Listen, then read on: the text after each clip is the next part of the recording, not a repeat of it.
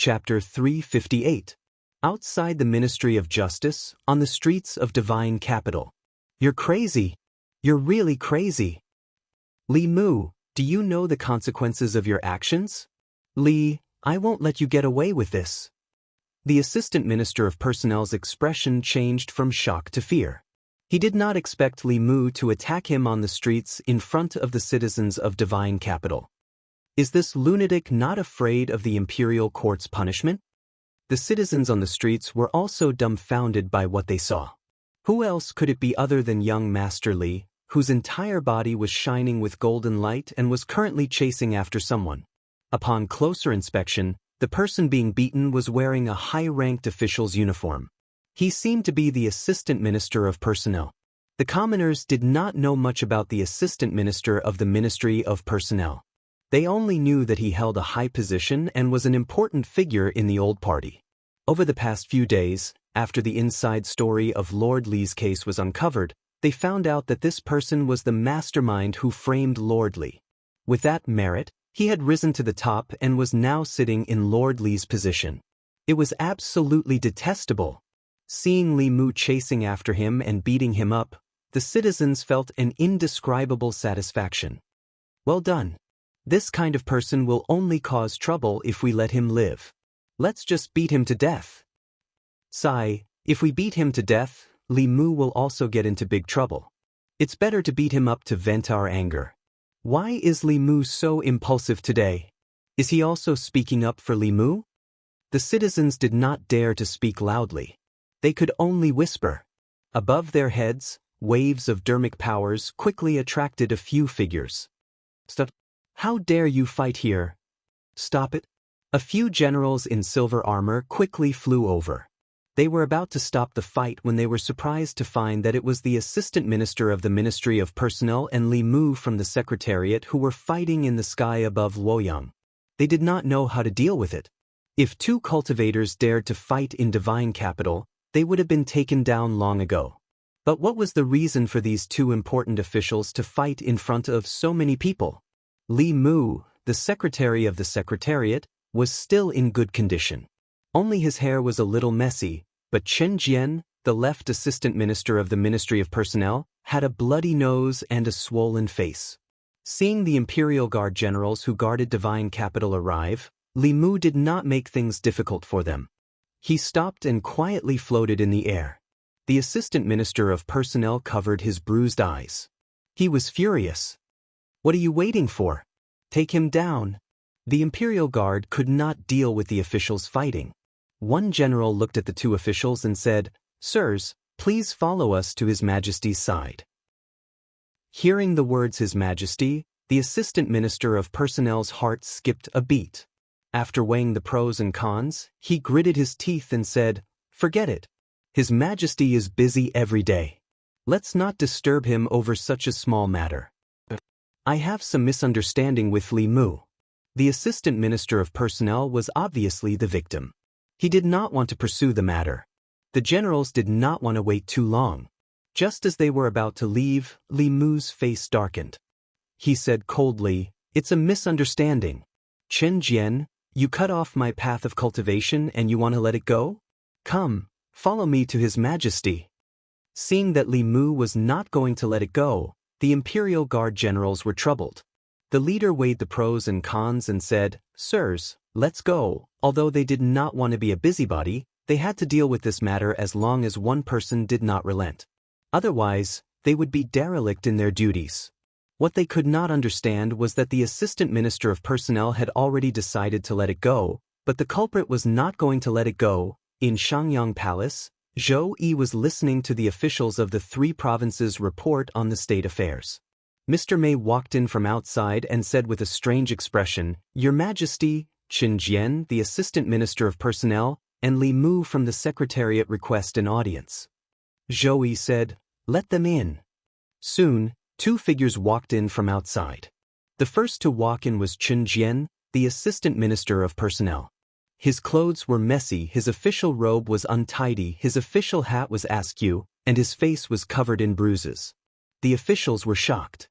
How did the Assistant Minister of Personnel, a master of the creation realm, end up like this? Chen Jian walked into the hall and said with grief and indignation, "Your Majesty." Li Mu walked past Chen Jian and walked in quickly. He said with grievance, "Your Majesty, you have to uphold justice for me." The Assistant Minister of Personnel was stunned. He stared blankly at Li Mu. He opened his mouth but did not say anything. He had been an official for many years, but he had never seen such a shameless person. In front of His Majesty, he dared to complain first. Without waiting for Li Mu to speak again, he immediately said, "Your Majesty, Li Mu from the Secretariat has disregarded the law and beat up an important official of the Imperial Court. Your Majesty, please punish him severely and uphold the law." In the hall, the officials of the 3 provinces finally knew that the Assistant Minister of Personnel was injured by Li Mu. Looking at Li Mu's appearance just now, they thought that the Assistant Minister of Personnel had done something to Li Mu. Zhou Yi looked at Li Mu and asked, "What the Assistant Minister of Personnel said, is it true?" Li Mu said, "Your Majesty, I have a reason for my actions. Please investigate it." Zhou Yi said, "No reason can be a reason for you to beat up an important official of the Imperial Court." Li Mu raised his head and said, "On the 10th day of the 10th month, the left Assistant Minister of Personnel, Chen Jian, verbally humiliated me in the Ministry of Personnel, causing me to develop an inner demon. Your Majesty, please show me the scene from that day." Zhou Yi waved his hand and sent out a ray of white light. An image appeared above the heads of everyone in the hall. In the image, Li Mu was about to leave the Ministry of Personnel when the Assistant Minister of Personnel suddenly said, "Lord Li, you may not know this, but the Li residence you are living in now is the residence of that guilty official. The day before your wedding is the anniversary of the death of that guilty official's family. I wonder if you heard the wails of their ghosts on your wedding night." Seeing this scene, the Assistant Minister of Personnel's face paled. The officials in the hall finally understood why the Assistant Minister of Personnel had met such an end. Even if it was an ordinary person's wedding, there would still be some good luck. It was very taboo for people to say anything inauspicious. Who could tolerate such verbal humiliation on the day of someone's wedding? Moreover, this kind of humiliation had caused the person involved to develop an inner demon. In the cultivation world, this was probably not something that could be settled with a simple beating. Ruining the path of cultivation was a great enmity that would not rest until one of them was dead. Zhou Yi looked at the Assistant Minister of Personnel and asked, "Do you have anything else to say?" The Assistant Minister of Personnel hurriedly explained, "Your Majesty, I was muddle-headed at that time." Zhou Yi said coldly, "Being muddle-headed is not an excuse for ruining the Dao hearts of your colleagues." The Assistant Minister of Personnel hurriedly knelt and said in a trembling voice, "Your Majesty, please forgive me." Zhou Yi said indifferently, "Assistant Minister of Personnel, Chen Jian, humiliated a colleague. The consequences are serious. His moral conduct is lacking. He will be suspended from his duties for a month and his salary will be deducted for half a year." The ministers in the hall glanced at the Assistant Minister of Personnel and sighed in their hearts.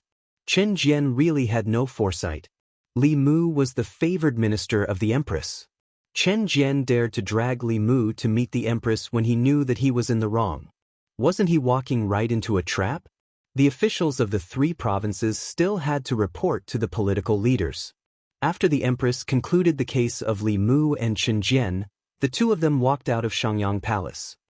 Today's humiliation will be avenged in the future. Chen Jian took one last look at Li Mu, covered his face with his sleeves, and left in a hurry. Li Mu walked slowly in the palace, but his thoughts were running fast. He and Li Yi shared the same residence. According to his original plan, he would take the long view and plan step by step.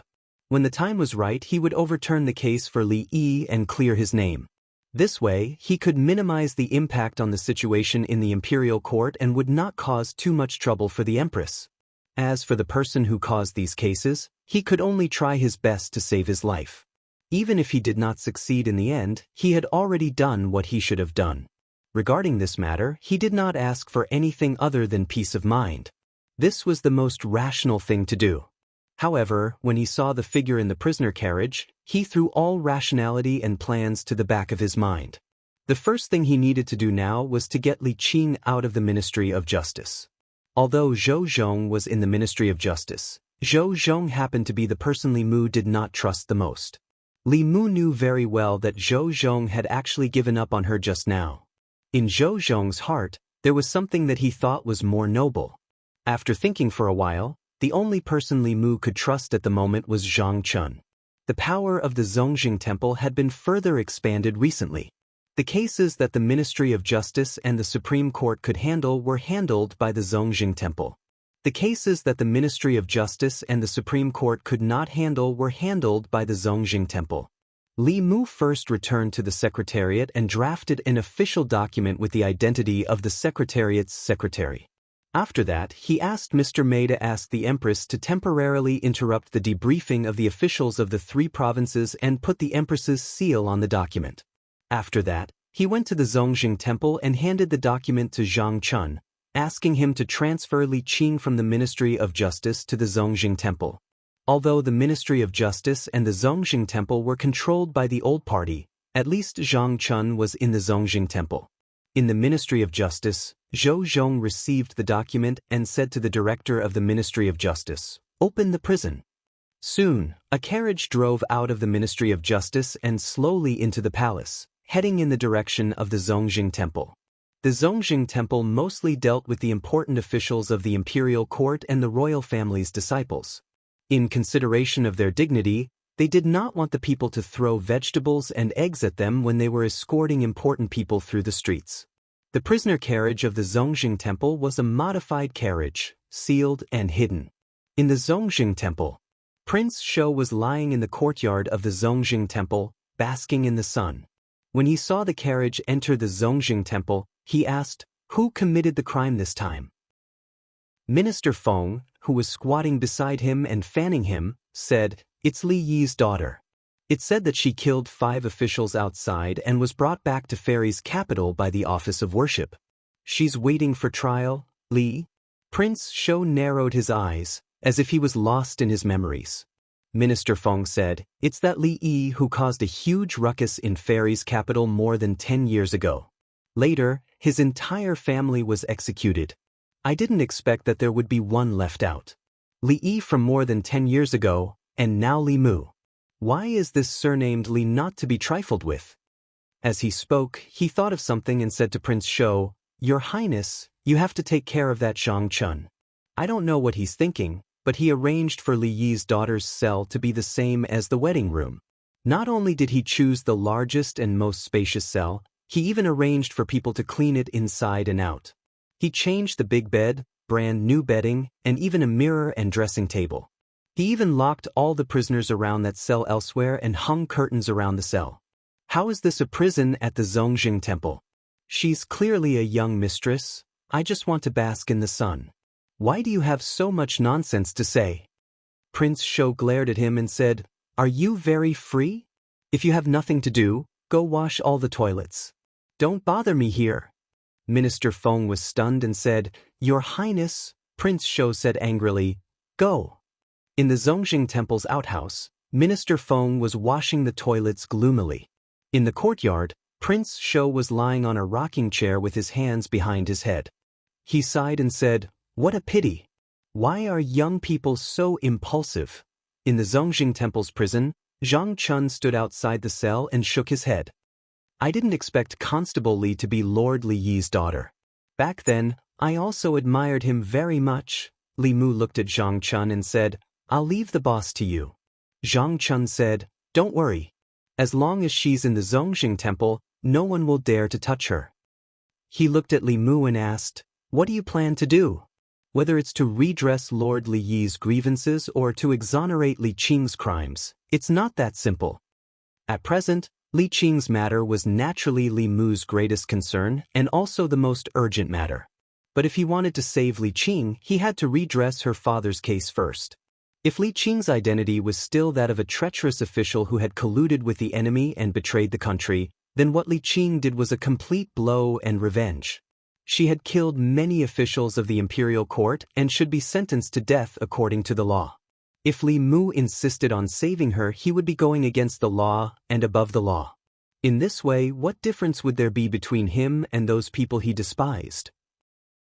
However, if Li Yi's identity was that of a loyal official who was set up by a villain and had his entire family exterminated, then his daughter avenged his family's death.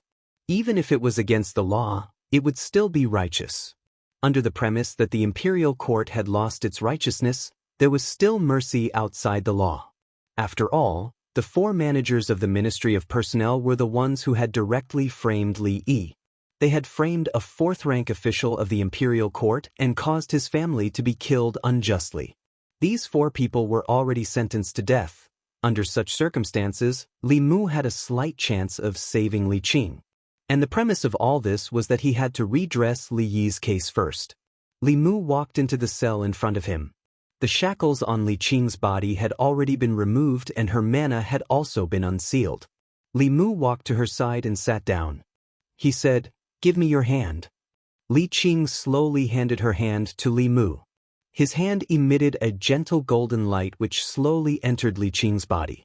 Li Mu said, "I can't get you out right away. I may have to trouble you for a while. Stay here for now." Li Qing looked around and said, "This should be the best room I've ever stayed in." Li Mu looked at her and said, "Don't worry, I will investigate the matter of that year as soon as possible and clear Lord Li's name." Li Qing shook her head slightly and said, "Now I understand that my father doesn't want revenge. He and Uncle Zhou have more important things to do. I hope you can help my father finish what he couldn't before he died. Don't ruin your future for me." Li Mu smiled and said, "Only children make choices. I choose both." He looked into Li Qing's eyes and said, "Someone has already done the first thing. If I can't save you, then the second thing is meaningless to me. Let Zhou Zhong finish his and Uncle Zhou's dreams. At worst, I'll take you back to Fulu School. We don't want to stay in Fairy's capital anymore, As Li Mu finished speaking, he heard Mr. May's voice. He turned around and saw the Empress and Mr. May standing at the door. The Empress looked at him indifferently and turned to leave. Seeing Mr. May winking at him, Li Mu looked at Li Qing and said, "I'll go out for a while." After comforting Li Qing, Li Mu hurried out of Zongjing Temple, but he couldn't see the Empress anymore. He jogged to the entrance of Chengel Palace. Mr. May looked inside the palace and gave him a look. Li Mu walked slowly into the palace and looked at the Empress who had her back to him. He whispered, "Your Majesty." Zhou Qiong said indifferently, "Why did you come looking for me? Go back to your talisman school. Being a second-generation disciple of the talisman school is much better than being a subordinate of mine." After comforting one, he had to comfort the other. Li Mu wanted to slap his own mouth a few times. He squeezed out a smile and said, "Your Majesty, what are you talking about? I haven't repaid your Majesty's kindness. How could I leave Shenvu?" Zhou Yi said indifferently, "My kindness is nothing compared to a random woman in your heart, right?" Li Mu said slowly, "She's not a random woman. If it weren't for her, I would have died many times over. I wouldn't be standing in front of your Majesty now." He looked up at the Empress and said, "I want to ask your Majesty for a favor." Zhou Yi's back was facing Li Mu. She looked angry. She was still angry, but he was begging her again?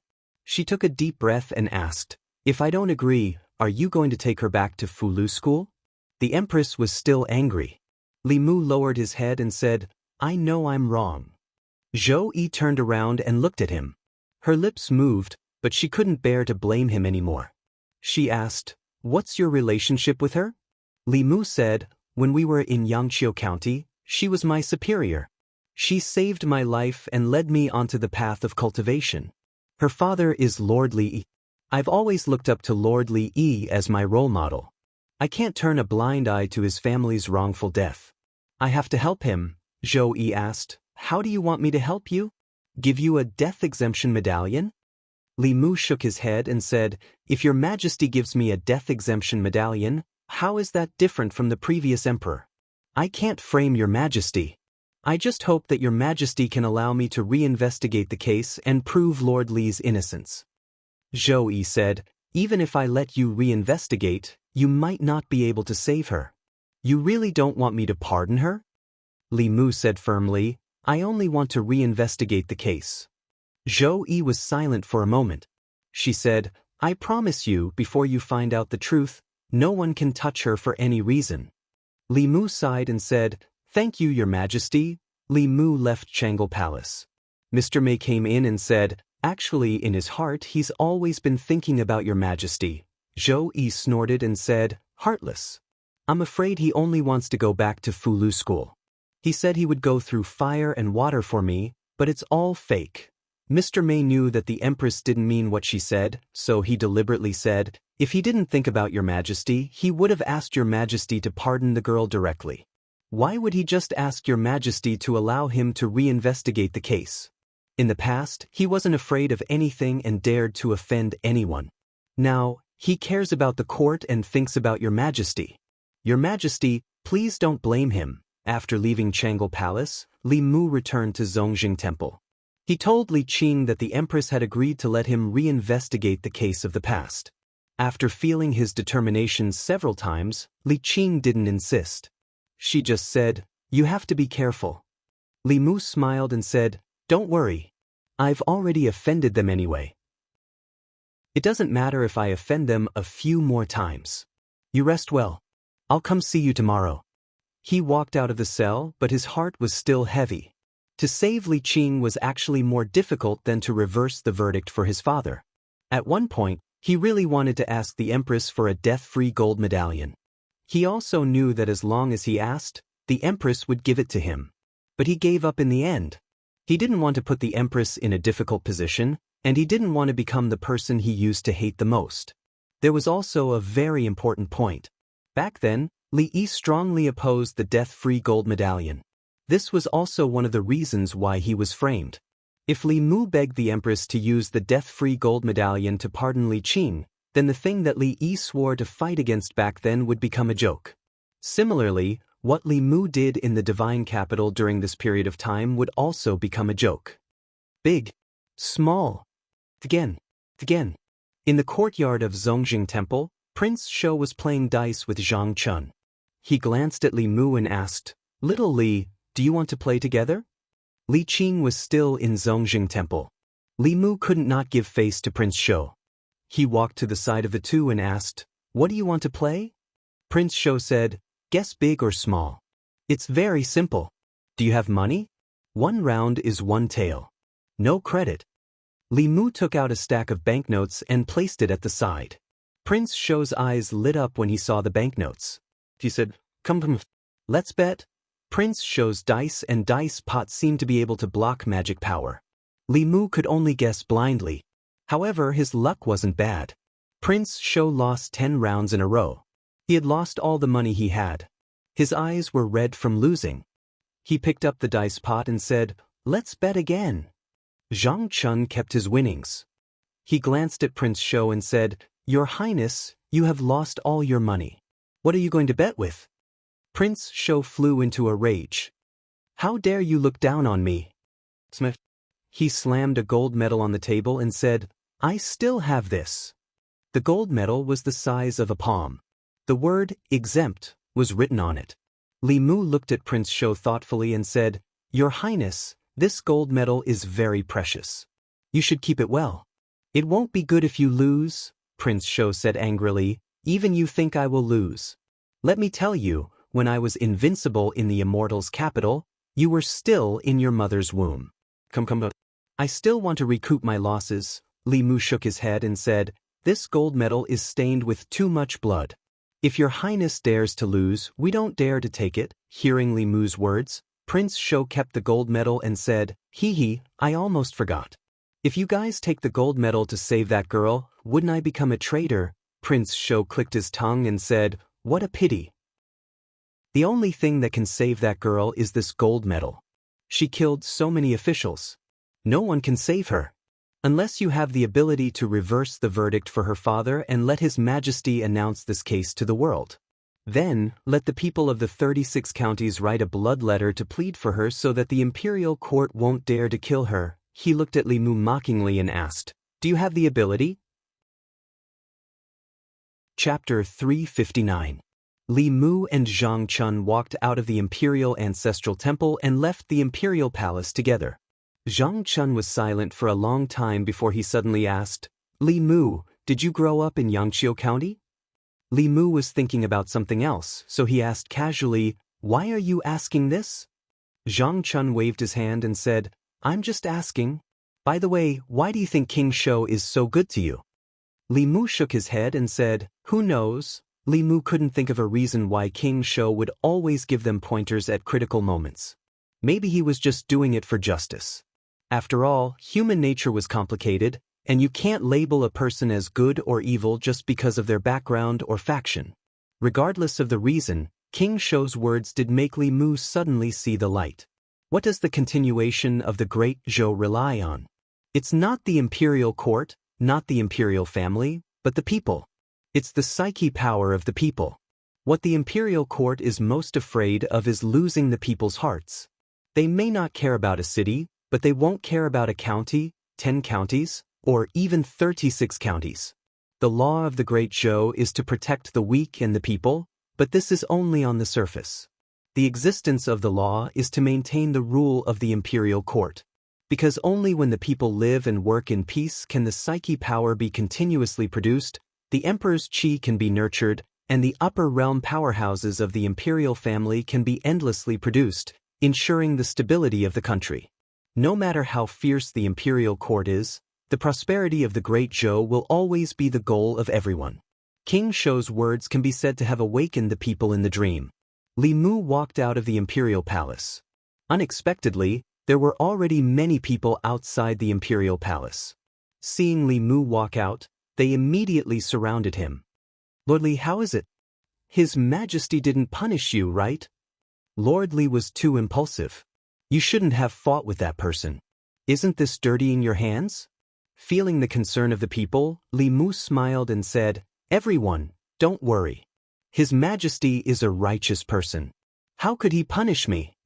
A man breathed a sigh of relief and said with a smile, "That's good, that's good. Lord Li is worthy of being His Majesty's favorite minister. If I knew this would happen, I would have hit him harder. Break his legs. This kind of treacherous person, it's not too much. Lord Li's family, he will die a horrible death." Among the crowd, the Lord Li Mu, Lord Li, is Lord Li Yi, Lord Li was Li is? The crowd also looked at Li Mu. With a profound look in his eyes, Li Mu said, "Official Li Yi is the role model of our generation. I know. Lord is brave. Lord Li died. S. Li Li's house. Even now, we still can't take it lying down." The crowd was filled with righteous indignation as they spoke one after another. At this moment, the man bit his lip and suddenly looked at Li Mu. He said, "My lord, can you save Lord Li's daughter? She's Lord Li's only child left in this world. Stop talking." The middle-aged man glared at him and said in a deep voice, "Do you want to kill, sir?" Sighs could be heard from the crowd. Yes, Lord Li was the enemy of all the nobles back then. Now, those people are in high positions. Lord Li, it's best not to provoke them. Forget it. Lord Li, you can go ahead. You can't follow in Lord Li's footsteps. The man's eyes were filled with tears. He choked and said, "If it wasn't for Lord Li, my family would have died in Fairy's capital. I can't watch Lord Li die." His voice was mournful. The people around Li Mu lowered their heads. Their eyes were filled with suppressed anger. Lord Li had served the people wholeheartedly, but his family was ruined and his descendants were about to die. On the other hand, those who had framed him had become heroes, enjoying endless glory and wealth, riding on the heads of the common people and abusing them.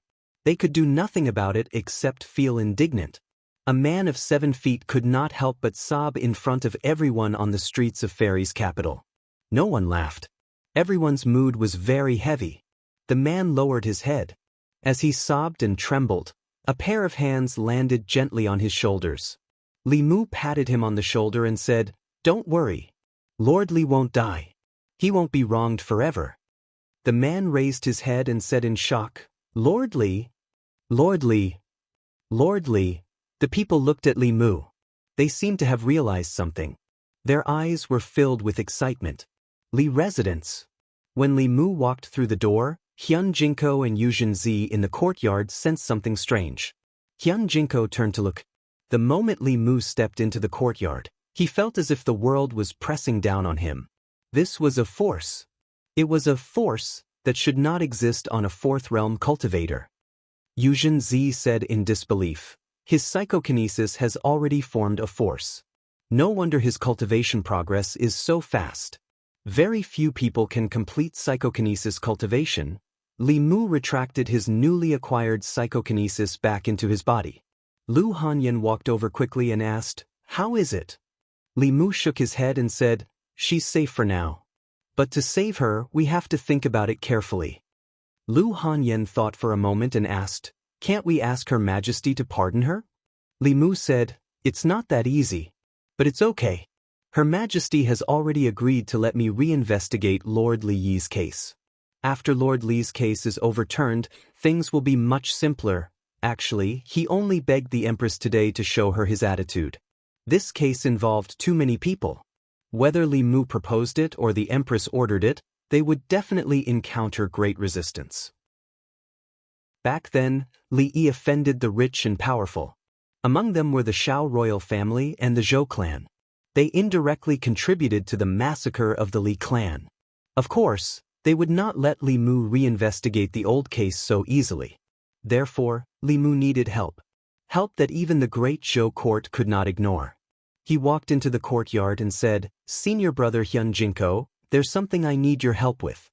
Hyun Jinko said, "Junior brother, there's no harm in asking. You're welcome." Li Mu thought for a moment and said, "I might need you to return to Mount Bayun and meet Senior Brother Sect Master personally, Ministry of Justice." In the Assistant Minister's office, the Right Assistant Minister of Personnel looked at Zhou Zhong and asked with a frown, "That Li clan survivor was taken away by the Imperial Clan Temple.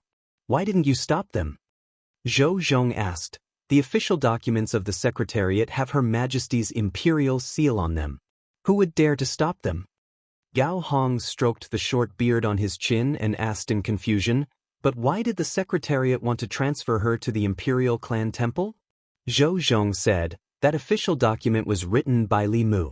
In my opinion, he probably wants to overturn the case for Li Yi." Gao Hong looked at him and said, "If I remember correctly, Li Yi was once Lord Zhou's close friend. But does Lord Zhou not want to see him be convicted?" Zhou Zhong looked at him calmly and asked, "Are you a pig?" Gao Hong slammed the table and said angrily, "What did you say?" Chen Jian, the left Assistant Minister of Personnel, whose injuries were almost healed after taking a pill, walked over and said, "Lord Gao, your question is a little stupid. Back then, Lord Zhou was also involved in the impeachment of Li Yi. If Li Yi's case is overturned, you, me, and even Lord Zhou will be sentenced to death. Do you think he would seek his own death?" The Right Assistant Minister of Personnel sat down again and said, "My apologies, Lord Zhou. I was rash." Chen Jian said angrily, 14 years ago, Li. 14 years later, Li Mu. Does this Li guy have a grudge against us? As long as we don't get rid of him, we won't have a day of peace." Zhou Zhong said, "If you want to get rid of him, why don't you think about it? If he really wants to overturn the case for Li Yi, won't you and I be in danger?" Chen Jian laughed coldly and said, "Then he still needs to find evidence. It's easy to prove that he colluded with the enemy and committed treason. 14 years have passed. How can he prove that Li Yi didn't collude with the enemy and commit treason? Even if he proves it, then what? Zhou Chuan is also involved in this matter. Do you want His Majesty to execute his uncle? Even if His Majesty dotes on Li Mu and doesn't recognize his own family, how can the courtiers agree to it? If this case isn't investigated, the Imperial Court will still be the Imperial Court. If this case is investigated, the Imperial Court might not be the Imperial Court anymore. When that time comes, the Imperial Court will be in chaos. The 10 Devil Path sects, the country of 10,000 demons, and the ghost region of Yudu will all become restless. His Majesty might not be able to see these things clearly, but do you think those old fogies in the Imperial Court won't be able to see it clearly? Zhou Zhong nodded and said, "After hearing Lord Chen's words, I feel much more at ease." Chen Jian said proudly, "Lord Zhou might be better at solving cases than I am, but you still have to learn from me when it comes to matters of the Imperial Court." Changle Palace. There was no morning assembly today. Zhou Yi read a few memorials and felt a little annoyed. He asked, "Where's Li Mu? Did he go to the Minister province today?" Mr. May said, "I saw him go directly to the Imperial kitchen just now." Zhou Yi thought about it and said, "Go to the Minister province later and see if there are any new tributes. Send some to him." Mr. May smiled and said, "Yes." She was about to leave when Shangguan Li walked in from outside. Zhou Yi said, "Ah Li, go to the Imperial kitchen and see what Li Mu cooked today." Shangguan Li said, "When I passed by the Imperial kitchen just now, I saw Li Mu come out from there."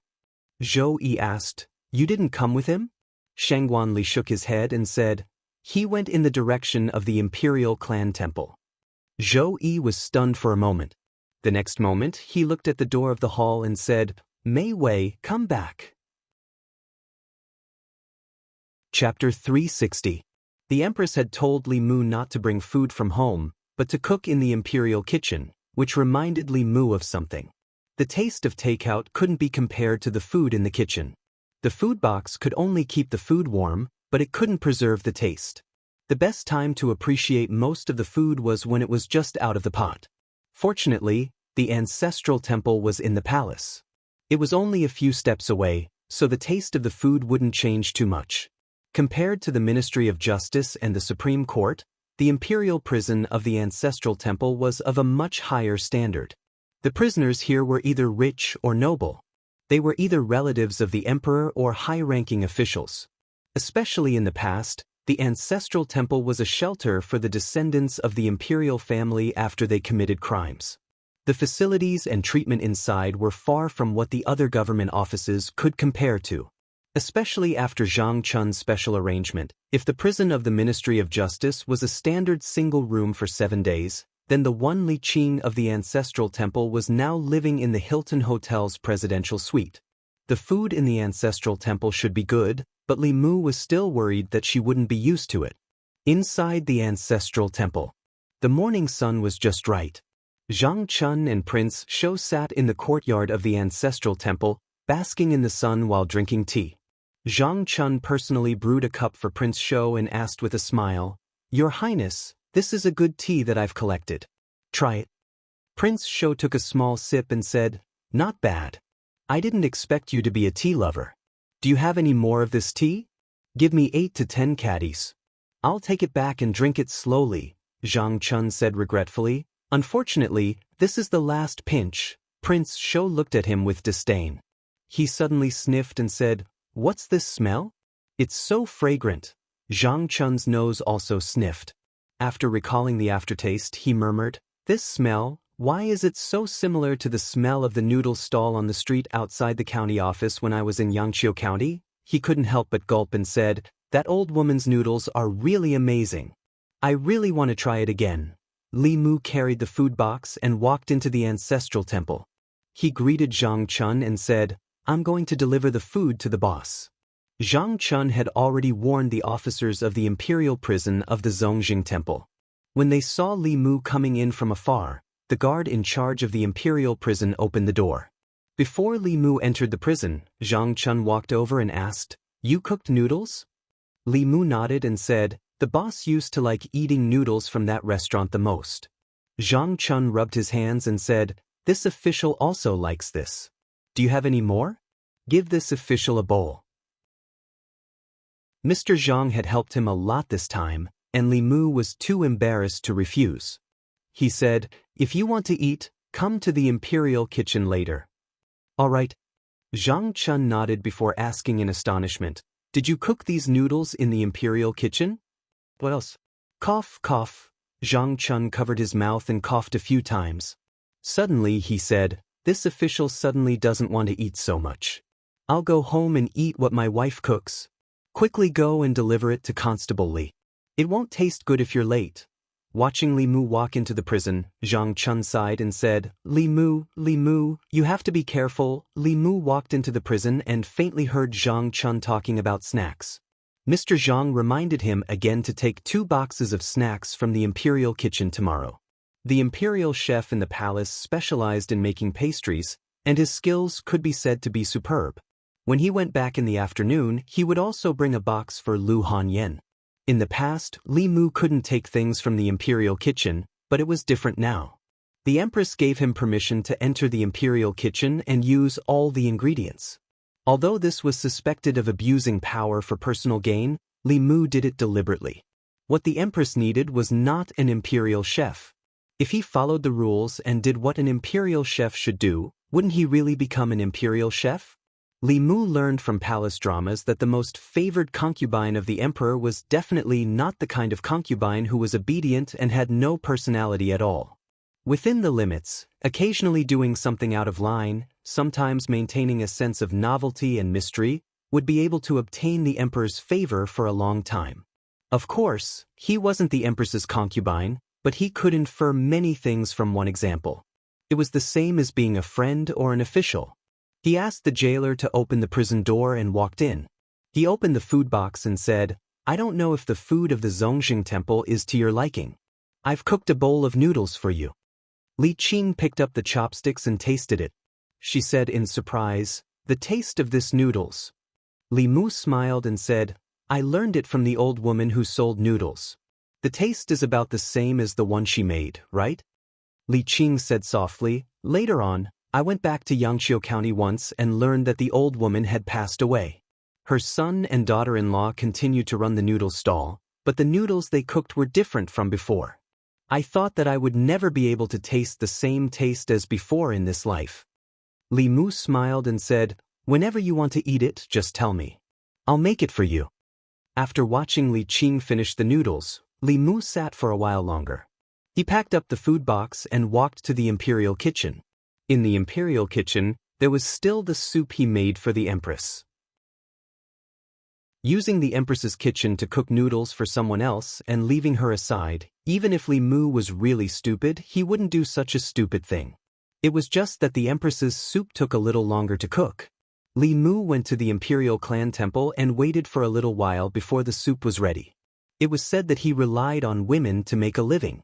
After Li Mu's unremitting efforts, now the empress and Li Qing both relied on him to make a living. Li Mu carried the soup and came to the entrance of Chang'an Palace. Shangguan Li stood at the entrance of the palace and glanced at him. "Her Majesty is not here. You can go back." Li Mu said regretfully, "What a pity. I boiled this soup for Her Majesty for more than 4 hours. It won't taste good after a while. I'll bring it back to the secretariat and drink it myself." Just as he turned around, Shangguan Li's ears twitched and said, "Her Majesty has returned." Li Mu handed the soup in his hand to him and said, "I have to go back to the secretariat. I'll have to trouble Commander Shangguan to bring it in for Her Majesty." Shangguan Li carried the soup into Chang'an Palace and placed it on the table in front of Zhou Yi. After opening the lid of the soup, a fresh and rich aroma floated out. Mr. May's throat moved and he smiled. "I knew it. How could he forget Her Majesty? This soup has been simmering for so long. He must have put in a lot of effort. I just went to the imperial kitchen and asked." He only sent a bowl of noodles to the imperial clan temple. Zhou Yi drank a mouthful of soup and suddenly felt a little embarrassed. It seemed that she had misunderstood Li Mu just now. She thought that he was using her imperial kitchen to curry favor with others. She was angry for a while, but at this moment, the anger in her heart immediately disappeared. She said, "Mei Wei, send 2 boxes of Southern Tribute oranges to him." Mr. May said, "Didn't Her Majesty say that the oranges were very sour and she didn't want to send them?" Zhou Yi said, "Now that I think about it, the oranges don't seem so sour anymore." Mr. May nodded and said, "I'll go now." Zhou Yi suddenly said, "Wait, the secretariat." Li Mu sat in the duty room for a while. After dealing with the official business for the day, he sat quietly for a while and began to write an official document. This official document ordered the Ministry of Justice to reinvestigate the case of Li Yi from 14 years ago. Li Mu had asked the Empress about this matter, but he couldn't let the Empress give the order directly. As the ruler of a country, she should have the concept of the overall situation. If she overturned half of the court just because of Li Mu's words, then what would the court officials think? They would think that this was a treacherous courtier trying to overthrow the government. When an emperor ignored the overall situation of the court and the people of the Great Zhou because of a certain courtier or concubine, the courtiers would unite to oppose her because this was a sign of the collapse of the country. The courtiers would not allow it, and the four academies would not sit idly by. In fact, compared to this matter, whether or not Li Yi was wronged or not was not that important anymore. Therefore, Li Mu had to show that although the empress doted on him, there was a limit. Once he exceeded that limit, he was afraid that he would be removed in the name of cleaning up the emperor's side. Before he finished writing the official document in his hand, Mr. May came. She placed 2 boxes of oranges on the table in front of Li Mu and said, "These are the tribute oranges from South Commandery. Her Majesty asked me to give you 2 boxes to try." Li Mu said, "Thank Her Majesty for me." Mr. May said, "Her Majesty doesn't want your thanks." Li Mu was stunned and asked, "What else does Her Majesty want?" He had already given the Empress everything he could. She could not reward Li Mu with 2 boxes of oranges and ask for too much from him. Mr. May glanced at him and said, "In the future, no matter if you make soup or noodles in the imperial kitchen, send it to Changle Palace first." Li Mu was stunned and asked, "This is Her Majesty's idea?" Mr. May knocked him on the head and said, "Her Majesty is so broad-minded. Would she be angry because you sent her soup later?" Only she believed this sentence. No one knew how stingy the Empress was better than Li Mu. Li Mu nodded helplessly and said, "I know. No matter what I do in the future, I will think of Her Majesty first. Is that okay?" After that, he was knocked on the head again. Mr. May glanced at him and asked, "What's with your tone? It sounds like Her Majesty is forcing you to send the soup first." Li Mu promised her that he was willing to give priority to the Empress.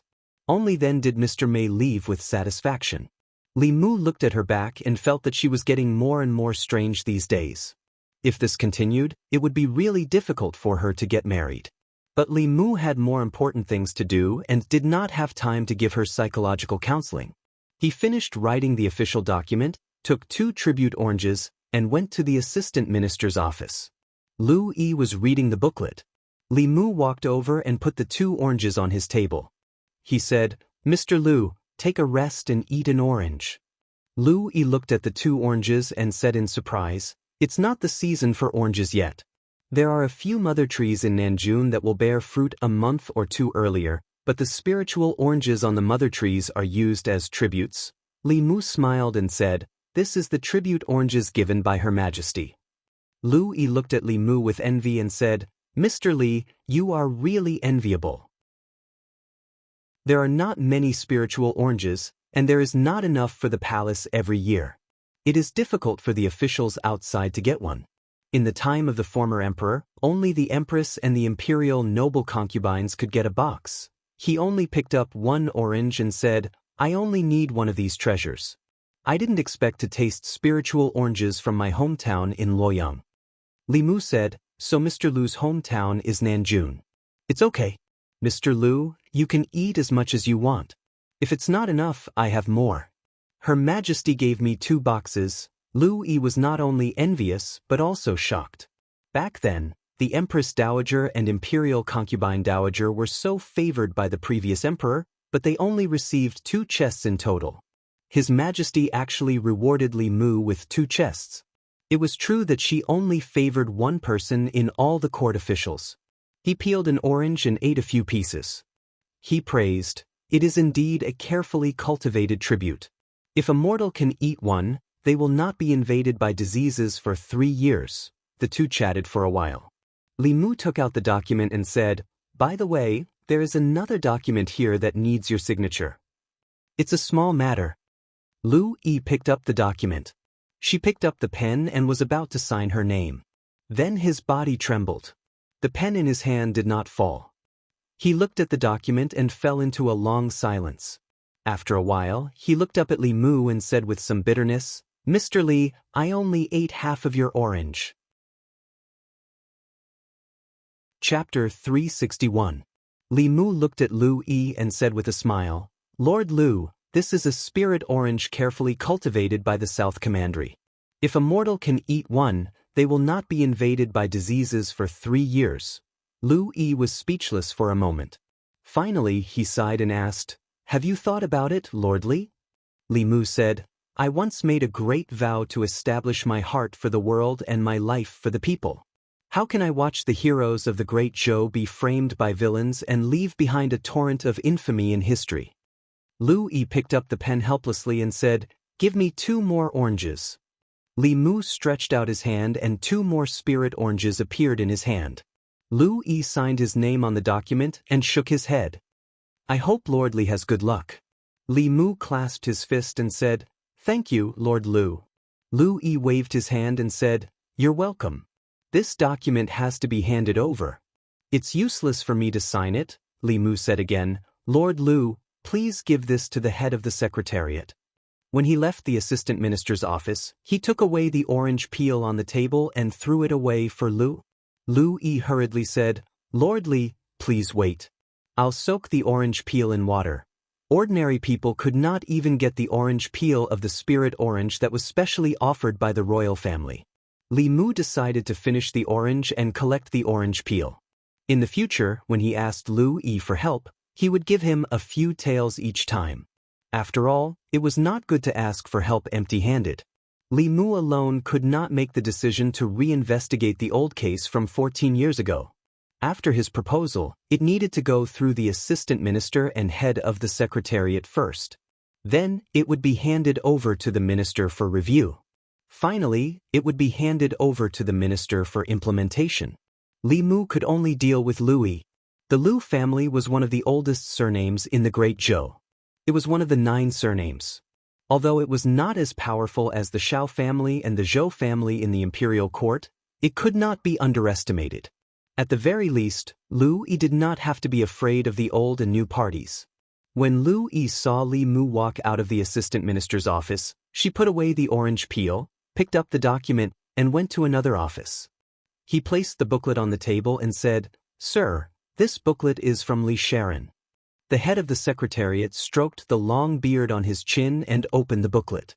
After looking at it, he pondered for a moment and signed his name on it. He handed it back to Lu Yi and said, "Pass it to the door."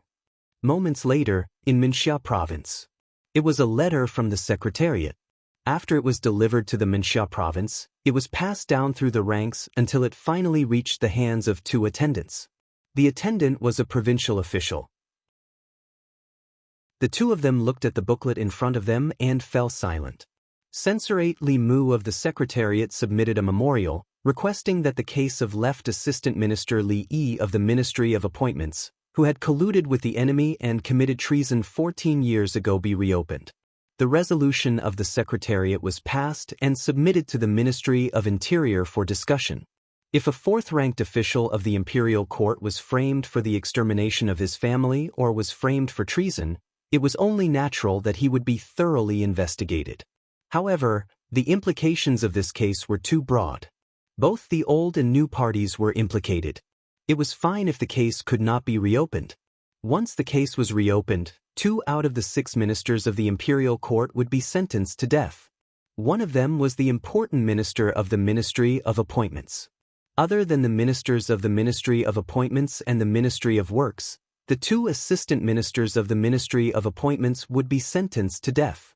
The assistant minister of the Ministry of Justice would be sentenced to death. Even if the other high-ranking officials in the imperial court were not sentenced to death, they would not be able to escape severe punishment. In this way, the imperial court would be in chaos. Perhaps it would give an opportunity to those with ulterior motives. Compared to this matter, whether or not Li Yi was wronged was not so important. One of the attendants shook his head and said, "The big picture is more important." The other attendant nodded and said, "Agree." Li Mu ate 2 oranges. Before he went to the yamen, the booklet he had handed out was returned to his hands. His request to reinvestigate Li Yi's case was rejected by the Ministry of Family Affairs. In the 3 provinces, the Secretariat of the Secretariat wrote the edict in the tone of the Emperor and had to be submitted to the Ministry of Interior for review. If the Ministry of Interior passed, they would sign their review opinion on the edict and send it back to the Secretariat.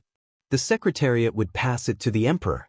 After the Emperor gave his final approval, it would be sent back to the Ministry of Interior. If the Ministry of Interior did not pass, they would also send the memorial back to the Secretariat.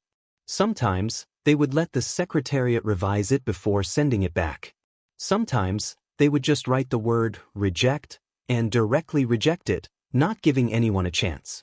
The booklet on Li Mu's desk had the word reject written at the end. This meant that the Ministry of Interior did not agree to reopen the case. This kind of thing was very normal. Not to mention the Secretariat, they even dared to reject the emperor's opinion. They could be said to be the most ruthless department in the imperial court. Of course, if the empress was stubborn, she could bypass the Ministry of Interior and directly give the order. But in that way, the order in the imperial court would be in chaos. This was not what Li Mu wanted.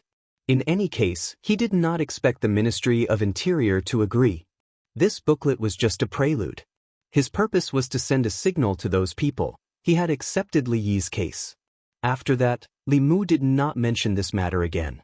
He left the Secretariat and went straight home. There were no secrets between the various departments in the imperial court. Li Mu wanted to reopen the old case of Li Yi from 14 years ago. The fact that his memorial was rejected by the Ministry of Interior spread to the various departments after it was sent to the Yamen. Ministry of Personnel. Right Assistant Minister Gao Hong had just received the news from the Ministry of Interior. He said with a dark face that Li Mu really wants to reopen the case for Li Yi. Left Assistant Minister Chen Jian sneered and said, "He wants to reopen the case? He can't even get past the Ministry of Interior. Which one of those old fellows there isn't a shrewd old man? The stability of the imperial court is what they care about. They don't care if Li Yi died unjustly," Gao Hong said worriedly, that Li Mu has the shadow of Li Yi from back then. He also has the emperor's protection. Sooner or later, he will become a big problem for us, Chen Jian said coldly. Let him jump around. When he jumps around to the point where both sides can't stand it anymore, he will be the next Li Yi. Just wait and see. As long as he dares to insist on reopening the case of Li Yi, even if we don't kill him, the court officials will kill him. Regarding this matter, there were many opinions from the other ministries. This person is still so reckless. How many people are involved in Li Yi's case? This Li Mu is basically the second Li Yi. Even Li Yi back then wasn't as bold as him. It's just that this time he's too whimsical. I just don't know if the emperor will still go along with him. Could he have fed the emperor some kind of bewitching potion? Why is the emperor so good to him? Apart from being a little talented and a little handsome, there's nothing special about him. The emperor can't be so shallow as to be fooled by his looks, right? If this old case is thoroughly investigated, it will have a huge impact on the situation in the imperial court. Both the old and new parties will be greatly affected because of this, which is not conducive to the stability of the overall situation. If the emperor ignores the overall situation and the Great Zhou for the sake of Li Mu, this is a favored official messing up the government. If he is not eliminated, the Great Zhou will not be peaceful. Once the news of Li Mu's suggestion to reopen the case of Li Yi spread, it caused widespread discussion in the imperial court. In the hearts of some of the officials, the truth of Li Yi's case was no longer important. What was important was whether the emperor's love and care for Li Mu had reached the limit of what an official should bear. Many times, there was no clear boundary between a treacherous official and a loyal official. Although what he did was righteous, if the imperial court collapsed because of him and the Great Zhou fell into a crisis, then he would be a treacherous official who brought disaster to the country and the people. This kind of treacherous official should be eliminated by all the officials. There were even many officials who had a grudge against Li Mu. They were secretly plotting whether they should take advantage of this opportunity to join forces with their respective parties to clean up the emperor and punish the traitorous officials. However, during the morning court, Li Mu remained silent and did not mention a single word about the old case. This was not unexpected by some officials. Perhaps he also realized that if he wanted to investigate the old case, it would involve too many people. Not only would he not be able to find any results, but he would also be implicated. Thus, he was afraid of retreating. This made some people feel disappointed. Compared to Li Mu retreating in the face of difficulties, they hoped that he would walk this path to the end. This would give them a chance to get rid of him. Just like this, The matter that had caused widespread discussion in the various departments yesterday was not mentioned in the morning court today. Just as the officials thought that this matter was going to be forgotten, Mr. May walked in from outside the hall. He walked behind the curtain and seemed to say something to the Empress. Soon, the Empress's voice came from behind the curtain. "Enter." A figure slowly floated into the crepe myrtle hall. He bowed to the Empress behind the curtain and said, "Greetings, Your Majesty." This was a middle-aged man wearing a moon-white Taoist robe. His hair was tied up in a tall crown, and he looked like an immortal. On the left chest of his Taoist robe was embroidered the symbol of a white cloud. White Cloud Mountain? Moon-white Taoist robe, a second-generation disciple of the Fulu school. Could he be the head of one of the peaks? What is the head of the Fulu school doing in the divine capital? The officials looked at the middle-aged man in confusion. Although the Fulu school and the imperial court cooperated, it was limited to low-level disciples. This was the first time they saw such an important figure of the Fulu school in the divine capital, in this golden hall. The Empress asked calmly, "Taoist Hyun Jinko, why have you come to the divine capital?" Hyun Jinko said, "I am here on the orders of the headmaster for one person." The Empress asked, "Who?" Hyun Jinko said, "Her name is Li Qing. She is the direct disciple of the headmaster." Most of the officials in the imperial court did not know who Li Qing was. The left assistant minister of the Ministry of Personnel's expression changed slightly. He walked forward and said, "Li Qing has killed many imperial court officials and is a serious criminal. Does the Fulu school want to protect her?" Hyun Jinko shook his head and said, "No. The Fulu school supports the great Zhou court. If a Fulu school disciple violates the law, the court can punish them according to the law. However, the headmaster knows that Marshal Niesli's family was wrongly killed more than 10 years ago. He hopes that the court can follow the law and give her an explanation, and also give the Fulu school an explanation." The moment he said this, the imperial court fell silent. The assistant minister of personnel was probably talking about Li Yi's daughter. If the Fulu school wanted the court to give them an explanation, wasn't it asking the court to reinvestigate the case? If this matter was found out by Li Mu, the provincial court would reject the case and it would be over. However, the Fulu school was a colossus that was not inferior to the Great Zhou court. Mount Baiyun was located in the extreme north of the Great Zhou. The ancestral court of Fulu school was the Great Zhou's first line of defense against the Yao kingdom and the Ghost realm in the north. Their orthodoxy was spread throughout the Great Zhou. The court could only be kind and not evil. However, for the sake of the Fulu school, reinvestigating the case of the past would cause unrest in the court. Of course, this was not allowed. The court had to lower their stance and calmly reason with the Fulu school. Even if they refused, they had to show the court's sincerity. This way, even they could not force the court. One of the attendants stood up and cleared his throat. Just as he was about to speak, an angry roar suddenly came from the front of the court. Prince Shou's face was full of anger. He pointed at Hyun Jinko's nose and scolded, "The Great Zhou is the Great Zhou of the court. Why does the court need to explain its actions to others? Who does your Fulu school think you are? How dare you teach the court how to do things?" Chapter 362. The moment King Shou spoke, some of the officials in the imperial court knew that something was amiss. Most of the people involved in Li Yi's case were from the old party. Even if King Shou didn't want to reopen the case, he couldn't speak to a peak master of Fulu school like this. Among the 6 sects of Dao, only Fulu school and Xuanzong were located in Great Zhou. Xuanzong was located in the east, and there weren't any powerful enemies in the east of Great Zhou. However, things were different in the north.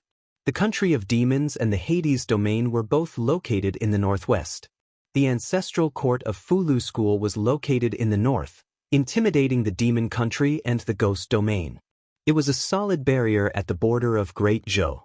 Without Mount Baiyun, the demon country and the ghost domain could easily invade Great Zhou. No matter what, the imperial court couldn't become enemies with Fulu school. At the back of the hall, Zhang Chun had already opened his mouth. However, when he heard King Shou speak, he swallowed the words that were already in his throat. Hyun Jinko didn't look at King Shou.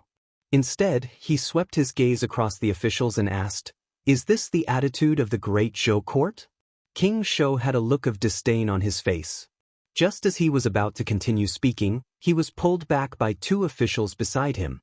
"Your Highness, be careful with your words." The attendant opened his mouth, but he couldn't say the words he wanted to say to delay the matter. King Shou's words left the imperial court with no way out. Now, even if the imperial court didn't want to investigate, they had to.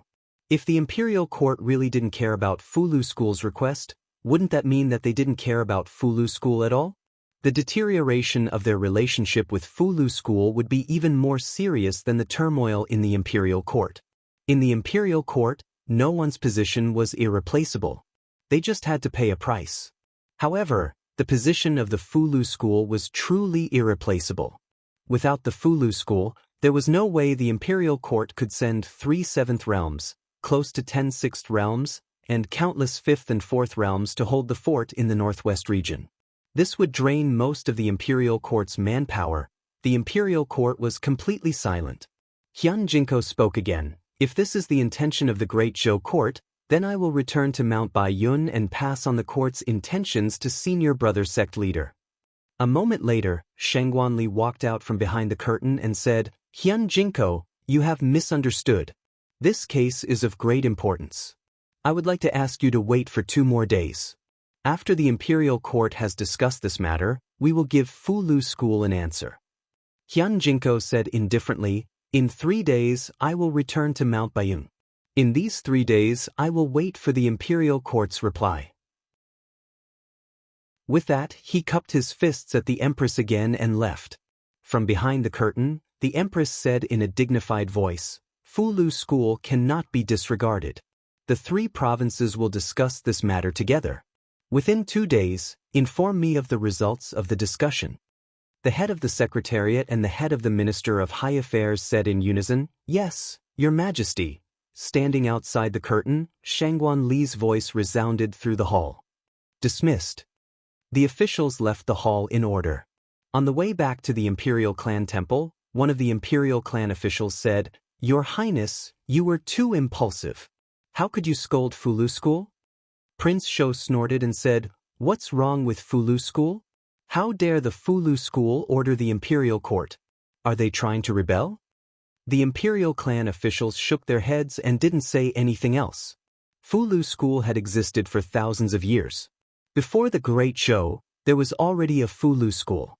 They had a rich foundation that outsiders couldn't imagine. Even if the Imperial Court was in chaos, they couldn't make enemies with Fulu School. The Imperial Clan officials sighed. How could he expect Prince Shou to understand these things? The reason why Prince Shou could be in such a high position was because he was the younger brother of the previous emperor and a member of the Shao royal family. Other than watching opera and drinking tea, he didn't know anything else. If it wasn't because of his identity, the words he said in the Imperial Court caused a major turn of events that the Imperial Court didn't want to see. The new and old parties could make him die without a burial ground.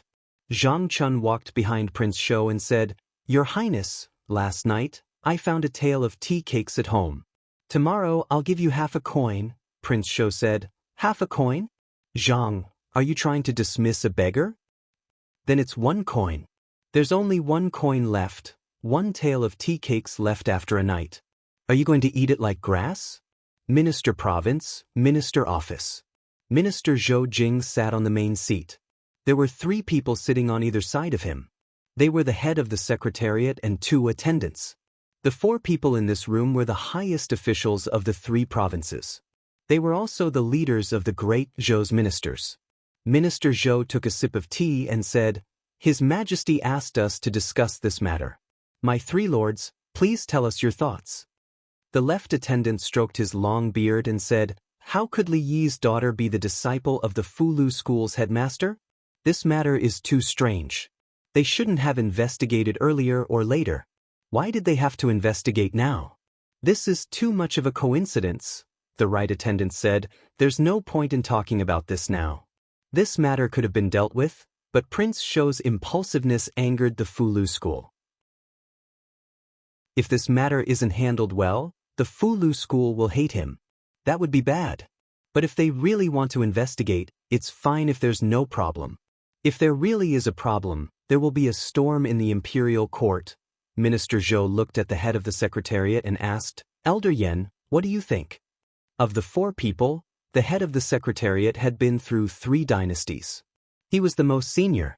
The head of the secretariat thought for a while and said, the 2 attendants have said so much about the stability of the imperial court. Have you thought about what if Assistant Minister Li was really wronged? The left attendant sighed and said, the bigger picture is more important. The head of the secretariat said slowly, indeed, the bigger picture is more important.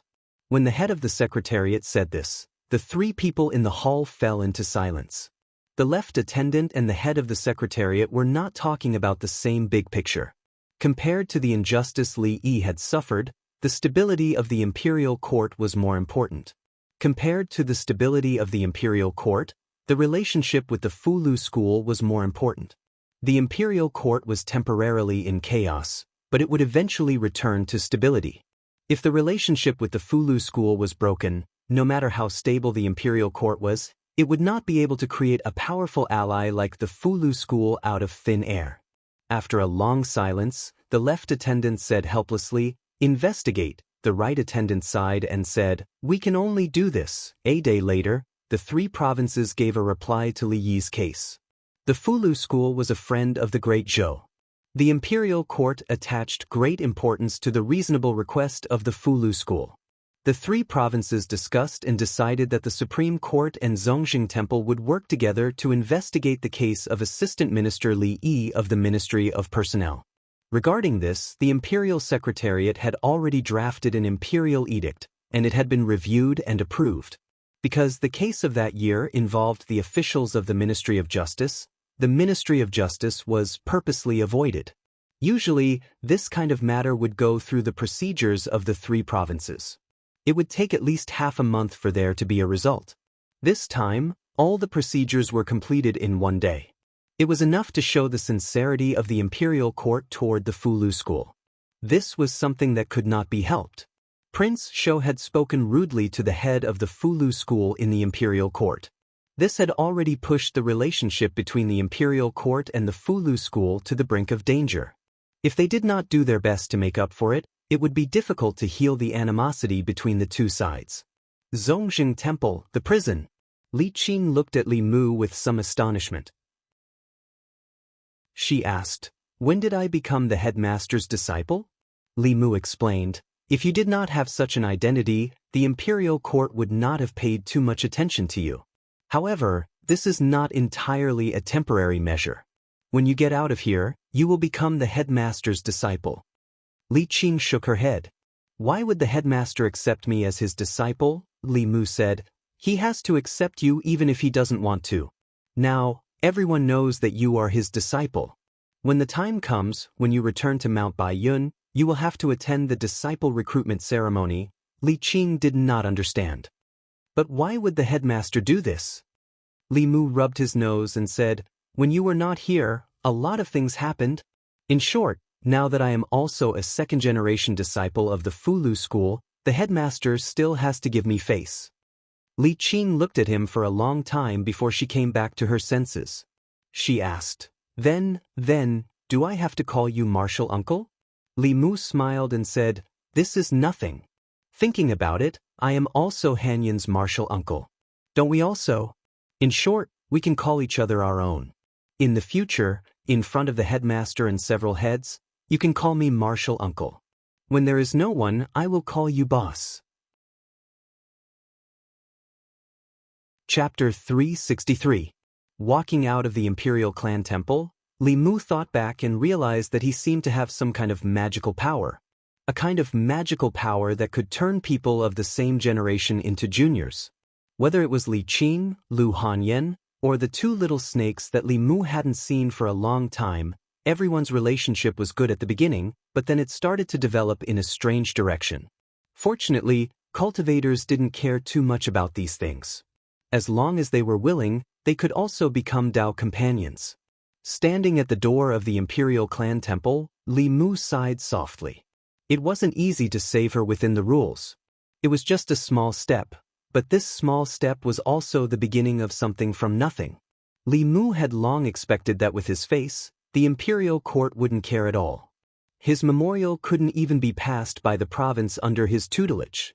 But obviously, they could ignore Li Mu's face, but they couldn't ignore Fulu School's face. This matter also made Li Mu realize a fact. His strength was only supernatural power. All the status and power he had obtained came from the Empress's favor. Without the Empress, he was nothing. Li Mu's face was only useful in front of the Empress. At other times, face had to be matched with strength. If he had the strength of the seventh realm, this matter would have become extraordinarily simple. After lamenting for a while, Li Mu didn't go home. He came out of the Imperial Clan Temple and went to the Imperial Kitchen. Changel Palace. Zhou Yi came back from admiring the flowers in the Imperial Garden. When she walked to the front of the palace gate, she smelled a familiar fragrance. This was the unique fragrance of Li Mu's soup. She and Shangguan Li walked into the palace. Mr. Mei greeted them and said, "Your Majesty is back. Li Mu just sent today's lunch." Zhou Yi walked to the table. Mr. Mei took out the lunchbox. There were 4 dishes and a soup, all of which were Zhou Yi's favorites. She walked behind the table and found that the memorials on the table had been sorted out. Most of the unimportant memorials had already been dealt with. Some of the important ones were placed on the other side. There was a piece of paper in between the memorials. There were words on the paper. It was Li Mu's handwriting that Zhou Yi was familiar with. She picked up the paper and saw that it was Li Mu's suggestions for the political affairs in the memorials. Even if it was important and required her to deal with it personally, she didn't have to think about it herself anymore. Zhou Yi sat down. As she ate the delicious food, she thought that if she could always have such a person by her side, who could go to court and cook for her, who could help her review memorials, and who could also cook for her, and she only needed to protect him from behind, then it seemed acceptable to let her be the emperor. It was a pity that Li Mu was already married. Otherwise, it would be a good choice for him to stay in the palace for the rest of his life. The Imperial Secretariat. Li Mu was thinking about what to do next. Suddenly, he felt a chill in his crotch. His heart was suddenly alerted. However, he looked around and didn't find any danger. After eating a tribute orange to calm his nerves, Mr. Mei appeared in his yamen. The Imperial Secretariat was a secret place. Except for the officials of the Imperial Secretariat, outsiders were not allowed to enter. However, Mr. Mei was the Empress's man. She walked around the Imperial Secretariat like it was her garden, and no one dared to say anything. Li Mu was busy. After looking up at her, he lowered his head and asked, "What's the matter?" Mr. Mei walked in and said, "Can't I come and see if there's nothing?" Li Mu picked up a pen and wrote something on the paper. He said, "Of course, but I don't have time to entertain you right now. There's tea in the pot. Pour it yourself." There was no need to be polite with Mr. Mei. Li Mu was more relaxed in front of her than in front of the Empress. Mr. Mei didn't pour the tea. He walked behind Li Mu and asked, "What are you writing?" Li Mu said, "A script." Mr. Mei stood behind Li Mu and looked at him with interest. Suddenly, he said, "I have a question that I've been wanting to ask you for a long time." Li Mu said casually, "What is it?" Mr. Mei asked, "I've read the strange stories from a Chinese studio that you wrote. Do you have any special fetishes for ghosts?" Li Mu said, "That was written by Pooh. What does it have to do with me?" Mr. Mei said, "There's nothing that can't be found out by the inner guard." Li Mu raised his head and said, "Then you can ask the inner guard to help you. You don't have to trouble the Zongjing Temple and the Dali Temple with Master Li Yi's case." Mr. Mei coughed and said, "The inner guard was established not long ago. How can they find out something that happened more than 10 years ago? You haven't answered my question." Li Mu shook his head and said, "Of course not. I'm just treating everyone equally. There were ghosts and human women in that case. Why did you only see ghosts?" Mr. Mei suddenly understood and said, "I see. I thought you had some feelings for Xiao Bai." Li Mu looked at her in surprise and said, "Why do you have so many strange things to say today? You're just like His Majesty." Li Mu thought of something and said to her, "You're becoming more and more like His Majesty recently. That's not good. You're different from His Majesty." If you imitate His Majesty, you'll delay your life. You might really die alone. Mr. May crossed his arms and said, "Tell me, how am I different from His Majesty?" Li Mu said honestly, "Even if His Majesty isn't the emperor, he's still a famous beauty in Luoyang. Whether he's arrogant or gentle, he's always liked by people. Do you think you're as beautiful as His Majesty?" It was only because of Mr. May that Li Mu would say such heartfelt words to her. If it were Shangguan Li, she wouldn't be single for the rest of her life and have nothing to do with Li Mu. He wouldn't say such things that might offend people. "I know." Mr. May nodded and then asked, "Do you think His Majesty is beautiful?" Li Mu looked at her and asked, "Don't you think so?" Mr. May seemed a little embarrassed and said, Of course I think so." Li Mu picked up the pen again and said, "If there's nothing else, I'll get back to work. I have to finish writing before I go to the yamen." Mr. May didn't disturb Li Mu. He turned and walked out of the secretariat.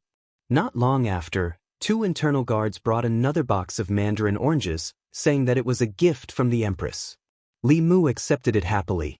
The taste of the mandarin oranges was really good. Wan and Xiao Bai both liked it very much. Of the 2 boxes of mandarin oranges, a few were given to Zhang Chun and some were left for Li Qing. The rest were quickly finished by them.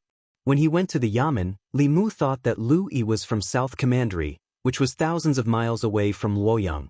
If she could eat mandarin oranges from her hometown here, it might comfort her homesickness.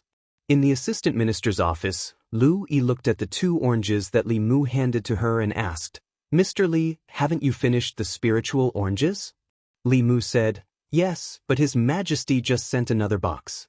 "Mr. Lu, you're from South Commandery, so I want to leave 2 for you." Lu Yi looked at the oranges that Li Mu handed to her and was moved. She was about to reach out to take them when she suddenly thought of something. She suddenly withdrew her hands and said, "Mr. Li, why don't we talk about the matter first?" Li Mu looked as if he couldn't hide anything from her and said, "To be honest, I want the imperial court to search the soul of the assistant minister of the Ministry of Personnel and the others. This is the simplest way to investigate the case. I've already written the report. Mr. Lu, please sign it." Lu Yi's face froze and she said, "Mr. Li, the spiritual oranges are too precious.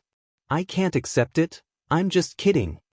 Li Mu left the 2 oranges on the table and said, "I'm already very grateful to Mr. Lu for what happened last time. These 2 spiritual oranges are just a small token of my appreciation." Seeing Li Mu's back disappear, Lu Yi's face was full of emotion. 3 boxes of spiritual oranges.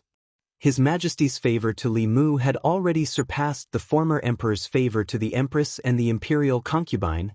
At this time, the Right Assistant Minister of the Hall of Governmental Affairs came in from outside and put a few reports on the table. He said, "Mr. Lu, take a look at these reports first. After we discuss them tomorrow, we'll submit them to Mr. Yen." "Hey, why are there 2 oranges here?" "I'll take one." "Stop!" Lu Yi shouted, which scared the Right Assistant Minister of the Hall of Governmental Affairs. Then he realized that he had lost his composure. He put the 2 oranges in his sleeve and said, "These 2 oranges have a special meaning to me.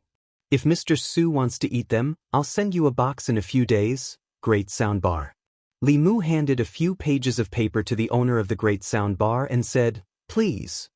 The owner of the Great Soundbar said seriously, "Don't worry, Mr. Li. I'll take care of this matter as soon as possible." After Li Mu left, the owner of the Great Soundbar looked at the few pieces of paper in her hand. What was written on the paper was a complete play. The play was about an official of the Zhao family of the previous dynasty. Because he had offended a powerful official, he was framed by a treacherous official and his family was tragically exterminated. The surviving orphan of the Zhao family grew up and avenged his family. In the Li residence, Yu Zhenzi took a few pages of paper from Li Mu's hand and floated away. The ancestral court of Fulu School was located in Mount Baiyun. It had branches all over the 36 counties of the Great Zhou. These branches were inherited from the ancestral court and were united with it. Soon, this play would appear in all the counties of the Great Zhou. Chapter 364. After making these arrangements, the following matters could not be rushed. All they could do was wait. Lu Hanyan was playing the zither in the courtyard. Li Mu listened as he peeled the spiritual orange the Empress had just given him and fed it to her. When he turned around and saw Wan Wan and Xiao Bai staring at him, he also fed them a few pieces. When the song ended, Lu Hanyan turned around and asked, "How's the matter with Constable Li?" Li Mu said, "The Imperial Court has already asked the Imperial Clan Court and the Supreme Court to investigate again. Everything is going according to plan." Lu Hanyan suddenly asked, "When she left you, it was to avenge her family, right?" This question caught Li Mu off guard. From the moment Li Qing appeared in the divine capital, she had never asked Li Mu where he went or what he did every day. She had also never asked him about Li Qing. However, Li Mu knew that she definitely cared. If there was anyone in this world who could make him feel threatened, it would be Li Qing. Li Mu thought for a moment and said, "She withdrew from the Fulu school. She didn't tell all her friends because she didn't want to implicate the sect and us." Lu Hanyan was silent for a moment and then whispered, "If Constable Li hadn't left at that time, could it be?" Li Mu hugged her from behind and said, "There's no if. We're already husband and wife. I've already given you my primordial yang that I've treasured for 20 years. What are you still worried about?" Lu Hanyan whispered, "I was worried that after you met Constable Li, you wouldn't want me anymore. Clearly, she was the first person you met and the first person you liked." Li Mu suddenly realized that he might have been too busy with Li Qing these past few days and neglected her. Lu Hanyan seemed to be strong and opinionated, but in reality, the experience of being abandoned by her parents when she was young made her easily lose her sense of security. Coincidentally, Li Qing was the person who made her feel the most insecure. Li Mu felt a little guilty. He hugged her tighter and said, "What are you thinking? If I don't want you, where can I find another pure Een body that is so young, so beautiful, so versatile, and so good in the kitchen? You will always be the first wife of the Li family. In the future, no matter who enters this family, they will have to listen to you." After being comforted by Li Mu, Lu Hanyan's worries for the past few days had disappeared. While she was feeling touched, she seemed to have realized something and asked, "Who else will enter the house in the future?" "I'm just giving an example. When you make an analogy, who are you thinking of?" Li Mu gave Xiao Bai a look, and Xiao Bai immediately ran over. She took Lu Hanyan's hand and said, "Whether it's in the past or in the future, Sister Wan Wan and I will listen to Sister Lu." Li Mu took the opportunity to get away and said, "I'll go to old Zhang's house to ask about the progress of the case." The Zhang mansion was also in the North Court, not far from the Li mansion. Li Mu left the house and walked a few hundred steps. Inside the Zhang mansion. Think about it. How old are you? Why don't you find a husband and stay at home all day? When can you get married like this? "I won't get married, okay? You still dare to talk back?" Hearing the quarrel from the inner courtyard, Zhang Chun looked helpless. At a certain moment, she noticed that the footsteps in the inner courtyard were getting closer. She immediately picked up a broom and started sweeping the yard. Mrs. Zhang walked out of the inner courtyard. She wanted to find a place to vent, but when she saw Zhang Chun cleaning the yard obediently, she didn't want to lose her temper. She turned around and walked into the inner courtyard. She shouted, "Do you think I won't scold you if you hide in the house? Open the door." As soon as Li Mu walked into the Zhang mansion, Zhang Chun threw down the broom and said, "You're finally here. If there's anything, let's talk outside." Not long after, in a wine shop on the streets of Luoyang, Zhang Chun drank a few cups and complained about his disobedient daughter and irritable middle-aged wife. Then he said, "You're here to ask about the progress of Li Yi's case, right?" Li Mu nodded and asked, "How's the investigation going?" Zhang Chun shook his head and said, "It's easy to prove a person's guilt, but it's harder than reaching the sky to prove his innocence. Besides, although the Imperial Court has compromised this time, it's only on the surface. The Zhongxing Temple and the Supreme Court won't spend too much effort. If the few minor officials who left the Ministry of Personnel were still alive, it's possible to find a breakthrough from them. But they've all died in the hands of Constable Li. And just yesterday, the only old official who had been in the Ministry of Personnel for more than 10 years was found dead in his home. He died of old age." Li Mu raised his wine cup and slowly twirled it between his fingers. How could there be such a coincidence in the world? When the imperial court wanted to investigate Li Yi's case from 14 years ago, the only person from the Ministry of Personnel who had personally witnessed the incident died of old age. Even if Li Qing didn't kill those people for revenge, they would probably die in the next few days due to various reasons. There were too many people who didn't want them to find out the truth of the incident. Li Yi's main crime back then was treason with the enemy. The officials from the Ministry of Personnel accused him of leaking important secrets of the imperial court to a certain demon nation. This led to the Department of Imperial Offerings suffering heavy losses in the war with the demon nation. Almost all of them were wiped out. Because of this case, Li Yi's entire family was exterminated. Only one daughter escaped because she was not in the divine capital. There was no way to find out the truth of what had happened back then. Even the most powerful cultivators could not divine a trace of the heavenly secrets. It was too difficult to overturn the case for him. Ministry of Personnel. Left Assistant Minister Chen Jian clasped his hands at a middle-aged man and said with a smile, "Minister, don't worry. Even if they investigate again, they won't find anything." The person standing in front of him was the Minister of Personnel, Xiao Yun. At the same time, he was also the Duke of Nanyang, a core member of the old party. More than 10 years ago, he was still the right assistant minister of the Ministry of Personnel. Now, he was the head of the Ministry of Personnel. He looked at Chen Jian and asked, "Are you sure you didn't miss anything?" Chen Jian smiled and said, "Originally, there were quite a few of them, but they were all killed by Li Yi's daughter.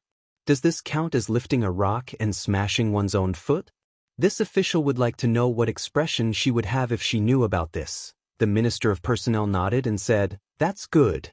In the Imperial Ancestral Temple, Li Qing lowered her head in self-blame and said, "I'm sorry. If it wasn't for me, they might have had a chance." Li Mu comforted her and said, "You don't have to blame yourself. Even without you, they wouldn't have survived these few days. Those people wouldn't have let them live.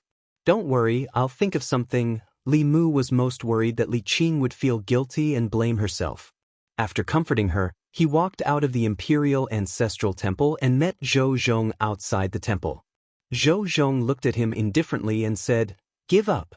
If this goes on, Li Yi's ending will be your ending." Li Mu looked at him and turned to leave. Zhou Zhong asked, "You really don't want to give up?" Li Mu looked back at him and said in a deep voice, "I'm not you. I will never give up on her. Never." Zhou Zhong looked at Li Mu's departing figure until it disappeared from his sight. Only then did a faint smile appear at the corner of his mouth.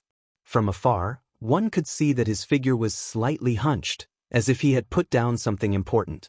Ziwei Palace. There wasn't anything important in today's morning court. Li Yi's case, which had been a hot topic for the past few days, became the focus of the court's discussion. Although the court had ordered a reinvestigation of this case, even with the combined efforts of the Imperial Ancestral Temple and the Supreme Court, they couldn't find a single clue. After all, 14 years had passed since this case. Almost all the clues had disappeared in the river of time. It was as difficult as ascending to the heavens to find a new clue. In the Great Hall, the left assistant minister of the Ministry of Personnel stepped forward and said, "Your Majesty, the evidence for Li Yi's case was conclusive back then. Investigating it now is already an exception. We can't keep wasting the court's resources because of this case." The Minister of Works, Zhou Chuan, also stepped forward and said, "The Fulu School wants to investigate this case. The court has already satisfied them and given them an explanation. The court has its dignity and can't be forced by them." The officials of the new party and the old party had already spoken. Their wishes represented the wishes of most of the court. If His Majesty still insisted, it would damage the court's dignity and the officials in the court would not agree. At this moment, the Assistant Minister of the Ministry of Justice, Zhou Zhong, also stepped forward. The officials in the court already knew that the new party and the old party had joined forces to settle Li Yi's case. Under everyone's gaze, Zhou Zhong walked to the center of the court, took off his official hat, and slowly knelt down. When the officials saw this, they were all stunned. Lord Zhou why is he kneeling? Why did he take off his official hat? The officials were in an uproar. In front of the crowd, Prince Shou stared blankly at the kneeling Zhou Zhong and muttered, Good fellow. Zhou Zhong knelt on the ground and placed his official hat beside him. He touched the ground with his head and said loudly, I'm guilty. Chapter 365. The strange behavior of the Assistant Minister of Justice caused the atmosphere in the hall to explode. What is Assistant Minister Zhou saying? He's guilty? What crime did he commit? This can't be. Good heavens, does he want to die? In the imperial court, some people quickly realized something and looked at Zhou Zhong with astonished eyes, their faces full of shock. There were very few fools in the imperial court. In the blink of an eye, countless people had guessed Zhou Zhong's motive. Where the officials from the Ministry of Personnel were, the expressions of the three people changed. Zhou Chuan's expression also changed. Chen Jian's face was pale as he thought to himself, impossible, impossible, he will die if he does this. At this moment, Zhou Zhong, who was kneeling on the ground, spoke again. Zhou Zhong spoke in a deep voice. 14 years ago, I was bewitched by Chen Jian, the imperial physician of the Ministry of Personnel, Gao Hong, and the right assistant minister of the Ministry of Personnel, Xiao Yun, to frame the left assistant minister of the Ministry of Personnel, Li Yi, for treason. Chen Jian could not allow him to continue. He strode forward and said loudly, Zhou Zhong, what are you talking about? Do you know what the punishment is for framing an official of the imperial court? Zhou Zhong said indifferently, so you also know that framing an official of the imperial court is a serious crime. He raised his head and said, everything I said is true. I am willing to accept the soul search. A rank 4 official was willing to accept the soul search. This was enough to prove that what he said was true. Zhou Zhong's words caused the imperial court to fall silent for a moment. Then, it became noisy again. Since he wants to confess, why did he wait until today? You can't tell. Before today, who would have thought that the imperial court would reopen this case? But why did he do this? Back then he framed Li Yi, but today he confessed. Zhou Zhong didn't make a difference to what happened back then. Even without him, Li Yi's ending wouldn't have changed. In my opinion, he wanted to use this opportunity to gain the trust of the old party and enter the inner circle of the old party. It was all for today's betrayal, 14 years.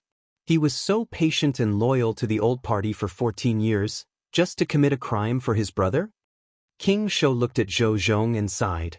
He actually endured for 14 years.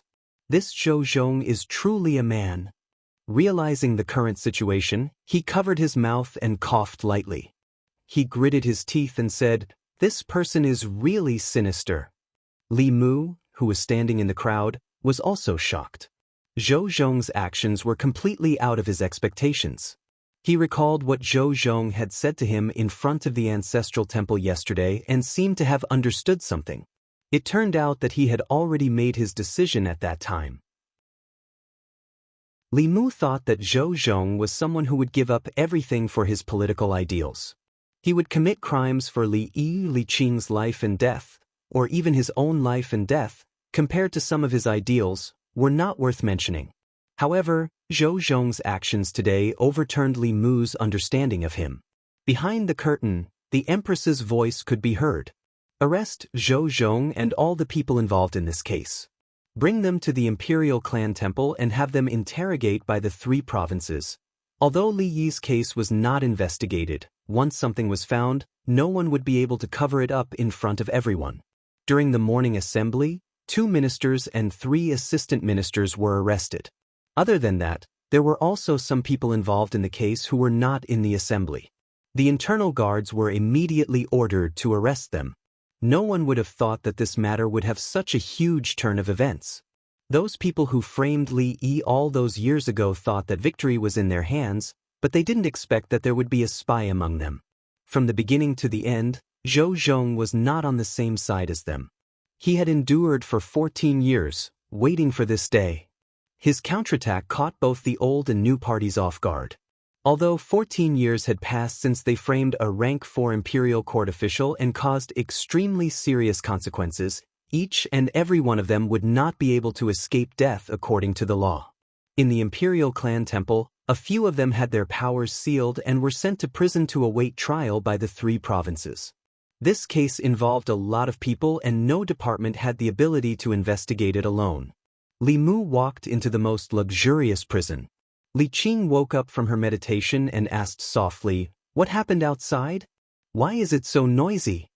Li Mu opened his mouth but didn't know what to say for a moment.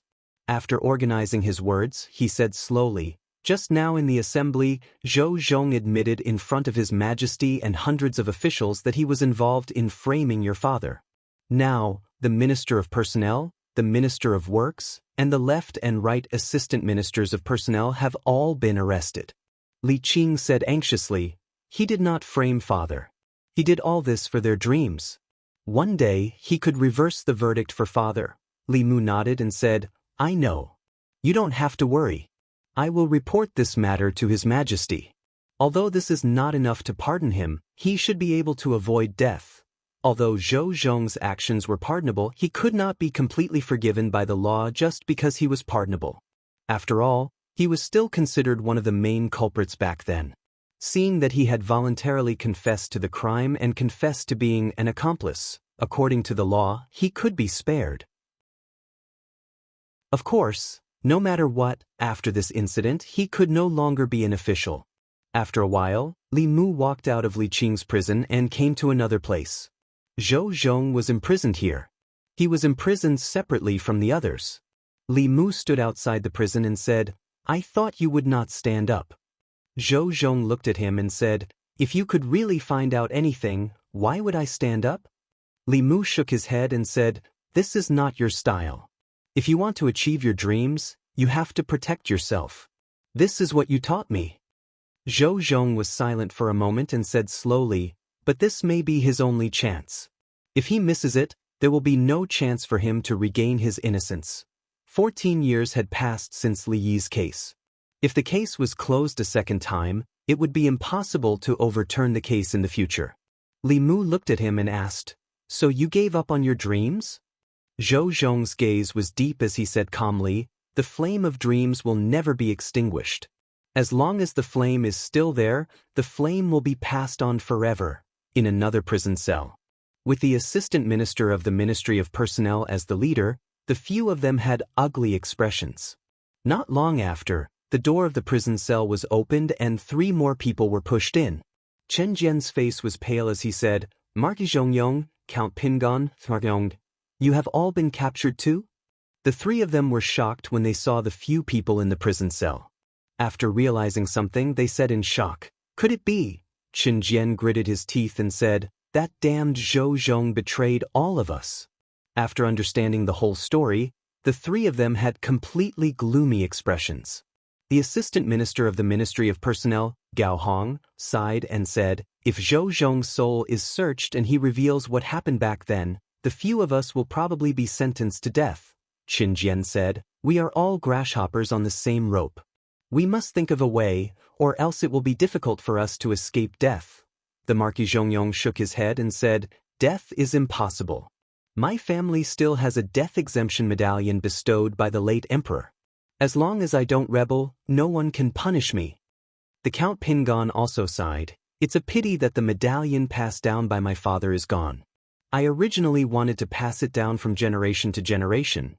The Marquis Yongding had a pained expression as he said, "My family's medallion probably can't be kept. That damned Zhou Zhong, if it wasn't for his bewitchment back then, the 3 of us wouldn't have participated in this matter." Chen Jian said in shock, "All of you have death exemption medallions?" The Marquis Yongding nodded and then looked at the 3 people opposite him and said, "Not only us, the late emperor also bestowed one to the Duke of Nanyang." Although Assistant Minister Gao didn't have one, concubine Gao should also have one. She wouldn't not save her brother. The Minister of Personnel glanced at Zhou Chuan who was in the corner and said indifferently, "The Zhou family's 2 death exemption medallions have already been used last time. I wonder if the Empress will spare Minister Zhou." Zhou Chuan looked at him and said indifferently, "Unfortunately, father-in-law gave that medallion to my wife before he passed away." Chen Jian looked at the people around him in a daze and felt that he didn't fit in with them. Out of the 7 people standing here, only he didn't have a death exemption medallion? The Minister of Personnel saw his worry and said, "Don't worry, the late emperor bestowed 13 medallions and we have already used 12 of them. If I remember correctly, the last medallion should be in the hands of Prince Shou. Hearing Prince Shou's name, Qin Jian heaved a sigh of relief and immediately said to the jailer outside the door, "Quickly go and report that I want to see Prince Shou." Not long later, Prince Shou walked over slowly. Qin Jian grabbed the bars of the cell and said hurriedly, "Prince Shou, you must save me." A moment later, after hearing his words, Prince Shou smiled and said, "What kind of relationship do we have? Everyone is doing this for the Shao family. Isn't it just a medallion? I will give it to you." Qin Jian heaved a sigh of relief and said, "Thank you, Your Highness." Prince Shou touched his waist with one hand and his expression suddenly changed. He said in shock, "Where is my medallion? Where did my big medallion go?" Chapter 366. Prince Shou touched his body and said regretfully, "I seem to have lost my token." Qin Jian grabbed the bars of the cell and said with a trembling voice, "Prince Shou, please don't scare me. This concerns my life." Prince Shou thought for a while and said, "Well, I'll go back and look for it. It shouldn't be lost. You wait here and I'll tell you when I find it." Seeing Prince Shou leave quickly, Qin Jian leaned against the wall weakly. He looked at the other people in the cell talking and laughing. The atmosphere was very lively. But the lively atmosphere was theirs, and he had nothing. Although they were in the same cell, they were not the same at the same time. In another cell, Zhou Zhong said slowly, "Back then he and I offended the interests of the upper class and strongly opposed the death exemption token issued by the late emperor. The courtiers and the emperor could not tolerate us. He was framed for treason. Although there was not enough evidence, what they needed was just a reason. Before he died, he entrusted Qing to me and asked me to protect myself first and then slowly complete our great cause." "For our great cause, we can give up everything," Li Mu asked. "This is the reason why you gave up on her?" Zhou Zhong nodded and said, "At least, before you moved to Fulu School, I had no other choice." This was the reason why Li Mu had been guarding against Zhou Zhong. This kind of person had a firm goal and was extremely rational. In their eyes, family and friends were not as important as their great cause. They could sacrifice themselves at any time. Li Mu admired his patience and ambition, but he would not get too close to this kind of person. He looked at Zhou Zhong and asked, "You made a choice in the end?" Zhou Zhong looked at Li Mu and said, "This is not a choice. I believe that if I didn't finish it, someone will do it for me and do it better." Li Mu said, "Don't look at me like that." Zhou Zhong continued, "Back then, the late emperor gave out 13 gold medallions. He tried his best to abolish it, but he incurred the displeasure of the late emperor and died because of it. All these years, 3 of the 13 gold medallions have been used up. Including the old concubine's gold medallion and the Zhou family's gold medallion, there are 7 left. Among these 7 medallions, 6 will be used up this time. The last one is in the hands of Prince Shou. These things shouldn't have existed from the beginning to the end. In the future, we will probably never see them again." Having said this, he leaned against the wall and sat down. He closed his eyes and said, "You can go. I'm already very tired. The prison of the Imperial Clan Temple is a good place to sleep." As soon as he finished speaking, his breathing calmed down and he actually fell asleep. Li Mu slowly walked out of the prison. In the courtyard of the Imperial Clan Temple, Prince Shou and Zhang Chun were playing dice under the shade of a tree. King Shou's gambling luck had always been bad. In front of Zhang Chun, there was already a pile of silver fragments. After losing another round, King Shou searched his chest and sleeves. Finally, he couldn't find a single piece of silver. Zhang Chun kept the silver fragments and said, "Why don't we stop here today and wait for the next round when you have enough money?" King Shou slammed a piece of gold on the table and said, "Who are you looking down on? Let's continue. I'm going to win back all the money I lost last time."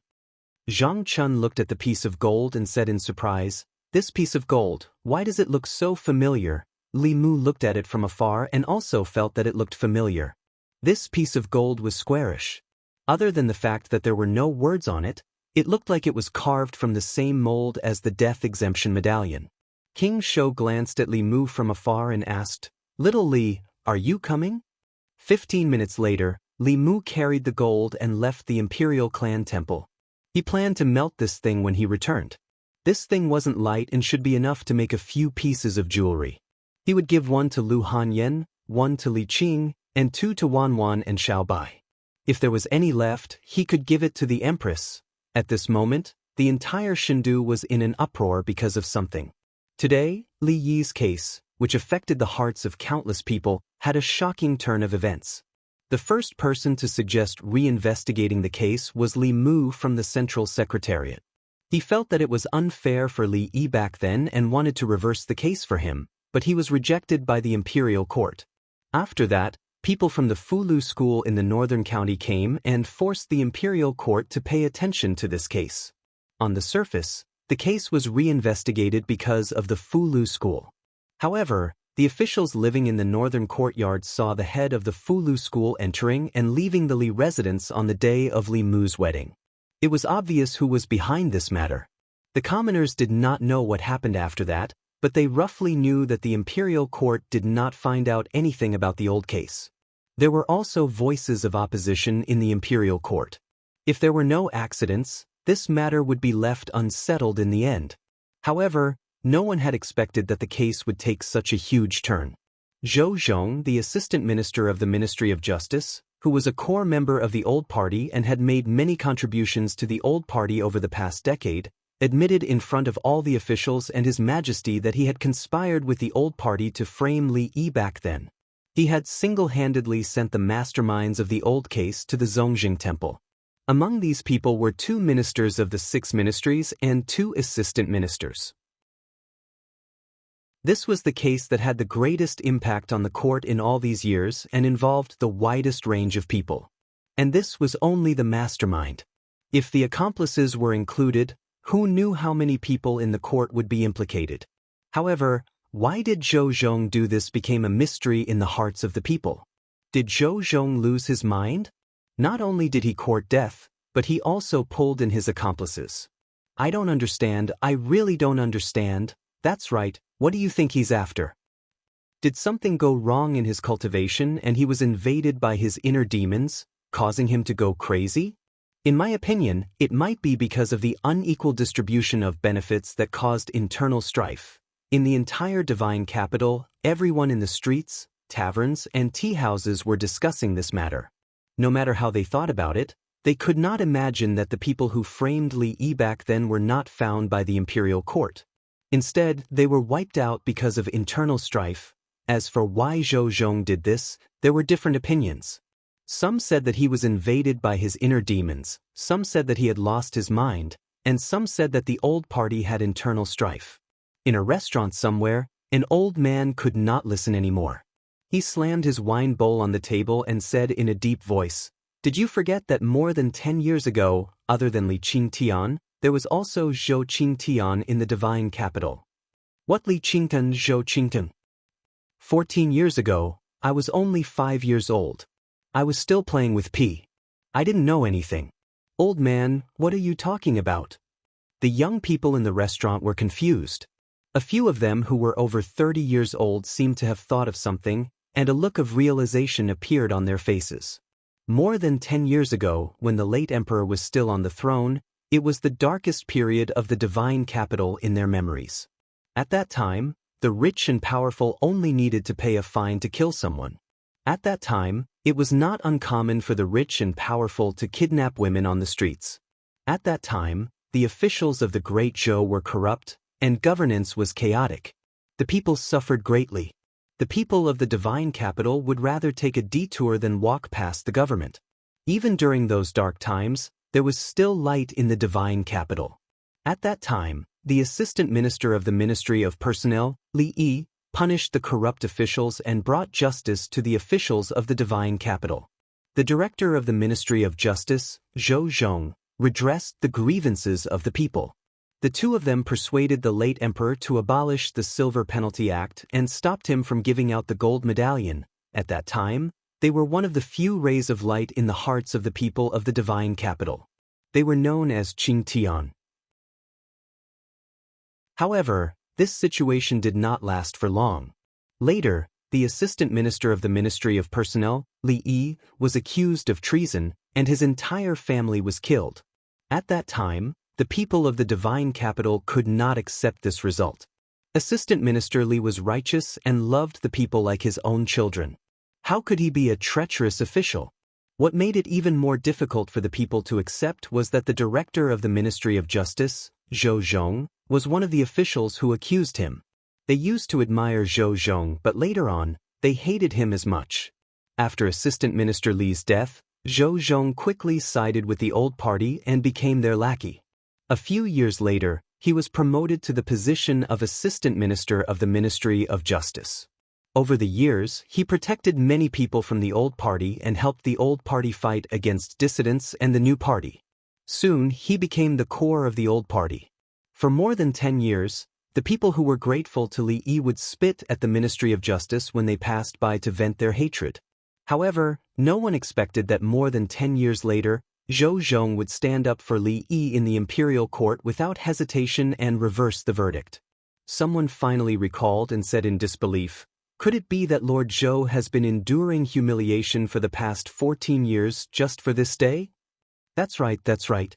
Otherwise, it doesn't make sense. Why would he give up the power he already had? Could it be that we've been wrong about Lord Zhou all these years? Lord Li and Lord Zhou are brothers of different surnames. Back then, Lord Zhou must have known that he couldn't save Lord Li, so he went undercover in the old party and gained their trust. He waited for the right time to reverse the verdict for Lord Li and give those people a fatal blow. 14 years, he was scolded by us for 14 whole years. How much has he been wronged all these years? The truth of what happened back then had been revealed. Many people were filled with regret and their respect for Zhou Zhong was even greater than before. Li Mu's residence. When Li Mu used the true samadhi fire to burn the gold cake, he realized that it was only coated with a layer of gold powder on the surface. The inside was black and looked like iron but not iron. He did not know what it was. Li Mu then threw it into the flask heaven dimension. Prince Shou actually used a gold-plated fake to trick him. He had to be more careful when gambling with him in the future. At the same time, in the Imperial Clan Temple, Prince Shou sighed and walked to the front of the prison cell. He looked at Qin Jian apologetically and said, "Assistant Minister Qin, I'm really sorry. I've searched everywhere for that death exemption golden medallion but couldn't find it. It should have really been lost. Don't worry. Every year on your death anniversary, I'll get people to burn more paper money for you." Chapter 367.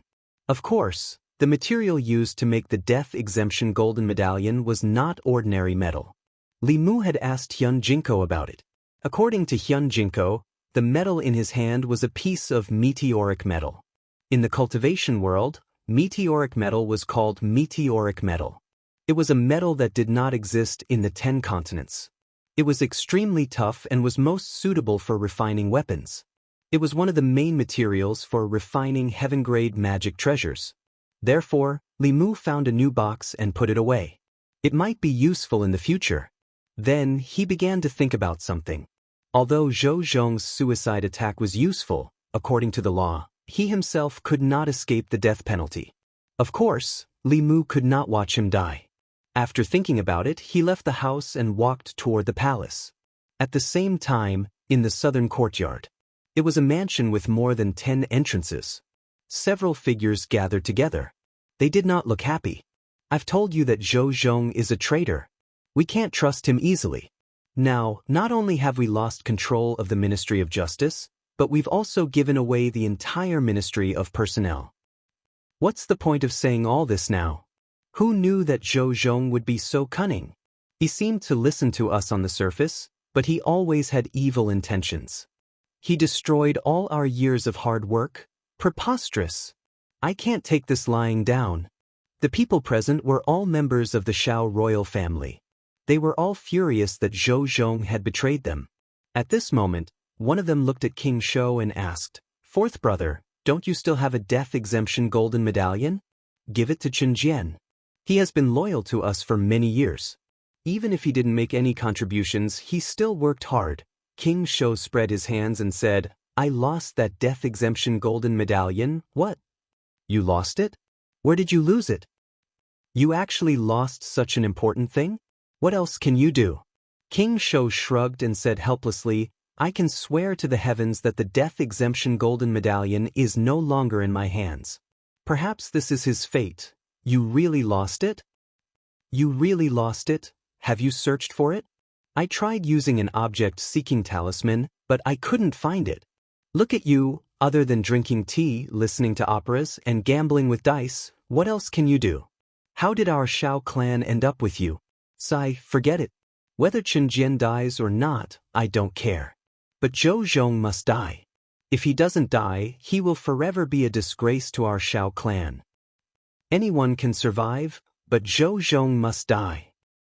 Send this letter to the Zhou family. They should know what to do. Didn't he want to overthrow Li Yi? I would like to see who will save him this time. In the Chang'e Palace, Li Mu prepared the dishes for the Empress. He also poured fresh and fragrant tribute tea into a jade cup and placed it beside her hand. Zhou Yi said, there are no outsiders here. You can sit down too. Li Mu said, I'll just stand. If your majesty has any orders, please call me. Zhou Yi glanced at him and asked, why are you so good to me today? Li Mu asked, did I not treat your majesty well in the past?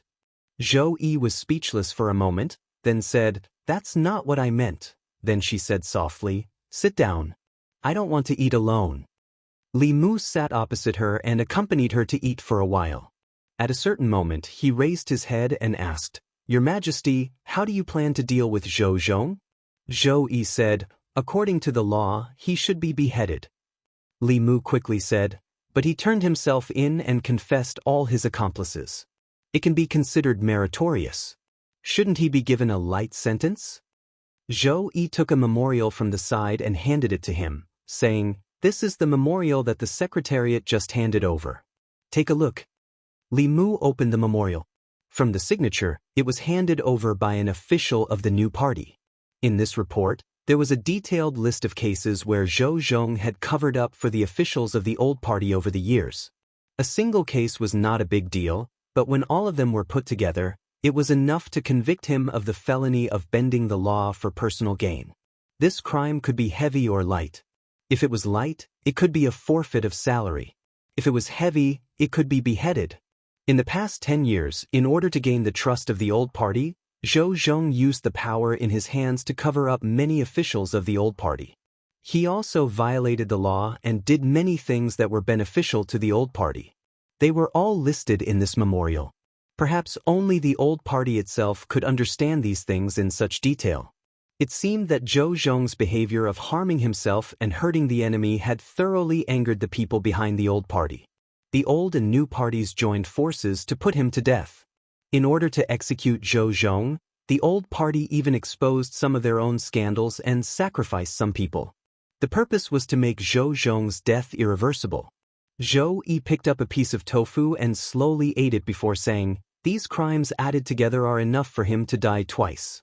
Li Mu picked up his chopsticks and put them down, saying, I think that although Zhou Zhong violated the law in the past, there is a reason behind it that cannot be ignored. His good friend was wronged and died tragically. He had no way to seek justice through the imperial court and the late emperor. How desperate was that? In order to redress his good friend's case, he violated morality and endured humiliation until today. He is praised and respected by the people. If the imperial court does not care about the reason and sentences him to death, I'm afraid that people will not be convinced. Zhou Yi glanced at him and asked, so, you are here to plead for him? Li Mu looked at her eagerly. Your Majesty, Zhou Yi said helplessly. All right, I promise you. Li Mu's appetite suddenly improved. If he had known that acting coquettishly could settle this matter, he would not have thought of so many reasons. Perhaps this was what it meant to be fearless when one was favored. For this favor, Li Mu was willing to be her intimate cotton jacket for the rest of his life. Zhou Yi added, I can only save his life. In the future, he will no longer be the assistant minister of the Ministry of Justice and will need to stay away from Luoyang. Li Mu said, as long as you can keep him alive, that is enough. After serving the Empress, Li Mu walked out of Chang'e Palace and let out a long sigh of relief.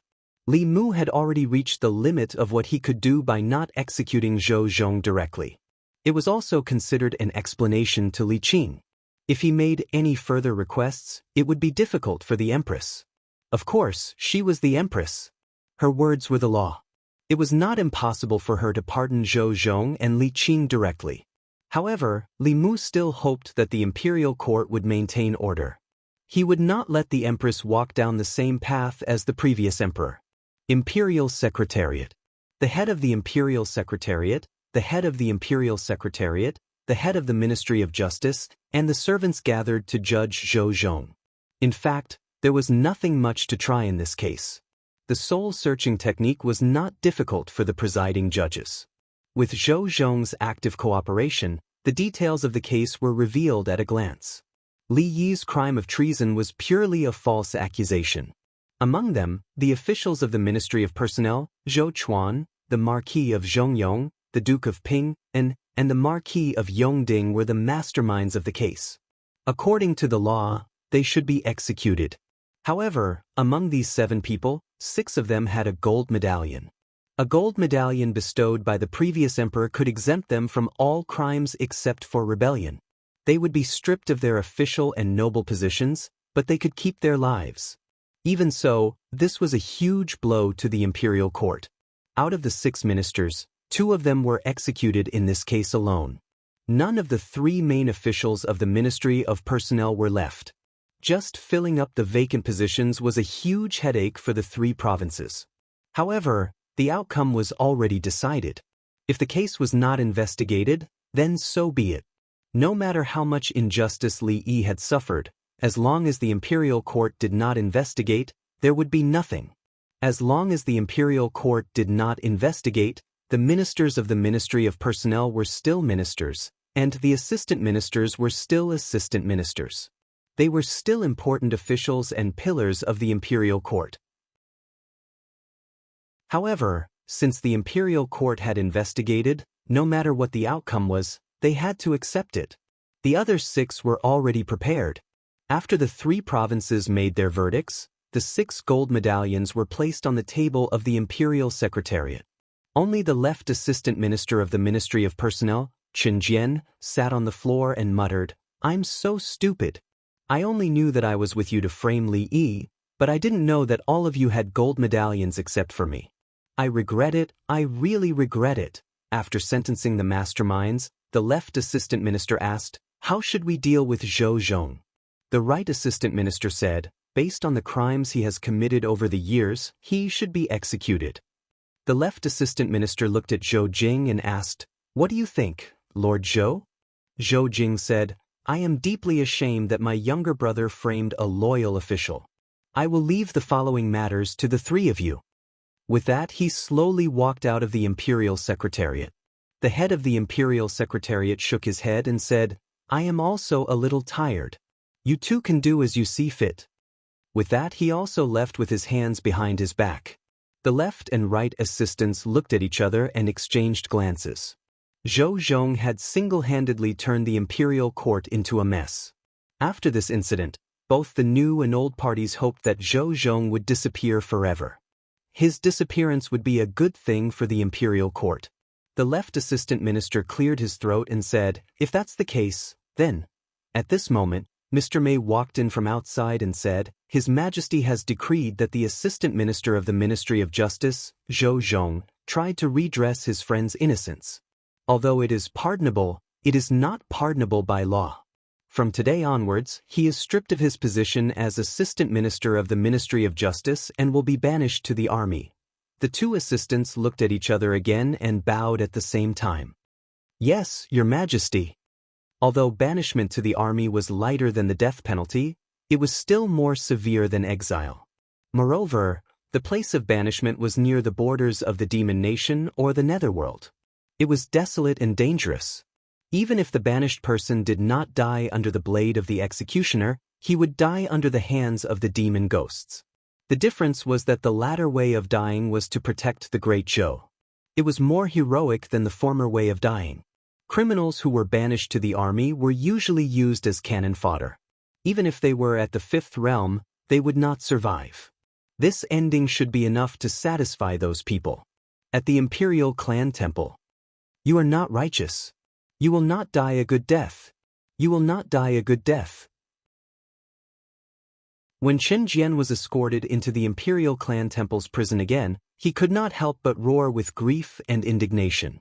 Zhang Chun sat under the shade of a tree and shook his head. If you knew this would happen, why did you do it in the first place? King Shou sighed and said, the heavenly Tao is clear. There will always be people who have to pay the price for their past mistakes. Although the imperial court is big, it cannot tolerate animals. Zhang Chun looked at King Shou in surprise. He said in surprise, I can't believe you would say something like that, Your Highness. King Shou waved his hand and said, this is something I learned from the opera. It's based on my feelings. It's not targeted at anyone. Come, let's continue. Today, I will win back all that I lost in the past. Chapter 368. Due to Assistant Minister Zhou Zhong's public confession, the left Assistant Minister Li Yi of the Ministry of Personnel, who was framed for treason 14 years ago, was finally vindicated today. A rank 4 official of the imperial court was exterminated because of false accusations.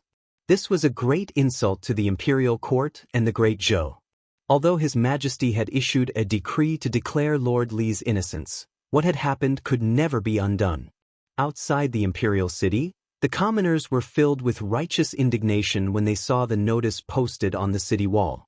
The culprits from back then could have been pardoned with the death exemption medallion. Why was Lord Zhou banished? Lord Li was loyal to the emperor and his country. In the end, the lives of his family were worth less than a few broken medallions?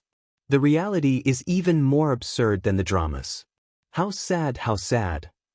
Have you seen the new drama, Zhao's Orphan? It's clearly about Lord Li. Not yet. Hearing you say that, I'll have to go and take a look. In a mansion in the southern courtyard, the Duke of Nanyang, who had been pardoned with the death exemption medallion but lost his position as the Minister of Personnel, frowned deeply and said in a gloomy voice, Zhou Zhong is only banished. These crimes are enough for him to die twice. His Majesty is obviously siding with him. A person beside him said, forget it. It's just a matter of time. How many of the criminals who have been banished have been able to live for more than half a year? The Duke of Nanyang said indignantly, I can't take this lying down. It took me more than 10 years to climb to this position. Because of Zhou Zhong, I have nothing now. I can't wait to kill him. That person was silent for a moment before saying, even if you want to kill him, you can't do it now. Once he leaves the capital, no one will care if he's dead or alive. Right now, there's another important matter. The Duke of Nanyang asked, what is it? The person said, have you forgotten that Li Yi's daughter is still imprisoned in the Imperial Clan Temple? After being reminded by him, Commandery Prince Nanyang recalled that this matter had started because Li Yi's daughter had assassinated 5 imperial court officials to avenge her father. This had triggered the old case. However, in recent days, his attention had been focused on the old case and he had completely forgotten about this matter. That person continued, during this period of time, that Li Mu went in and out of the Zongjing Temple many times. He would visit this woman almost every day. It seems that they knew each other before. The reason he wanted to reverse the verdict for Li Yi was probably because of this woman. Royal Prince Nanyang narrowed his eyes and said, these are 2 completely different cases. I would like to see how Li Mu will save her, unless he can convince His Majesty to grant him a death exemption medallion. The person next to him had a playful smile on his face as he said, a large part of the reason for Li Yi's death was because he opposed the death exemption golden medallion. If he used the death exemption golden medallion to save that woman, then it would be the biggest joke. If he didn't use the death exemption golden medallion, then the woman would be dead. What choice would he make? Royal Prince Nanyang asked, what if he really begs His Majesty to grant him the death exemption golden medallion? Bewitching the Son of Heaven, treacherous officials who will harm the country. Murderous intent appeared in that person's eyes as he said, Clean up the emperor's subordinates and punish treacherous officials. Northern County. Countless people gathered under the city walls and looked at the notice posted on the city walls. They were pointing and discussing. Most of the commoners were illiterate and only came to join in the fun. They did not know what was going on. Someone scratched his head and asked, "Is there anyone who is illiterate? Help me take a look. What is written on this notice?" "Let me take a look." A middle-aged scholar squeezed into the crowd. After looking at the notice, he said, "It says that more than 10 years ago, there was a high-ranking official who served the country and the people in the divine capital. Because he offended the nobles, he was framed for treason and his entire family was executed. A few days ago, the imperial court cleared his name. The northern county was far away from the divine capital. The commoners did not know what happened in the divine capital, nor did they know the high-ranking officials in the divine capital. However, someone was confused and said, "Why does this sound like the play that the Union Pavilion put on a few days ago?" The middle-aged scholar sighed and said, "This play was actually written for him. This Lord Li used to be a good official who was loved by the commoners. In the divine capital, he was called Li Qingtian by the commoners. Unfortunately, he always worked for the commoners and went against the nobles. After offending the nobles, he was framed and his entire family was exterminated. He was wronged for more than 10 years. If not for his daughter avenging her father by killing the officials who framed him back then and alerting the imperial court, no one would have cleared his name." There's actually such a thing?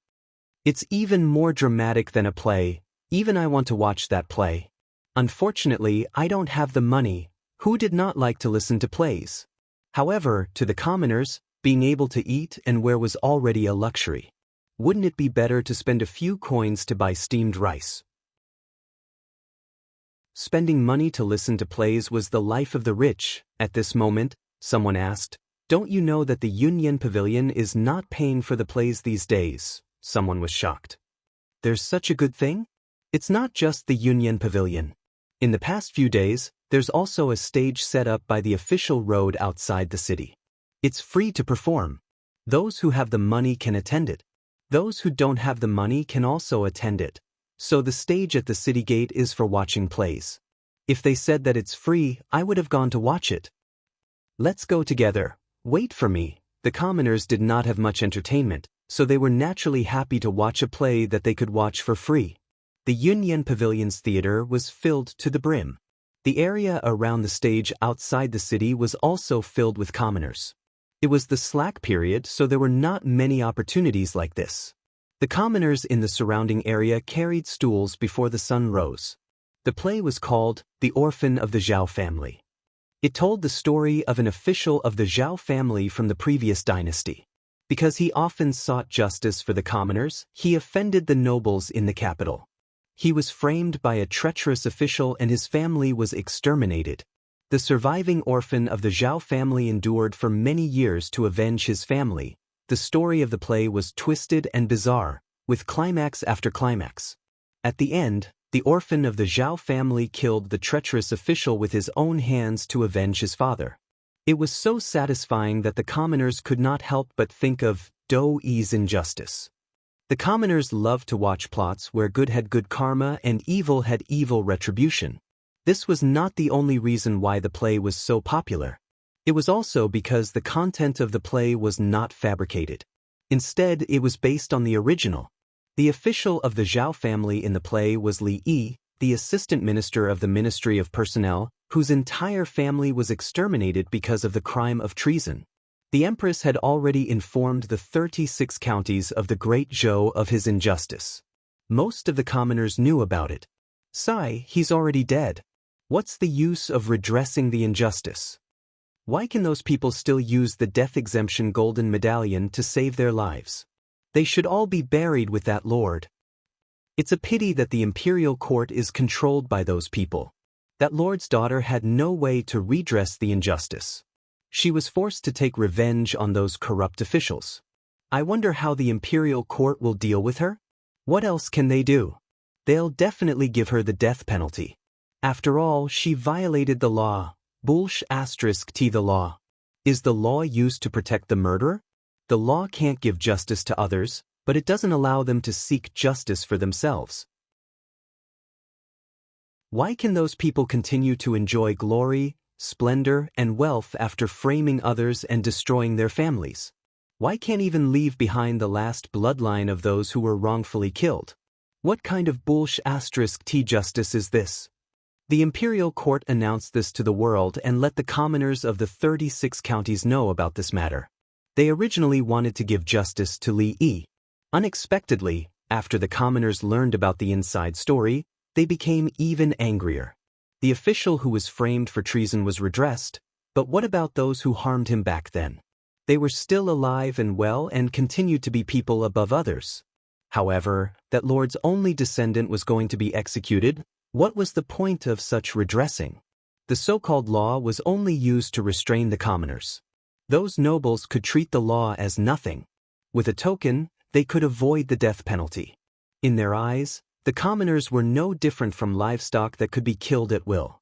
Under such anger, someone finally could not help but say, if that lord's bloodline is cut off, there will really be no justice. Why don't we protest the imperial court with blood and protect that lord's bloodline? As soon as this was said, it immediately received the response of many people below the stage. I agree. Count me in. My family sells cloth. I'll pay for the cloth used for the blood letter. I'll go back and ask the village chief to mobilize the entire village. In just a short day, there was a blood letter movement in the North County. The angry commoners ran around and tens of thousands of commoners pressed their fingerprints on the white cloth. Regarding this, the North County government watched from the sidelines. At the same time, in Yantai County, a few commoners walked out of the theater and discussed among themselves. So County Officer Yu is the prototype of the villain in the play. He really deserves to die. To think that I felt sad for him. He framed a good person in exchange for a promotion. Too hateful. I heard that someone outside the city wrote a blood letter to protest the imperial court. I'm going. Do you want to come? Let's go. Yushan County. So this is the reason why the two lords died. The case back then has been investigated. Even if they didn't die, they would be beheaded by the imperial court. They deserved it. Danyang County. Nanyang County. Yuntai County. In just a few days, similar things happened in the 36 counties of the Great Zhou. After the local government learned of the inside story, to prevent civil unrest, they ordered the commoners to stop gathering. However, the letter was secretly passed down from village to village, Shindu. After the case was revealed, the punishment for the people involved in the case back then was quickly implemented. Other than a few main culprits, the officials who joined forces to impeach Li Yi back then were just following the trend. Now, they were only fined their salaries and were not punished too much. Just by punishing a few main culprits, there was already a huge loophole in the 6 ministries. The 3 provinces were also in a mess. If the accomplices were to be held accountable one by one, the imperial court would probably completely collapse. The left assistant minister of the Ministry of Personnel, Chen Jian, had already been executed. As for the others, because they had the death exemption token, no one could do anything to them. In the hall of the secretariat, Li Mu opened a letter. The contents of the letter were about an official urging the imperial court to quickly deal with the assassination of the 5 officials. Chapter 369. In fact, all the things that had happened in the divine capital these days revolved around the murder of several imperial court officials. The reason why few people mentioned this matter was that most people were attracted by Li Yi's old case. Now that the old case had been clarified, those who should be rehabilitated had been rehabilitated, and those who should be sentenced had been sentenced. The original case had been pushed to the forefront again. The headmaster had notified almost all the subsects to help Li Mu obtain the book of 10,000 people from the various counties. Based on the feedback from Mount Bai Yun, the progress of this matter had been pushed forward by more than half. Now was not the time. Li Mu closed the memorial and put it aside. In the Commandery Prince mansion of Nanyang, Commandery Prince Nanyang looked at an official and asked, "Are you sure the memorial has been handed in? It has been 3 days. Why is there no news at all?" The official scratched his head with a puzzled look and said, "It has been handed in. I personally handed it in. Is it still going through the process?" "The Central Secretariat is going through the process. Why would it take so long?" Commander Prince Nanyang looked at Xiao Ziyu and said, "Ziyu, you are the head of the Central Secretariat. Can't you urge him?" Xiao Ziyu shook his head and said, "Uncle, you don't know. I am in charge of the Ministry of Works. The memorials related to the Ministry of Justice are directly handed to Li Mu. After Li Mu deals with them, they will be handed to the Assistant Minister. If Li Mu doesn't put them in, the memorial can't be handed in at all." "Sure enough," Commander Prince Nanyang said with a sullen face, "he and Li Yi's daughter are unclear. He will definitely cover for her. The memorial can't be handed to the Central Secretariat. It should be handed directly to His Majesty." The official nodded and said, "I will try." Changle Palace. Li Mu opened a memorial. It was still asking the imperial court to deal with Li Qing. Whether it was the handwriting or the content, it was exactly the same as what he saw 3 days ago. This official was rather persistent. Li Mu noted down the name of this official from the Ministry of Personnel, Wang Lun, and put the memorial aside. After calculating the time, he stood up and walked to the imperial kitchen. The Empress took Xiao Bai to the imperial kitchen to admire the flowers. Before she returned, Li Mu had to prepare lunch. 3 days later, Royal Prince Mansion of Nanyang. Commander Prince Nanyang paced around the room and asked, "Why is there still no news?" The official was also puzzled and said, "I don't know either." At this moment, a servant walked in and whispered a few words into Duke Nanyang's ear. Commander Prince Nanyang was taken aback and asked, "Book of 10,000 people?" The servant nodded and said, "Someone from King Ping's mansion came to pass on the news. Someone is urging the people in the various counties to write a petition to plead for mercy for that woman."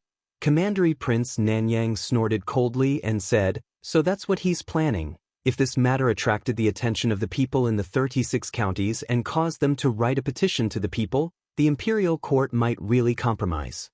After all, the people's hearts were the foundation for the continuation of the Great Zhou. If it was only the Luoyang, it would be fine. However, if the people of the 36 counties all pleaded for mercy for that woman, even the law would have to give in. If they also had the book of 10,000 people when they were sentenced, then he would still be the Minister of Personnel now. If he couldn't get something, then no one else could." Commander Prince Nanyang's expression was cold as he said, "Although I don't know who gave him the idea, it's impossible for him to save Li Yi's daughter. How dare he hold the people's hearts hostage and make the Ministry of Personnel send the consecrated department to destroy all the book of 10,000 people. After all these years of operation, the Ministry of Personnel had been built into an iron bucket by him. The people in the Ministry of Personnel were all officials of the old party. Although he wasn't in the Ministry of Personnel, he still had absolute control over it." When the official named Wang Lun heard this, he bowed and said, "I'll make the arrangements right away." In a certain county, in front of a temporary stage built outside the city, an actor who had just finished his performance took out a roll of silk and said, "The book of 10,000 people is only a few hundred people away. Everyone, please sign your names on this and do your part to protect the bloodline of the loyal officials." After listening to the play, the people were already enraged. They were filled with righteous indignation as they pressed their fingerprints on the silk. The material used to leave their fingerprints was originally made of cinnabar. However, some people directly bit their fingertips in anger and left their fingerprints on the silk. Not long after, the people gradually dispersed. An actor looked at the densely packed fingerprints on the silk and heaved a sigh of relief. He said, "It should be enough." Just as they were about to leave, a few powerful auras suddenly approached above their heads. Several figures floated down from the sky and said coldly, "The consecrated department is handling the case. Leave the book of 10,000 people and we can let you go." 15 minutes later, the consecrated department's mouths were stuffed with rags and tied to a tree. The actors flew into the air and flew into the distance. I didn't expect that we, the disciples of the Fulu school, would come out to perform. The person that the imperial court wants to execute is the disciple of the sect master, which is our martial uncle. In order to save Martial Uncle, this is something that should be done. Didn't you see that even our master has personally come? Let's not talk about it anymore. The book of 10,000 people for this county has been collected. When we return and hand it in, everyone will be able to obtain an earth-ranked Fulu. Such a good thing should be given more. After many days, Li Mu once again saw Yuzhen in his home. Yuzhen stepped into the courtyard and waved his hand. Many bolts of cloth floated in front of Li Mu. These bolts of cloth were covered with red fingerprints. They were clearly ordinary cloth, but they emitted powerful auras, forcing Lu Hanyan, Wan, and Xiao Bai to retreat. When the auras swept over Li Mu, they seemed to resonate with some aura on his body and gently passed through him. Yuzhen said, "These are the book of 10,000 people for the 36 counties." Li Mu put away the 36 bolts of cloth and said, "Many thanks, senior sister." Yuzhen said, "Senior brother sect master said that if the great Zhou court does not distinguish between good and evil, then there is no need to stay in the divine capital. It is better to return to the Fulu school as soon as possible to raise your cultivation and prepare to succeed the sect master." Li Mu smiled and said, "I believe in His Majesty." Although the great Zhou court was not worth it, within the divine capital, there was still someone like Li Mu who was worth it. In recent days, many officials in the imperial court had submitted memorials, requesting that Li Yi's daughter be severely punished. However, the memorials they submitted were like stones sinking into the sea. There was no response. During the morning court session, an official finally could not bear it anymore. An official from the Ministry of Personnel stood up and said, reporting to His Majesty, under the circumstances of Li Yi's case being unclear, Li Yi's daughter assassinated 5 officials of the imperial court. Such behavior is truly too vile. If she is not severely punished, it will not be enough to uphold the law and establish the prestige of the nation. As soon as he finished speaking, another person stood up. Zhang Chun looked at him and said, "Sir, your words are incorrect. How could Lord Li's daughter not know whether or not he committed treason? Those 5 people were the main culprits who framed Lord Li back then. Even death could not wipe out their crimes. If they did not die, they should be executed today." The official from the Ministry of Personnel said, "The nation has its own laws. If they are guilty, the imperial court will judge them. It is not up to her to execute them privately." Zhang Chun said mockingly, "The imperial court? Lord Li has been wronged for 14 years. Has the imperial court had any intention of overturning the case for him? On the other hand, the officials who framed him back then were all in high positions, from 4th to 3rd rank officials. How do you expect people to trust the imperial court?" The official from the Ministry of Personnel said coldly, "This is also not a reason for her to kill. If we forgive her, how can we uphold the law?" Zhang Chun retorted, "If we uphold the law, how can we uphold the will of the people?" The two of them were in a heated argument. Sheng Guanli walked out from behind the curtain and said, "Silence." The Empress's voice was heard from behind the curtain. "What do you think?" As soon as she finished speaking, the hall fell into a brief silence. Usually, the highest-ranking officials would be the first to speak on this topic. However, people like the head of the Secretariat and the ministers of the 6 ministries would not quarrel with others in the imperial court. Most of the time, it was the officials below them who spoke on their behalf. After a brief silence, some officials stood up one after another. "I think that Lord Wang of the Ministry of Personnel has a point. One case is another case. These 2 cases should not be mixed together. Lord Li Yi has been wrongly accused, but his daughter has indeed violated the law." Seeing these people step forward, many officials sighed in their hearts. Although that was the case, the imperial court still owed their family in Li Yi's case. If they still wanted to execute his daughter, then what was the point of overturning the case for him? However, because of Li Yi's overturning of the case, both the new and old parties were deeply involved. Even if they had different opinions, they did not dare to speak out. After another official seconded the motion, a figure finally walked out from the crowd. The officials in the imperial court all looked at him. These days, everything that happened in the imperial court was caused by Li Mu alone. This time, He was probably one of the people who wanted to protect Li Yi's daughter. Li Mu walked to the front of the hall and did not express his opinion. He only said calmly, "I would like your majesty and all the officials to see something first." With a wave of his hand, a pile of things suddenly appeared in the crepe myrtle hall. There were a total of 36 pieces of what looked like cloth and silk. They slowly flew into the air, then connected together and slowly unfolded. A shocking scene appeared in everyone's eyes. The 36 pieces of cloth connected together formed a huge canvas that was 200 feet long. The canvas was densely covered with blood-red fingerprints.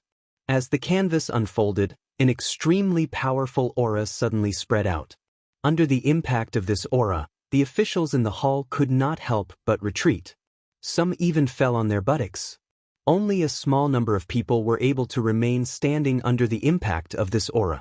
Behind Li Mu, several officials who had just stood up and suggested that Li Qing be severely punished retreated more than 10 steps. One of them even directly withdrew from the crepe myrtle hall. An official looked at the huge canvas in front of him and saw the faint smell of blood on it.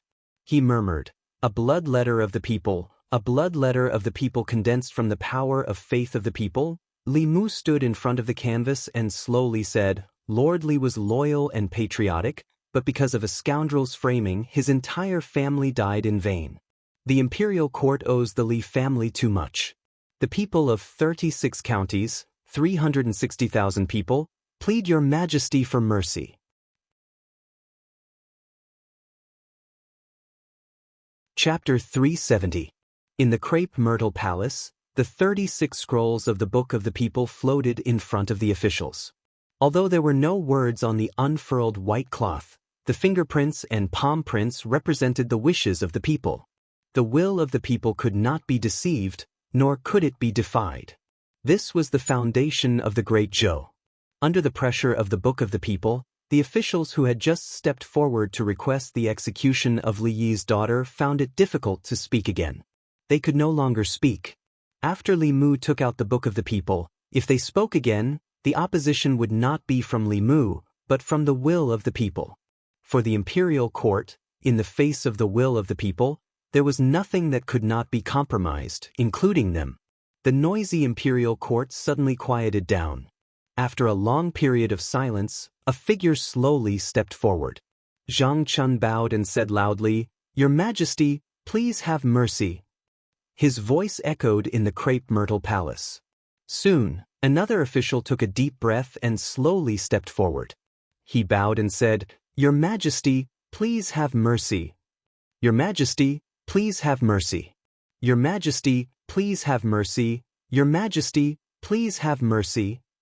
One figure, 2 figures, 3 figures. In the hall filled with the will of the people, more and more officials stepped forward. Finally, at the front of the crowd, the head of the secretariat held up his ceremonial tablet and said, "The will of the people cannot be defied." The former assistant minister of the Ministry of Personnel, Li Yi, suffered 14 years of injustice. The people pity him. This is Li Yi's death, and also the imperial court's death. I implore your majesty to comply with the will of the people and show mercy. The 2 attendants also sighed softly and stood out. Although Li Yi's daughter violated the law, but considering that her family was framed by treacherous officials and suffered great injustice, and the people she killed were all guilty officials, I implore your majesty to show mercy. The will of the people cannot be defied. Your majesty, please have mercy. The head of the secretariat and the attendants all pleaded. Finally, even the head of the officials, stepped forward and said slowly, "The will of the people is the most important. I implore your majesty to comply with the will of the people and pardon Lord Li's daughter." Behind the curtain, the empress's voice was majestic. "Since this is the will of the people of the 36 counties, and the ministers have pleaded for her, I can't be stubborn. After the court, the secretariat will immediately draft a pardon." Imperial Ancestral Temple. Li Mu walked into the deepest part of the prison and said, "Open the door." The prison guard behind him immediately took out the key he had prepared and opened the cell door.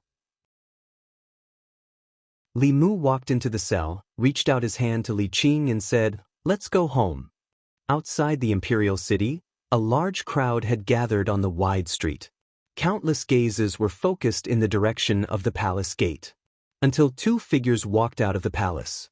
It's young Lord Li. The woman beside him is Lord Li Yi's daughter. Has the court finally pardoned her? Lord Li Yi has a descendant. Seeing the two of them walk out side by side, the commoners spoke excitedly. Li Mu and Li Qing walked out of the palace and back to the Li residence. The people of Chengdu followed them all the way.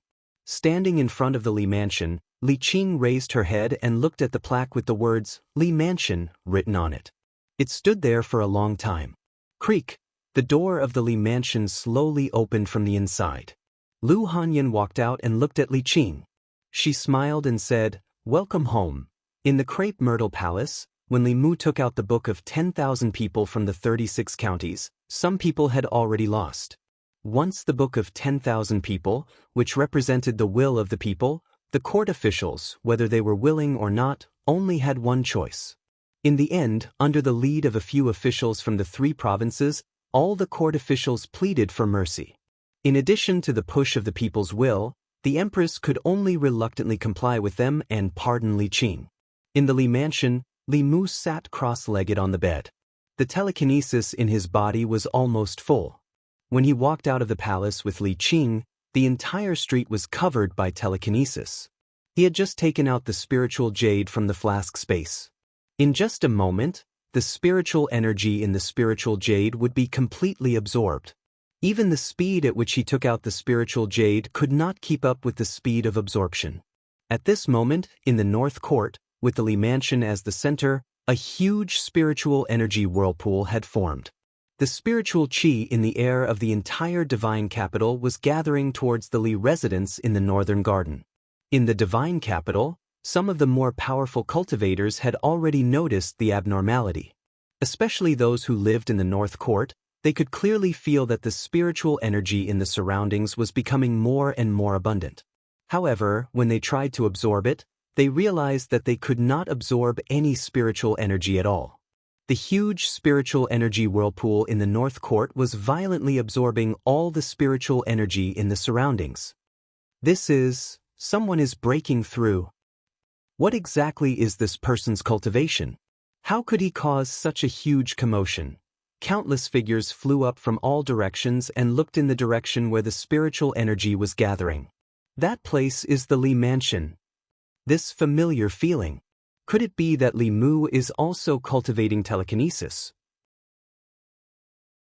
It's the same as Li Yi back then. No wonder his cultivation speed is so fast at such a young age. He actually dares to cultivate this path. Such a fast and domineering way of gathering spiritual energy was not something a normal cultivation path could achieve. Even a spirit-gathering array was far from it. Only telekinesis could have such an effect. The path of telekinesis was the fastest way to improve one's cultivation among all the paths of cultivation. The reason why so few people cultivated it was not because they did not want to, but because it was too difficult. Telekinesis originated from the people. To win the people's trust, one had to stand on the people's side. However, the interests of the people and the interests of the people in power were often contradictory. To stand on the people's side was to stand on the opposite side of the people in power. To walk on this path, one had to dare to do what ordinary people did not dare to do. There had been people who had done this before, but they had all died. After that, very few people walked on this path. If Li Mu did not have the Empress's protection, he would have been like Li Yi back then. His entire family would have been executed countless times. It was also because of the Empress's protection that he could walk to this day and become a righteous person in the hearts of the people in the divine capital. He relied on the people's telekinesis to quickly break through. The spiritual energy vortex above the Li Mansion spun for more than 2 hours. It almost sucked out all the spiritual energy in the divine capital before it slowly dissipated. At the same time, Li Mu, who was sitting cross-legged on the bed, slowly opened his eyes. The divine light in his eyes was restrained. The aura on his body was also extremely obscure. In the past, he was a sharp sword. Now, he had hidden his edge. Saving Li Qing was something he had to do. It was also in accordance with the people's will. With this, the telekinesis of the people in his body reached its peak. It allowed him to break through to the 5th level in one go. It also allowed him to resolve one of his obsessions. Li Mu walked out of the room. Hyun Jinko stood in the courtyard and smiled. "Congratulations, junior brother." Li Mu clasped his hands and bowed to the two of them. "Thank you for your help these days, senior brother and senior sister." Hyun Jinko said, "There's no need for thanks between fellow disciples." Yuzenzi said calmly, "The disciples of the Fulu school are not to be bullied." Hyun Jinko continued, "Junior brother, you just broke through. Your magic power is not stable yet. First stabilize your cultivation. As for other things, it won't be too late to talk about them later." Li Mu said, "I'll stabilize it later. I still have something to do. I have to go out for a while." Outside the palace, Li Mu and Li Qing stood side by side as they watched Zhou Zhong walk out of the palace. His hands were shackled by iron chains and his dermic powers were also sealed. This chain would only be removed when he arrived at the place of exile. 2 5th realm worshippers stood behind him. They would escort him all the way to the place of exile. Zhou Zhong looked at Li Qing with a gentle gaze. Finally, he looked at Li Mu and said, "When you have time, go to the Ministry of Justice and find Wei Peng. He has something that I left for you." Wei Peng is a promising talent. With a little promotion, he can take on great responsibilities. Li Mu nodded and said, "I understand." Zhou Zhong looked at Li Qing again and said, "Listen to Li Mu in the future. Don't be so rash. He knows how to protect you better than I do." Li Qing lowered her head and said softly, "Okay." Zhou Zhong finally looked at Li Mu and said, "Take good care of Qing." One of the worshippers said, "It's time to go." Zhou Zhong's gaze swept across his face and said, "Let's go." After sending Zhou Zhong out of the city with Li Qing and back to her residence, Li Mu went to the Ministry of Justice.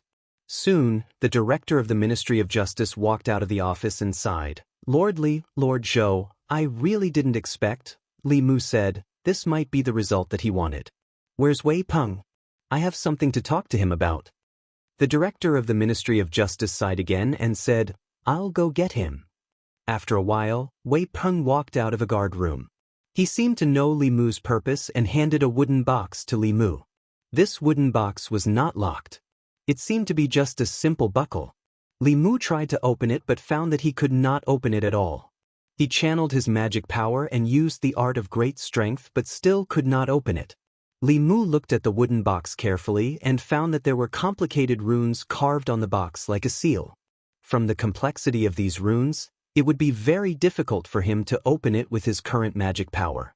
Therefore, he took the wooden box and returned to the Li residence to let Yuzinzi and Hyun Jinko take a look. Hyun Jinko looked carefully and said, "This is a seal rune. It can only be opened with brute force. If other methods are used, or if the runes are destroyed, I'm afraid the item in the box will also be destroyed." He tried to open the wooden box but still failed. Yuzinzi tried again, but it still ended in failure. She looked at the wooden box in her hand and said, "This seal is too strong. I'm afraid only those above the 7th realm can open it. If you have time, go back to Mount Bain and ask Senior Brother Sect Master for help." Li Mu waved his hand, "No need." After a while, Changel Palace. Li Mu took the wooden box and walked to Zhou Yi, saying, "Your Majesty, I can't open this." Crack. Zhou Yi took the wooden box and opened it easily. Li Mu leaned over and saw a book in the box. He took out the book, flipped through a few pages and slowly closed it. Chapter 371. In Changel Palace, Li Mu handed the booklet to Zhou Yi and asked, "Your Majesty, how should we deal with these people?" Zhou Yi flipped open the booklet and glanced at it a few times. Then he asked Li Mu, "What do you think?" Li Mu thought for a moment and said, "I think that the Great Zhou's imperial court has been suffering from a chronic problem for a long time. The court officials have formed cliques for personal gain, and in order to suppress dissidents, they will do anything. If we want to cure this chaos, we need to use strong medicine. Your Majesty can also take this opportunity to support some of your trusted aides, Zhou Qiong rubbed the space between his brows and said to Li Mu, "I'll leave this matter to you." Li Mu bowed and said, "I obey." The booklet Zhou Zhong gave him recorded the crimes of many officials of the two parties over the years. Some of them were corrupt, some of them took bribes, some of them bent the law for personal gain, and some of them abused their power. These records filled the entire booklet. A month ago, Li Mu felt that the imperial court should still be stable. Over the past month, Li Mu gradually realized that the Great Zhou's imperial court had a problem from the root. Rather than maintaining the stability on the surface and letting them slowly nibble away at the decaying Great Zhou, it was better to cut the Gordian knot and use strong medicine to weaken the old and new factions. At the same time, power would gradually return to the hands of the Empress. When the Empress completely controlled the imperial court, whoever passed the throne of the Great Zhou would have nothing to do with the old and new parties. Even if the Empress didn't pass the throne to the Zhou clan or the Shao clan, it would be her own business to pass the throne to her own son. Or, if the Empress's cultivation reached the 8th level, then no matter how strong the old and new parties were, they wouldn't even have the right to protest under absolute power. In that case, who would dare to bully him in the entire Zhou province, let alone the imperial court? Unfortunately, this could only exist in Li Mu's imagination. The Empress' 7th level came more from her inheritance than from her own cultivation. Unless she encountered a greater opportunity, the 7th level was the peak that she could reach in this lifetime. At present, all the 7th realm powerhouses that Li Mu knew, including Shenjizi, were promoted to the upper realm through inheritance. Zhou Yi leaned against the dragon throne and propped up his head. He said, "I'm a bit tired. Here are a few memorials. Help me take a look." Li Mu moved a chair and sat in front of the table. He said, "Your Majesty should rest first. When you wake up, the soup in the imperial kitchen will be almost ready." Although it was unlikely that a 7th realm cultivator would tire herself out, Li Mu didn't forget that the Empress' inner demon had yet to be removed. Suppressing the inner demon was an extremely taxing task. The exhaustion of mental energy was no less than fighting a battle with an expert of the same level. With Li Mu here, she didn't have to worry about court matters. Zhou Yi leaned against the dragon throne and closed her eyes to recover her mind. Suddenly, a cloud of fog appeared in front of her. When the fog dissipated, she was no longer in Chang'e Palace, but in the Imperial Garden. Zhou Yi quickly realized that this was a dream. As a 7th realm cultivator, she could control her body and consciousness. However, dreams didn't seem to have much to do with a person's consciousness. Instead, it was dominated by another consciousness. She wanted to withdraw her consciousness from the dream, but she heard a sound coming from the depths of the Imperial Garden. This made her change her mind. She was also interested in the contents of the subconscious fantasy. Thus, she walked along the path of the Imperial Garden and slowly walked into the depths. As she walked, the conversation in the depths of the garden gradually became clear. "This orange is very sweet. It's a tribute orange from Jiangnan. Try it. I want you to feed me." "Nonsense.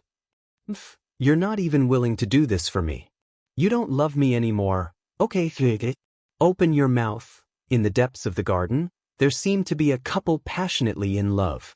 Zhou Yi had never experienced love, so she didn't feel envious. She just felt that even the fragrance of the flowers in the Imperial Garden couldn't cover up the sour smell in the air. Just as she was about to leave, the couple sitting in the pavilion suddenly turned around. In the pavilion, the other her was peeling the orange with a smile and sending the orange pieces into the mouth of the person in her arms. And the person nestled in her arms was actually Chang'e Palace. Zhou Yi, who was lying on the rocking chair, suddenly opened her beautiful eyes. Fine sweat even seeped out of her forehead. After Li Mu finished reading the last memorial, he inadvertently glanced over and found that the Empress had woken up. Then he asked with some surprise, "Your Majesty, are you very hot?" Zhou Yi looked at Li Mu. The scene in her mind appeared again. She realized that her inner demon seemed to be getting more and more serious. Li Mu noticed the Empress's absent-mindedness. He waved his hand in front of her eyes and whispered, "Your Majesty, Your Majesty." Zhou Yi came back to her senses and said, "I'm fine. You can go back first." Li Mu said, The soup in the imperial kitchen is ready. I'll go get a bowl for you. Zhou Yi waved her hand and said, no need. I'll let Ali leave in a while. You can go back first. Li Mu tidied up the memorials he had read and put the chair back in place. He said, then I'll go back first. Walking out of Changle Palace, he sighed softly. The reason he came to Changle Palace was that he didn't know how to face the situation at home. He wanted to sort out his thoughts first, but the Empress obviously didn't give him the chance. It was now lunchtime. In the Imperial Palace, the officials of the various government offices began to walk out in groups. An official looked at Li Mu walking out of Changle Palace and said with emotion, what is a favored official? This is a favored official. The number of times he goes to Her Majesty's bedchamber is more than the number of times he goes to the Secretariat. Another official said, what is he holding in his hand? It looks like a book. When his eyes swept over the book in Li Mu's hand, he inexplicably shivered. He crossed his arms and said, it's cold. Tomorrow I'll have to wear more clothes. Li Mu walked out of the Imperial Palace and all the way back to the Li residence. He stood in front of the gate, but he didn't step in. It was hard for him to imagine what it would be like if Li Qing and Lu Hanyan appeared at home at the same time. In Lu Hanyan's eyes, Li Qing was undoubtedly Li Mu's ex-girlfriend. Although they had never confirmed their relationship, Li Mu couldn't deny that Li Qing was indeed his first love. If it wasn't for fate, the person sleeping next to him every night might be someone else. When a wife meets an ex-girlfriend, and the current master of the Li residence meets an ex-master, it would be good if the two didn't fight. It couldn't be a happy and harmonious sisterly relationship, right? The gate of the residence suddenly opened. Xiao Bai ran out of the courtyard and asked in confusion, benefactor, what are you doing at the gate? Li Mu rubbed her head, took a deep breath, and stepped into the house. There wasn't the awkward atmosphere he imagined. Li Qing and Lu Hanyan were sitting in the courtyard and talking. They were neither too enthusiastic nor too distant. Li Mu walked into the courtyard and said, I'm back. No one paid attention to him. Lu Hanyan looked at Li Qing and asked, where was Miss Li's previous room? I'll ask Wan Wan to help you tidy it up. Li Qing said, no need, I'll tidy it up myself. Lu Hanyan shook her head and said, this used to be your home, and it will still be your home in the future. You don't have to be so polite in your own home. What Li Mu was worried about didn't happen. Lu Hanyan, who had always been stingy in relationships, was so magnanimous that he couldn't believe it. At night, when Li Mu was about to go to his room to sleep, the bedroom door slammed shut just as he reached the door. In the room, Lu Hanyan said gently, from today onwards, you'll sleep in the study. Her voice was very gentle, but the words she said were as cold as an iceberg. Late at night, on the small bed in the study, Li Mu hugged Xiao Bai and stroked her smooth fur. Only then did he feel some warmth in his heart. She was the only one who would stay by his side all this time, in a certain residence in Nanyuan. In a secret room, a soft conversation could be heard.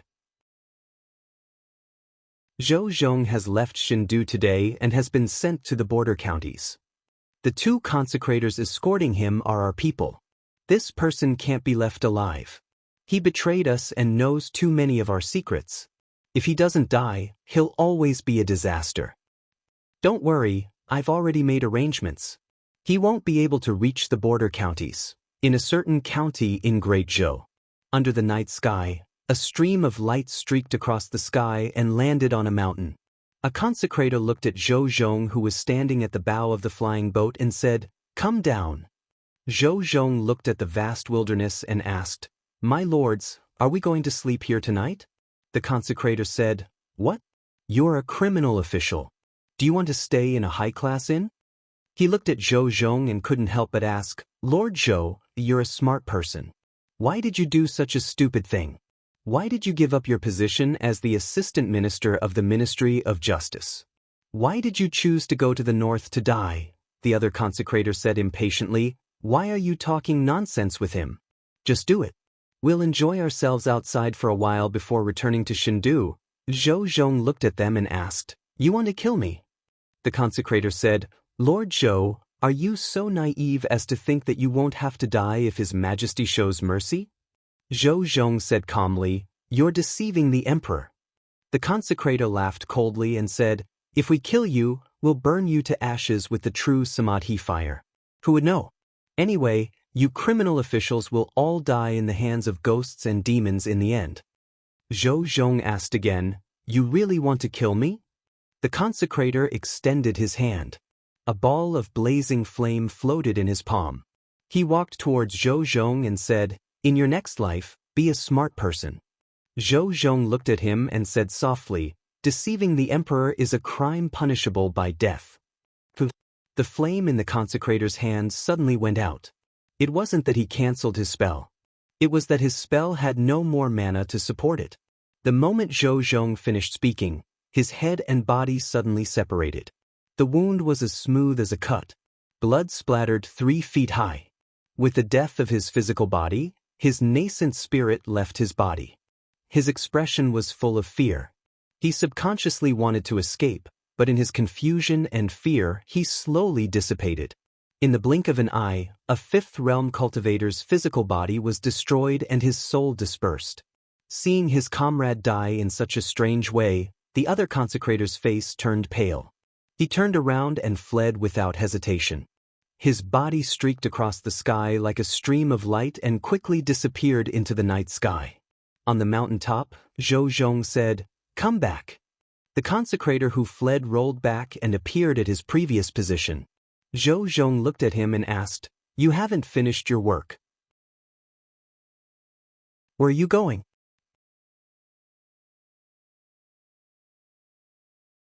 Chapter 372. Fairies' Capital, Department of Worship.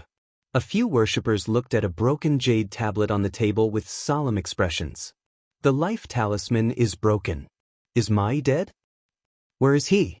Ma Yi and Zheng Zong escorted Zhou Zhong to the place of exile. Could it be that Zhou Zhong broke free from the torture instruments and escaped? Zheng Zong's life talisman is still intact. Why didn't he send a message back? Just as he finished speaking, a high official strode in and said, "I've just received a message from High Official Zheng. Ma Yi wanted to kill Zhou Zhong while he was escorting him, but he was killed by Zhou Zhong." As soon as these words were spoken, it caused an uproar. Why did worshipper Ma want to kill Zhou Zhong? Zhou Zhong's mana was restricted. How did he kill worshipper Ma? The Department of Worship was controlled by the royal family in the previous dynasty. Even now, the Shao royal family still had absolute control over the Department of Worship. Many worshippers in the Department of Worship were loyal to the old party. They would listen to the old party's orders and kill Zhou Zhong to vent their anger in the middle of his exile. This was reasonable. However, Ma Yi wanted to kill Zhou Zhong but was killed instead. This was somewhat unbelievable. Zhou Zhong's strength was slightly inferior to Ma Yi's. Under the circumstances where his mana was not restricted, he was not Ma Yi's match. With his mana restricted, his strength was less than 10%. A transcendent realm cultivator could probably kill him. How could he kill another transcendent realm cultivator in the presence of a 5th-level worshipper? A worshipper looked troubled and asked, "How should we deal with this?" Another worshipper said, "Zhou Zhong is a sinner and has committed such a grave crime.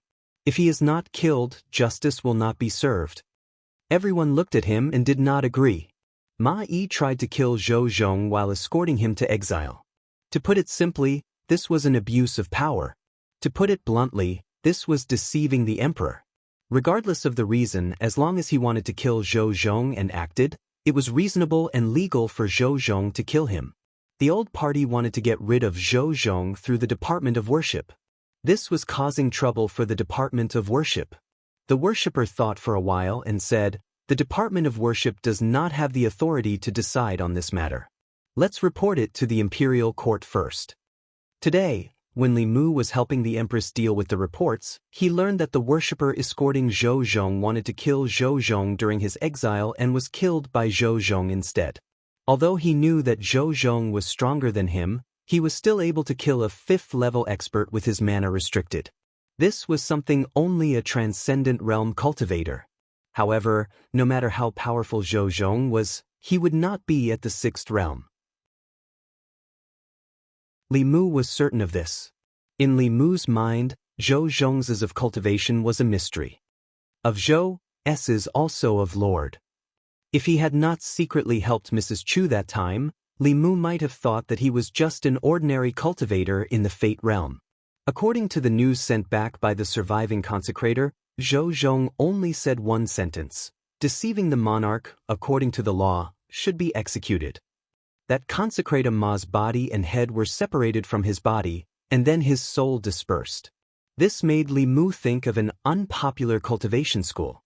Before the rise of Buddhism, there were all sorts of cultivation schools. There was the school of medicine, the school of military, the school of music, the school of legalism, and so on. These schools all had their own specialties. Later, when Buddhism prospered and gradually became the mainstream of cultivation, these smaller schools slowly became extinct. Of these schools, Li Mu had the deepest impression of the school of legalism. The cultivators of legalism did not cultivate abilities or Taoist techniques. Once they reached the peak of their cultivation, their words became law. Taoist techniques and abilities were useless before them. Even though this ability was not limitless, it still made Li Mu very envious.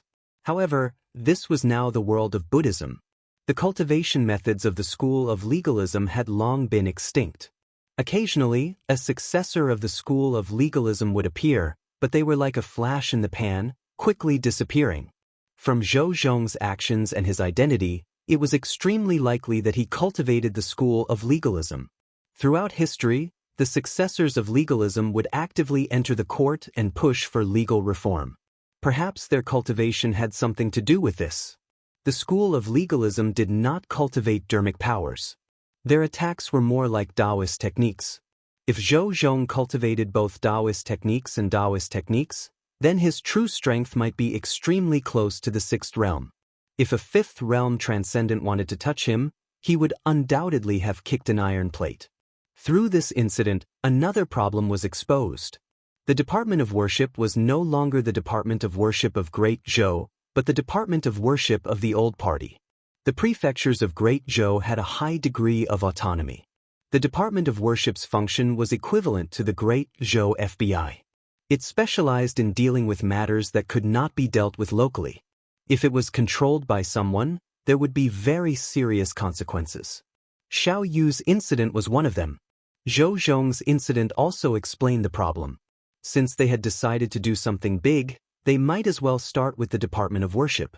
However, before that, there was an even more important matter that the Secretariat had to deal with immediately.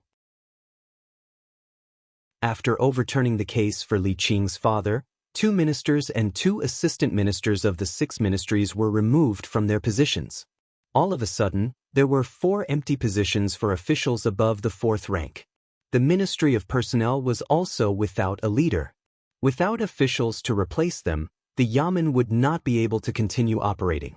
Regarding this, the Secretariat had been arguing for an entire morning. The Ministry of Personnel was the lifeblood of the Old Party. It was originally completely controlled by the Old Party. 1 minister and 2 assistant ministers were all members of the Old Party. The minister of the Ministry of Personnel was the Duke of Nanyang. Through the Ministry of Personnel, the Old Party controlled the assessment, appointment, and dismissal of most officials in Great Zhou. They also indirectly influenced the Department of Worship. It could be said that they had grasped the lifeline of the imperial court. In the process of overturning the case for Li Yi, Li Mu and Zhou Zhong had cut off the lifeblood of the Old Party. It seemed that the Old Party had only lost 3 officials, but in reality, they had suffered heavy losses. The Old Party was the upper echelons of the government and could influence countless lower echelons of the government. Without the Ministry of Personnel, the Old Party would lose half of their authority in the imperial court. Therefore, they hated Zhou Zhong to the bone and wished that they could get rid of Zhou Zhong on the way to exile him. This time, the position of the Minister of the Ministry of Personnel was contested by Xiao Ziyu, who represented the royal Xiao family, and Zhou Xiong, who represented the Zhou family, for the entire morning. They argued until their faces were red and their necks were thick, but no one gave in to the other. It was impossible for them to give in. In terms of power, the Minister of the Ministry of Personnel was the most powerful among the 6 ministers. The Old Party wanted to take back the position that originally belonged to them, and the new party would not let go of this one and only opportunity. If they obtained the Ministry of Personnel, they would be able to suppress the old party. Compared to them, the others did not speak much. This important position did not belong to the old party, but to the new party. It could not fall to anyone else. As for the Minister of the Ministry of Personnel, the Secretariat could submit 7 candidates. In order to ensure that nothing went wrong, the Xiao family wanted to monopolize the 7 positions. Naturally, the Zhou family also wanted to monopolize it. Neither side would let the other have their way. As the two argued back and forth, Li Mu felt a headache coming on. Why don't you take a look and see if the person you nominated has any qualifications? My person doesn't have any qualifications, but your person does? At most, I'll give you 1. 7 positions, not 1 less. This position originally belonged to us. Li Mu finally could not take it anymore. He slammed the table and said, "The two of you, that's enough." He looked at Zhou Xiong and Xiao Ziyu and said, "The two of you have argued for 4 hours over a single position. Do you still have any respect for your colleagues? There are still 2 assistant ministers and 1 minister to recommend. Are you going to discuss this until next year?" The other officials of the Secretariat agreed with Li Mu and spoke up. "Yes, Lord Li is right. If the two of you continue like this, when will it end? Let's discuss and come up with a plan." After some thought, Li Mu said, "How about this? Of the 7 positions, each of you can have 3. The last position can be left empty or someone else can be chosen." "But I don't agree." The two of them refused without hesitation. Whether it was the new party or the old party, they were both determined to obtain the position of Minister of Personnel. They did not want to give up even 1 position, much less 3. "What right do you have to disagree?" Li Mu's face darkened as he said, "As officials of the Secretariat, are you more handsome than the other officials or have a higher cultivation? Why should the two of you decide on 7 positions? By allowing the two of you to discuss this, we are giving you face. If you don't want it, then we won't give it to you. For these 7 positions, the 6 officials of the Secretariat will each recommend 1 person, and the last one will be decided by Assistant Minister Lu. Are the two of you satisfied?" Zhou Xiong and Xiao Ziyu were speechless. The other 3 officials of the Secretariat felt extremely satisfied. Li Mu's words had spoken out what they had been thinking for many years. There were 6 Imperial Secretariat officials in the Central Secretariat. Everyone had the same rank and status. Due to the influence of the old and new factions, they usually gave these 2 people more power to speak. If they continued to push their luck, then they would be asking for more face. Which of the officials of the Secretariat did not come from an illustrious clan? They were not inferior to the Xiao clan or the Zhou clan. For thousands of years, the dynasties of this land had, at some point in time, shared the same surname as them. Who did not have some pride in their hearts? Not long after Li Mu's voice fell, Wang Shi of the Secretariat said, "I agree with what Sir Li said." Zhang Huili continuing to argue like this is not a solution. "If the two of you do not agree with Lord Li's initial proposal, then we will each nominate 1 person. Wouldn't this be fairer?"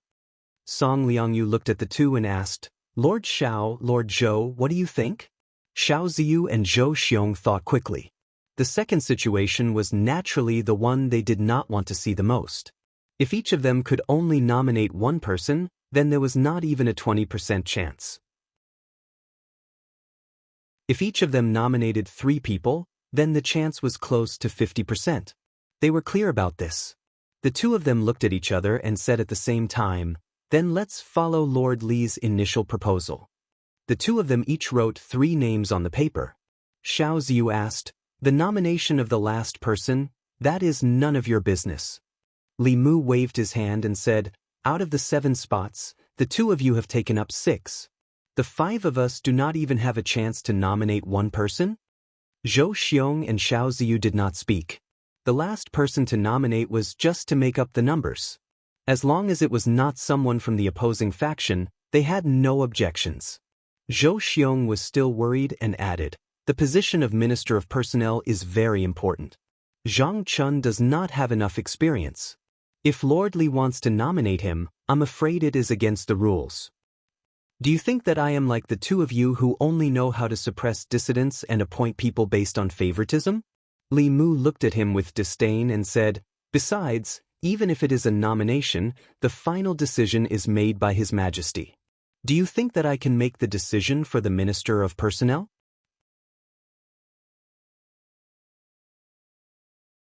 Chapter 373. The position of Minister of Official Personnel Affairs was extremely important.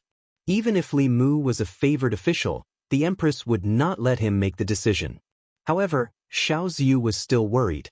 He asked, "If I may ask, who would you like to nominate?" Li Mu actually wanted to nominate Zhang Chun. After all, he owed old Zhang a lot of favors. If he became Minister of Official Personnel Affairs, he would have the right to apply for a 5-sectioned house from the imperial court. He would have servants and maids.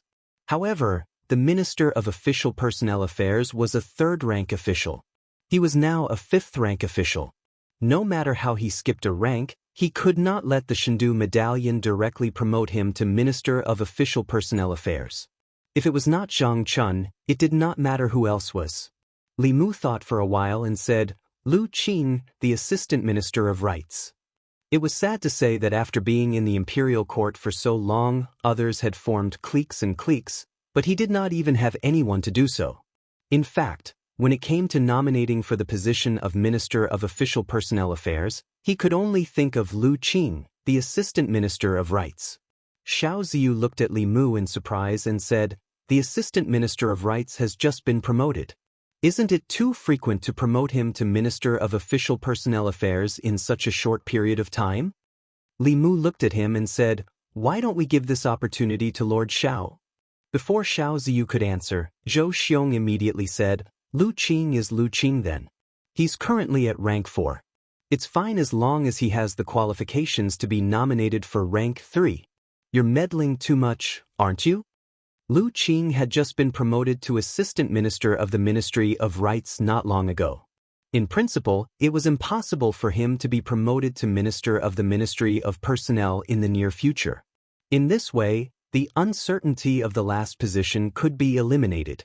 Wasn't nominating Lu Qing much better than Li Muzhen nominating a capable and experienced official? Although Zhou Xiong did not like Li Mu, he would not blindly oppose him at a time like this. Li Mu looked at the other 3 officials of the Secretariat and asked, "I am just randomly nominating someone. Do the other 3 have any thoughts?" The other 3 secretaries shook their heads in unison. Wang Shi said, "Let's listen to Sir Li." Both the new and old parties were determined to win the position of Minister of Personnel. It was useless for them to nominate him. Li Mu and Lu Qing were neither relatives nor friends. Nominating him was just to make up the numbers. Since it was just to make up the numbers, it didn't matter who made up the numbers. Under Li Mu's forceful intervention, Zhou Xiong and Xiao Ziyu made a compromise, and the candidate for the Minister of Personnel was finally decided. Zhang Huaili said, "Next, it's the 2 assistant ministers' turn." Xiao Ziyu quickly added, "It's best if the position of Assistant Minister of the Ministry of Personnel is taken up by an official familiar with the Ministry of Personnel's affairs. It's more than suitable for the position to be replaced by 2 ministers of the Ministry of Personnel. There's nothing else to discuss." The other 3 officials from the Secretariat still did not express any opinions. In the past few years, the old party had already built the Ministry of Personnel into an iron bucket that was impenetrable. The 2 directors of the Ministry of Personnel were also officials from the old party through and through. They would not easily let others interfere. Li Mu looked at Xiao Ziyu and said indifferently, "In my opinion, we should ask His Majesty to reduce the number of officials in the Secretariat." Xiao Ziyu did not know why Li Mu suddenly brought up this matter. He asked, "Why?" Li Mu said, "Because Lord Xiao alone is enough for the Secretariat. You alone can make the decision for the important matters that require 6 Secretariat secretaries to discuss. The few of us are paid by the imperial court, but we don't do anything for the court. We really feel guilty." Xiao Ziyu's face turned red. Li Mu was blatantly saying that he acted arbitrarily. Zhou Xiong was somewhat gloating. He said, "Lord Xiao is too domineering. Why don't you just decide on His Majesty's behalf who will take these 2 positions?" Xiao Ziyu's face darkened. Then what do you think we should do? Zhou Xiong said, it's very simple. The 6 of us will each nominate one person. The last person will be decided by Assistant Minister Lu or Lord Head of the Secretariat. In any case, the new party would not be able to get either of the 2 assistant minister positions in the Ministry of Personnel. He did not mind muddying the waters so that the old party would not be able to get them either. Zhou Xiong's words pushed him to the opposite side of everyone. Xiao Ziyu was silent for a moment. He could only say, that's fair. Let's do it this way. It was rare that the 2 assistant minister positions in the Ministry of Personnel were decided by the 7 of them. The positions of Assistant Minister of the Ministry of Justice and Minister of Works were also contested by 2 people who represented the interests of the old and new parties. Under Li Mu's efforts, a few other people also received a few nominations. The other 3 officials of the Secretariat finally felt a sense of participation. This was actually the norm in the Secretariat. The reason there were 6 officials of the Secretariat was not only because they corresponded to the 6 ministries, but also because these 6 people belonged to different factions. This was to prevent one party or one faction from having too much say in important matters of the court. In the past few years, the court officials had taken sides, forming the old and new parties. They each occupied the court, and the structure of the Secretariat was also affected. It was practically Zhou Xiong and Xiao Ziyu's opinions. This situation finally changed after Li Mu came to the Secretariat. Under the protection of Her Majesty, the old and new parties could not do anything to him. After the 6 officials of the Secretariat decided on the candidates for the positions, they handed them over to the Assistant Minister of the Secretariat and the head of the Secretariat. If the officials of the Secretariat had no objections, they would send them to the Ministry of Martial Arts. After the Ministry of Martial Arts verified the candidates, they would hand them over to the Empress to decide on the final candidates.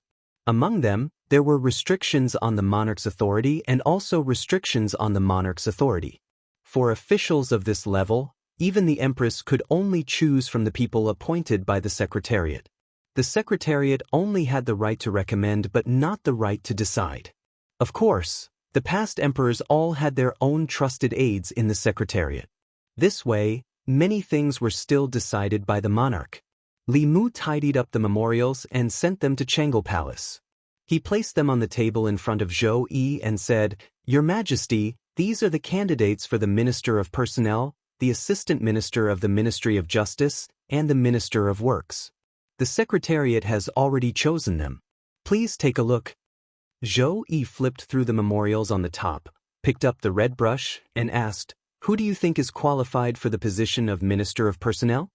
Li Mu said, This is a matter of great importance. Your subject does not dare to speak carelessly. Zhou Yi thought for a moment and was about to circle a name when Li Mu coughed softly. Zhou Yi paused. The tip of the brush brushed past that name and stopped above another name. Li Mu coughed again. The tip of the brush continued to slide down. Cough, cough, cough. After several coughs, when the tip of Zhou Yi's brush stopped at the last name, Li Mu finally stopped coughing. Zhou Yi circled the 2 words, Lu Qing. Li Mu smiled and said, Your Majesty is wise. Although Lu Qing's qualifications are somewhat lacking, he does not form cliques and does not pursue personal interests.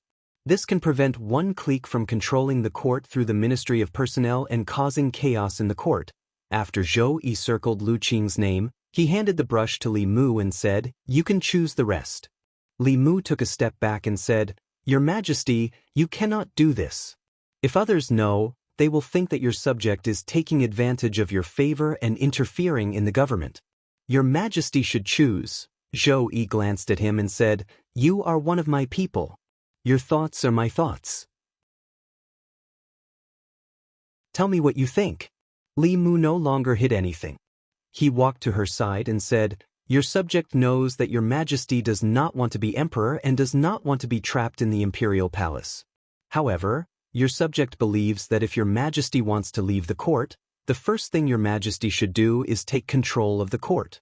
For these important positions, your Majesty should consider placing officials loyal to your Majesty and not officials from the old or new cliques. Zhou Yi said lightly, Right now, I feel that there is nothing bad about being emperor. Li Mu lowered his head and glanced at her. Right now, she felt that being emperor was not bad because he had helped her do the things that an emperor should do. He had also helped her worry about the things that an emperor should worry about. Apart from showing her face at the morning court every 3 days, had she ever fulfilled any of the duties an emperor should have? Li Mu dared to complain about this in his heart. If he said it out loud, the empress might come to find him in his dreams tonight. Li Mu cleared his throat and said, "As for these candidates, I can give your majesty some suggestions. The minister of personnel is Lu Qing. As for the 2 assistant ministers, one can be given to the Wang family. As for the other, I recommend Zhang Chun. Sir Zhang has always kept himself clean and has never been associated with the old or new cliques. As long as your majesty gives him a house with 5 courtyards and a few maids, he will work for your majesty. As for the assistant minister of justice, I recommend the former minister of justice, Yang Lin. Although he seems to be from the old clique, there is still room to rope him in. Letting him be the assistant minister of justice can also appease the old clique and lessen their unbalanced mentality of losing the ministry of personnel. Finally, the minister of works. Although this position is not as important as the minister of personnel, it is best to have it in the hands of one of our own. For this position, I recommend the North County Governor, Qin Jingyuan. After Zhou Zhong's matter, the 6 important positions were empty. This affected the hearts of countless people in the imperial court.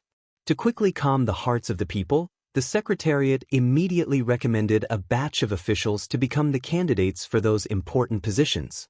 Amongst them, who the 3 officials of the Ministry of Personnel would end up in was something that both the old and new cliques cared about. The final result would affect which party would control the Ministry of Personnel in the future and influence the imperial court to the greatest extent. The Secretariat did not have to wait for long before the Changle Palace had a result. The current Assistant Minister of Rights, Lu Qing, was moved to the Minister of Personnel. Zhang Chun, Imperial Clan Temple Governor, was moved to the left Assistant Minister of Personnel. At the same time, he held the positions of Imperial Clan Temple Governor and Imperial Clan Temple Governor. Wang Xing was moved to the Ministry of Personnel as the right Assistant Minister. The Minister of Justice, Yang Lin, was promoted to Assistant Minister of Justice. The person who was chosen to be the Minister of Works was even more surprising. It was the North County Governor, Qin Jingyuan. Very few people in the imperial court knew this name. Apart from the selection of the Assistant Minister of the Ministry of Justice as expected, the final selection of the other important ministers were all shocking. The Secretariat. Looking at the name list that returned from Changle Palace, the names behind the few important positions were actually the officials that Li Mu used to make up the numbers. Xiao Ziyu and Zhou Xiong reacted at the same time. Not good. We fell into a trap again.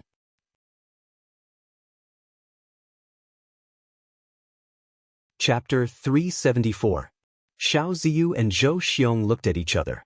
Only when they saw the name list did they realize that Li Mu had set a trap for them from the very beginning. He was best at hiding his true intentions. On the surface, he seemed to be doing it for the good of everyone, but behind his back, he had a secret that no one knew. When everyone was discussing the imperial examination system, Li Mu had made a huge contribution. Everyone thought that he was working for the Empress. No one expected that his series of actions, which seemed to be preparing for the imperial examination, was actually to trick the assistant minister of the Secretariat, Cui Ming. Judging from the result, Li Mu was not trying to mediate between the two at all. His true motive was to promote his people to high positions and weaken the power of the two parties at the same time. I was careless. I forgot. This little fox is cunning. How could he do such a thing without a motive? At this moment, the two of them, who belonged to different camps, felt a sense of sympathy for each other and shared a common hatred for the enemy. However, in the next moment, the two of them snorted coldly at the same time and walked out of the Secretariat. Not long after, in the southern park, Duke Manor of Nanyang. The veins on Duke Nanyang's forehead throbbed. He gritted his teeth and said, "That damned Li Mu. He won't let us have what he can't have." Xiao Ziyu thought for a while and said, The most important thing is that the position of Minister of Personnel was not taken advantage of by the Zhou clan. Perhaps we can try to rope in Lu Qing. As far as I know, he hasn't been roped in by the Zhou clan. That's because the Zhou clan can't rope him in. Duke Nanyang said in a deep voice, "Do you think we haven't tried to rope in Lu Qing? When he was promoted to Assistant Minister of Rights, we tried to rope him in, but he ignored us. In the past 9 years in the imperial court, he has always been a loner and doesn't get close to anyone. He goes straight home after leaving the court. I invited him to banquets several times, but he rejected me." Xiao Ziyu shook his head and said, "Such a person can actually become the Minister of Personnel." An important position like the Minister of Personnel had always been fought for by different factions.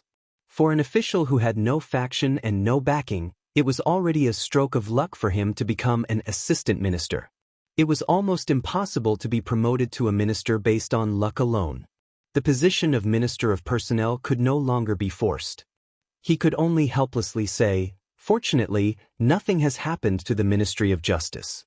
The Department of Worship is also under our control." At the same time, in the study of the Zhou family's minister Zhou Zhong, the 4 Zhou brothers fell into silence. The Zhou family didn't suffer too many losses this time. Among the 6 ministries, the Ministry of Works had the least power. Thus, whether it was Zhou Ting's resignation as assistant minister or Zhou Chuan's dismissal, it didn't affect the Zhou family too much. The Xiao clan, on the other hand, had lost the Ministry of Personnel. Their lifeline had been cut off. However, this was not entirely good news for the Zhou family. In the past, the Empress didn't care much about the fight between the old party and the new party, and she wouldn't intervene. But now, she was deliberately suppressing the new party and the old party. This time, she appointed several important official positions, avoiding the officials of the new party and the old party. She intended to cultivate her own forces, which was more significant than suppressing the other 2 parties. Could it be that she's really cultivating her own forces? Zhou Chuan's face was full of doubt. He asked, "In the past, she only wanted to condense the next strand of Emperor's qi as soon as possible and pass down the throne. She didn't care much about the fight between the 2 parties. Could it be that her thinking has changed?" Zhou Ting said indifferently, "It's very possible. Ever since she began to favor Li Mu, she's changed more and more." Zhou Xiong said with incomparable certainty, "I'm very sure that Li Mu must be behind Her Majesty's actions. This time, from the beginning to the end, was a trap set by him. I suspect that he wants to support his own party. No matter what, Li Mu must be taken seriously." The Ministry of Rights. In the assistant minister's office, Lu Qing was packing his things. From tomorrow onwards, he would take up his post at the Ministry of Personnel as Minister of Personnel. The Minister of Rights walked into the office and clasped his hands in greeting. "Congratulations, Lord Lu. Lord Lu's promotion speed is really fast." Rather complicated emotions flowed in the depths of his eyes. In the short span of half a year, he had personally witnessed Lu Qing rise from a small minister counselor of the Ministry of Rights to a physician, assistant minister, and now, Lu Qing had become the Minister of Personnel. He held real power in his hands, and his status was firmly above his own. As Lu Qing's superior, he had mixed feelings. Lu Qing also sighed emotionally. "Yes, I also didn't expect this place to rise so quickly." Northern Court. Li Mu stood at the entrance of his house, watching Zhang Chun move in. This time, not only had old Zhang been promoted, his residence had also been changed from 3 entrances to 4 entrances. In addition, the Empress had also rewarded his family with 2 servant girls and 2 servants. The distance between the Zhang residence and the Li residence had also become closer. At the housewarming banquet, he patted Li Mu on the shoulder and said, "Between us, there's no need to say anything unnecessary. Come, let's drink this cup." There weren't many people at the banquet. Other than Zhang Chun's family, there were also Zhang Shan, Li Si, Li Mu, and Li Qing. Since the last time he came to Luoyang, Zhang Shan hadn't gone back. He had never been to Luoyang before and was shocked by the prosperity of the streets. He had already asked Lu Hanyan for permission to open a branch here. Coincidentally, Lu Hanyan also had the same idea, so he stayed for the time being. After a few cups of wine, Zhang Shan looked at Li Qing and asked, "Boss, what do you plan to do next? Will you continue to stay in Luoyang?" Li Si kicked him under the table, but it was too late. Li Qing was silent for a moment, then said, "In 2 days, I should return to Mount Baiyun." Li Si's lips moved slightly. He wanted to say something, but in the end, he didn't speak. He poured a cup of wine and said to Li Mu, "Here's to you." The wine cups clinked. He gave Li Mu a meaningful look and said, "You guys have gone through a lot of trouble to get to where you are today. You must cherish the people in front of you." Zhang Shan raised his wine cup and said, "That's right. You and the shopkeeper have gone through a lot of trouble to get together. You must cherish her in the future." Li Si poured another cup of wine and said to Li Qing, "Here's to you, boss. I hope you can think carefully before you make a decision in the future. Don't regret it in the future." Zhang Shan agreed and said, "That's right. If you hadn't killed those corrupt officials, this matter would have been much simpler. You wouldn't have to stay in the Imperial Clan Temple. They would still be beheaded in the end." Ever since Li Qing came to the house, Li Mu had been sleeping in the study with Xiao Bai in his arms every day. Not only that, on the second day after Li Qing came to Luoyang, Lu Hanyan removed all the festive decorations inside and outside the Li residence, including the big red lanterns at the door. According to the customs of Luoyang, the lanterns with the word "happiness" on them had to be hung for 3 months for the wedding celebration. He knew what Lu Hanyan meant. She was taking care of Li Qing's feelings. Li Qing's family had just passed away. For Li Qing, she chose to sacrifice herself. At night, Li Mu was about to enter the study when he saw a figure standing outside the room. Li Mu walked forward and asked in confusion, "Boss, why aren't you sleeping yet?" Li Qing said softly, "I wanted to tell you that I'm going back to Mount Baiyun to cultivate tomorrow.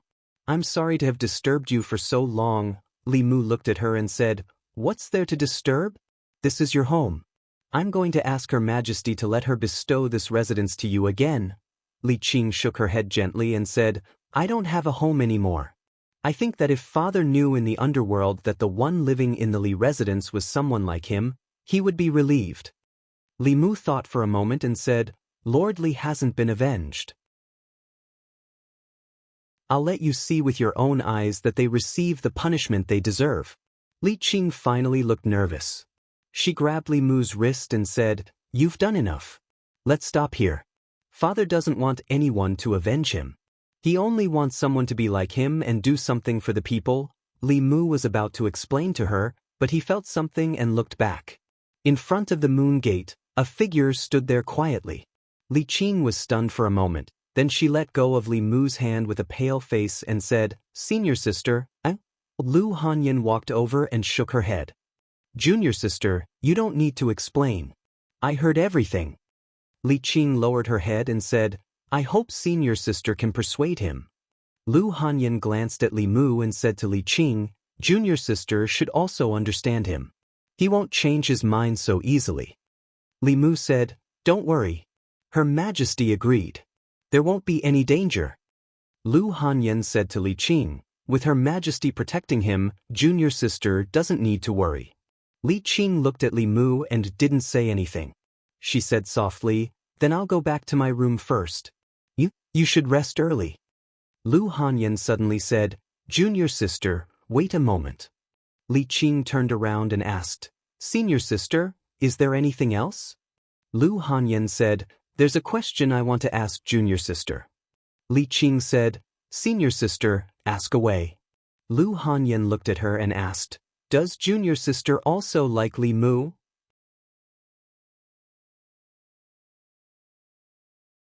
Chapter 375. Li Mu had already prepared to return to his room to sleep. When he heard Lu Hanyan's words, he suddenly quivered and hurriedly said, "What are you talking about?" Lu Hanyan glanced at him and said, "Men shouldn't interrupt when women are talking." A trace of nervousness and panic flashed in the depths of Li Qing's eyes. However, after she met Lu Hanyan's gaze, that trace of panic gradually turned into calmness and indifference. She remembered what Li Si said before she left Yangqiu County. Li Si said that in terms of relationships, it was always easier to take a step back than to take a step forward. If she took a step back now and regretted it in the future, she would have to take more than one step forward. By the time she regretted it, someone would have already walked in front of her. In fact, she regretted it, but it was already too late because someone had already walked in front of her. Li Qing looked at Lu Hanyan and said calmly, "Yes, I have liked him since a long time ago. However, senior sister, don't worry. I won't fight with you for anything. I will leave tomorrow morning." She wanted to deny it against her will, but if she denied it this time, she would never have the chance to say it again. Li Mu looked at Li Qing with an indescribable feeling in his heart. Lu Hanyan sighed softly and said, "Actually, the one who should leave is me. This is your home. The person he liked in the beginning was also you. I just took advantage of the situation." Li Qing shook her head and said, "This is my own choice. I should also bear the consequences. The person who has always been by his side is you. This is no longer my home. Its owner is you. I hope that the two of you can be united and grow old together." Lu Hanyan asked, "What about you?" Li Qing thought for a moment and said, "I will stay in Baiyun Mountain and repay the sect's kindness." Lu Hanyan was silent for a moment and said, "The one you should repay the most is not the sect, but a certain someone." Li Mu looked at Lu Hanyan. For a moment, he couldn't figure out her routine. Li Qing nodded and said, "If you need me to do anything, I won't refuse." Lu Hanyan looked at her and said, "Then give yourself to me." Li Qing looked at her with a stunned expression. Li Mu looked at her, dumbfounded. Li Qing came back to her senses and said in disbelief, What are you talking about?" Lu Hanyan's expression was melancholy, and her tone was somewhat helpless. She continued, "Although I don't want to share my husband with others, it's not that I can't accept it if that person is you. After all, you're in front of me. A man can't forget the first woman he likes in his entire life. While he's with other women, he still has to think about an outsider. Why not let him think about his own sisters? You're not the first, and you're not the only one." Li Qing's lips moved. Her thoughts were in a mess. Lu Hanyan looked at Li Qing and said, "Of course, you can also refuse. That way, I won't feel guilty towards you at all. It's not that I stole your husband. It's you who didn't want him, and you didn't want him twice. In the future, don't go around telling people that I, Lu Hanyan, am not moral." After Li Qing came back to her senses, her pale face had turned red. She whispered, Give me some time." After saying that, she quickly turned around and hurried into her room. Li Mu looked at Lu Hanyan in front of him and opened his mouth. Lu Hanyan glanced at him and said, "I'll give you an hour at most. Then come to my room." Seeing her turn around and leave, Li Mu was stunned for a long time. In the end, he pinched his thigh to make sure that what had just happened was not a dream. If this was not a dream, then happiness came too suddenly. After coming back to his senses, he slowly walked to the door of Li Qing's room. Her door was not closed. Li Mu walked in and saw her sitting on the edge of the bed with her head bowed. Li Mu did not say anything. He just silently walked to her side and sat down. The two of them sat in silence. After a while, Li Qing slowly leaned her head on Li Mu's shoulder. This was the closest she had been to Li Mu since they met. Li Qing softly said, "Actually, when we were in the Imperial Clan Temple, I wanted to lean on you like this." Li Mu put his arm around her shoulder and said, "You can lean on me for a lifetime." Li Qing did not say anything else. She quietly leaned on him for a while and then said, "Go to senior sister's place. Right now, she needs you more than I do." Li Mu nodded slightly and said, "I'll watch you rest." Li Qing lay on the bed and covered herself with the quilt. She looked at Li Mu and said, "Go." Li Mu walked out of her room and helped her close the door. Li Qing, who was lying on the bed, slowly opened her beautiful eyes and softly said, "Father, mother, did you see that? Qing, also has someone to rely on." Li Mu walked into Lu Hanyan's room. Lu Hanyan was sitting on the bed. She did not raise her head and asked, "She agreed?" Li Mu did not answer. He walked to her side and asked, "Why did you?" Lu Hanyan unhappily said, "If I don't ask her, should I wait for you to ask her? At that time, the one who will be angry will be me. So why don't I ask her myself?" Li Mu said, "What I mean is, why did you suddenly do this?" Lu Hanyan looked at him and said, It's not sudden. From the day she appeared in Chengdu, I thought about it. Your feelings for her are not something I can compare to. If you run away with her one day, what should I do?" Li Mu said indignantly, "What are you talking about? You are my legal wife. How can I run away with someone else?" Lu Hanyan asked, "So, if you had to choose between her and me, who would you choose?" Li Mu thought for a while and asked tentatively, "Can I have them both?" "Hey, don't bite me." After a long time, Lu Hanyan leaned into Li Mu's arms and said, "Anyway, I already have Wan Wan and Xiaobai. It doesn't matter if she has one more. If it was someone else, she could forget about marrying into the Li family. But she is Li Qing." She buried her head in Li Mu's chest and said, "Let me tell you, I have already married Li Qing for you. You can't abandon me for any reason in the future, any—" As she spoke, her voice became softer. The calmness and confidence she had when facing Li Qing just now had disappeared. Li Mu's clothes were wet from her tears. At this moment, Li Mu finally understood what she had been worried about these days. The experience of being abandoned by her parents when she was young had caused her trauma. Even now, it had not healed. Li Mu hugged her tightly and said seriously, "I will never abandon you, never." Changle Palace. Zhou Yi read several memorials. Suddenly, she raised her head and asked, "Where is Li Mu? Didn't he go to the minister's department today? I didn't see him in the morning court." Mr. Mei said, "I really didn't see him today." Zhou Yi thought for a while and put down her brush.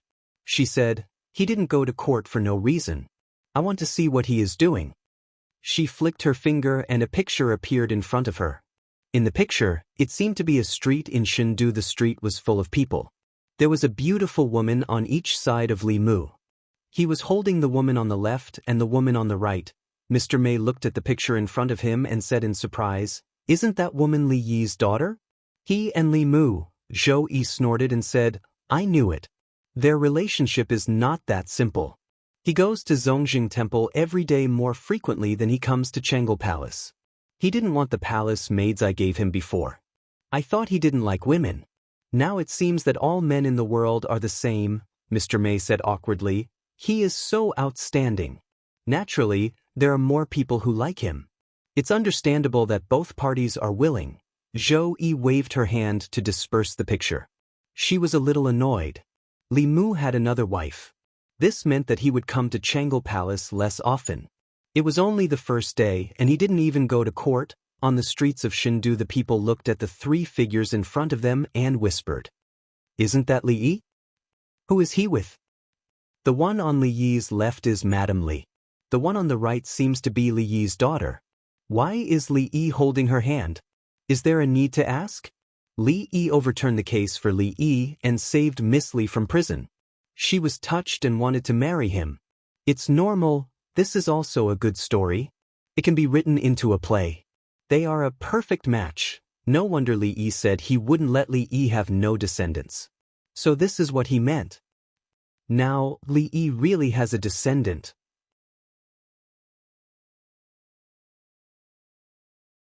Chapter 376. In the past 3 days, Li Mu had developed a feeling that life was more beautiful than this. He even thought of resigning from his position and living in seclusion. Returning to Baiyun Mountain, he could focus on cultivation and enjoy the happiness of having 2 wives. Wouldn't that be perfect? The reason why he gave up on this idea was because he thought of the Empress. Even if he were to leave, it would be after helping the Empress clear all obstacles and repaying her for recognizing his worth. Of course, he also wanted to take revenge on his father-in-law. Although the case had caused a stir and the whole country knew about it, the outcome was not satisfactory. The main culprits were all pardoned by the death exemption medallion. Only one of them received the punishment he deserved. As for the other accomplices, the 3 provinces only fined them a few months of their salary to maintain the stability of the court. It seemed that the price of framing a 4th-rank official was only a few months of salary. As far as they were concerned, this matter was already over. But for Li Mu, it was just the beginning. He stretched out his hand. The ring on his finger flashed and a booklet appeared in his hand. It was the evidence of the crimes of some of the officials of the old party that Zhou Zhong had collected over the years. Most of these people were the ones who joined forces to frame Li Yi. As the assistant minister of the Ministry of Justice and deeply trusted by the old party, it was easy for him to use his position to collect the evidence. The crimes of these people varied. Li Mu took out a piece of paper and wrote down a series of names. After thinking for a while, he circled one of them. Wang Lun, who was the minister of the Ministry of Personnel at that time, was the one who submitted many memorials asking for Li Qing to be severely punished. Li Mu was not holding a grudge, but there were so many people that he had to start with. He left the secretariat, walked out of the palace gate, and walked toward the Ministry of Justice. In the assistant minister's office of the Ministry of Justice, Yang Lin leaned comfortably on a chair and sighed in his heart. He had thought that he would have to endure for many more years to reach the position of assistant minister before he retired. But who would have thought that the Ministry of Justice would undergo such a great change? Countless people were eyeing the position, but in the end he took advantage of it. Yang Lin's gaze inadvertently looked out of the window. A figure flashed by outside the window. Yang Lin immediately stood up from his chair and walked to the door. "Lord Li, do you have any instructions for the Ministry of Justice?" Although his rank was already higher than Li Mu's, in the imperial court, rank did not represent everything.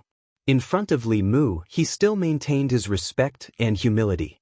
Li Mu handed him a document and said, "There is a case here.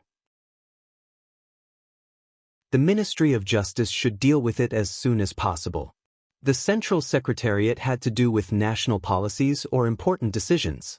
They needed to be reviewed by the Minister of Ceremonies and the Minister of Ceremonies to guide the 6 ministries in their implementation. For such small matters, the Central Secretariat officials had the power to directly order the Ministry of Justice. Yang Lin took the document. After reading it, he said in shock, "This is the Ministry of Personnel's physician, Lord Wang Lun?" Li Mu looked at him and asked, "Why? Does the Ministry of Justice's handling of cases vary from person to person?" Yang Lin quickly replied, "Of course not." Li Mu said, "I believe that Lord Yang will be a good official. Otherwise, I wouldn't have urged His Majesty to let you be the assistant minister of the Ministry of Justice." Yang Lin was stunned. He had thought that his appointment as the assistant minister of the Ministry of Justice was due to the efforts of the old faction. He was still puzzled as to why the old faction did not get a single official position in the Ministry of Personnel, but he succeeded in the Ministry of Justice. Only now did he know that his promotion was not because of the old faction, but because of Li Mu. He immediately clasped his hands and said, "Thank you, Lord Li." Li Mu waved his hand and said, "No need to thank me. His Majesty felt that Lord Yang was not too far off the path and wanted to give you a chance." Yang Lin stood where he was. His gaze gradually became hesitant. He knew that at this moment, he was faced with an important choice in his life. Should he continue to work for the old faction, or should he completely side with Li Mu? The old faction was controlled by the Shao clan, and the Shao clan was the legitimate royal family of Great Zhou.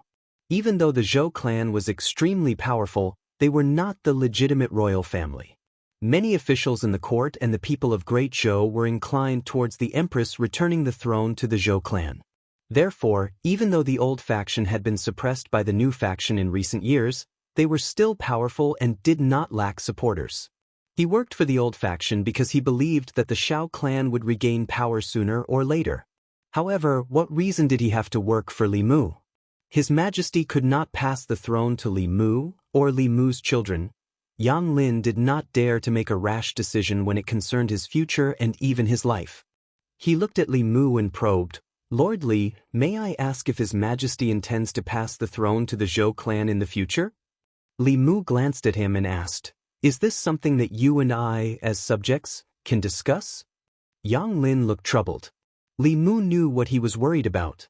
He said, "Are you afraid that the Shao clan will come after you if His Majesty passes the throne to the Shao clan?" Yang Lin said, "Lord Li, I have elders and children to take care of. I cannot afford to gamble. If I gamble wrongly, the lives of my family." Li Mu asked, "When do you think His Majesty will pass the throne to the Shao clan?" Yang Lin shook his head and said, "I don't know. Li Mu said slowly. His Majesty is a powerhouse of the seventh realm. He can live for at least 3 decades. She is in her prime now.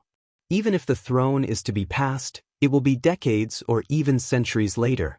Do you think you can live until then? Yang Lin thought for a moment and felt that Li Mu's words seemed to make sense. By that time, he would have retired and returned to his hometown to enjoy the rest of his life. It would have nothing to do with him who would inherit the throne. However, he still did not dare to gamble. He asked Li Mu nervously, "His Majesty won't pass the throne early, right?" Li Mu glanced at him and said, "Do you think His Majesty will suddenly pass the throne?" Yang Lin looked at Li Mu in a daze, seeming to understand something. If it was said that His Majesty had such thoughts in the past, he would not find it strange. In the past, His Majesty did not care about the court at all. He did not care about the struggles between the old and new parties. He let nature take its course. However, the appointments of the officials from the Ministry of Personnel and the Ministry of Justice showed that His Majesty was already deliberately suppressing the old and new parties and taking back power. Could it be that His Majesty had other thoughts? Li Mu looked at him and said, "I know that it is very difficult for Lord Yang to make a decision. I will give you 3 days to think about it. After 3 days, whether we are friends or enemies will depend on your choice." Yang Lin's expression was bitter. Did he have any other choice? Although Li Mu did not have many friends in the court, he was really good to his friends. In just half a year, Zhang Chun had been promoted from the Divine Capital Commandant to the left Assistant Minister of the Ministry of Personnel. He was a real minister with real power. The residence he lived in also went from 2, 3, and now 4. He was about to live in a large residence with 5 entrances. For Yang Lin, who lived in a small house with 2 entrances for 3 generations, a residence with 5 entrances was an unattainable dream. On the other hand, Li Mu's enemies were either dead or demoted. Those who were lucky enough to survive lost their positions and reputation. Yang Lin did not doubt that if he became Li Mu's enemy, he would not even be able to live in a small house with 2 entrances in less than a month. The prison of the Ministry of Justice was perhaps the best outcome. If it was a little worse, he might only have a few coffin planks to block the dirt. After careful consideration, Yang Lin let out a long sigh. Then, his expression gradually turned solemn. He looked at Li Mu and said seriously, "From now on, this humble official will follow Lord Li's lead." Li Mu did not misjudge him. The person he supported did not disappoint him. Not long after, a few constables from the Ministry of Justice hurried out of the Ministry of Justice's main gate. They came to a certain entertainment market and grabbed a certain noble from a brothel. "Which yamen are you from? How dare you arrest me? Do you know who I am? Do you know who my father is?" The Ministry of Justice. The current Assistant Minister of Justice is my father's friend. Let me go. Once you get to the Ministry of Justice, you will suffer. The noble made a lot of noise along the way. The constables from the Ministry of Justice could not take it anymore and used a rag to gag his mouth. The people along the way found out that the noble had been summoned by the Ministry of Justice because of an old case. This is the son of Lord Wang of the Ministry of Personnel. Why is the Ministry of Justice arresting them? Aren't the Ministry of Personnel and the Ministry of Justice on the same side? That was in the past. Now, the Minister and Assistant Minister of the Ministry of Personnel have changed. The Ministry of Personnel's Assistant Minister hasn't changed. He has some ties with the current Assistant Minister of Justice. Could it be that their relationship has broken? The people always like to watch the drama between officials and nobles. They followed along the way. Ministry of Personnel. It was lunchtime. A few officials from the Ministry of Personnel walked out together and prepared to eat at a restaurant. When they passed by the Ministry of Justice, they saw a large group of people gathered outside the Ministry of Justice. They were discussing and pointing inside. One of the officials from the Ministry of Personnel lamented, "The Ministry of Justice is really busy. They can't even rest during lunchtime." Another official from the Ministry of Personnel said, "When we were on our way here, we heard from the people that some official's son was arrested. The Ministry of Justice took him out of the brothel directly. It seems like the crime is not small." When they heard that some official's son had committed a crime, the officials from the Ministry of Personnel were instantly interested in watching the drama. The Ministry of Personnel's physician Wang Luan chuckled and said, "I wonder which family's son is from. He keeps causing trouble for his elders. It's time to teach him a lesson." He looked into the Ministry of Justice's main hall and saw a figure kneeling in the hall. The figure looked so familiar. One of the officials said in surprise, "Lord Wang, isn't this your—" Wang Lun was stunned for a moment. Then, his face gradually darkened. He did not expect that he would be involved in the drama.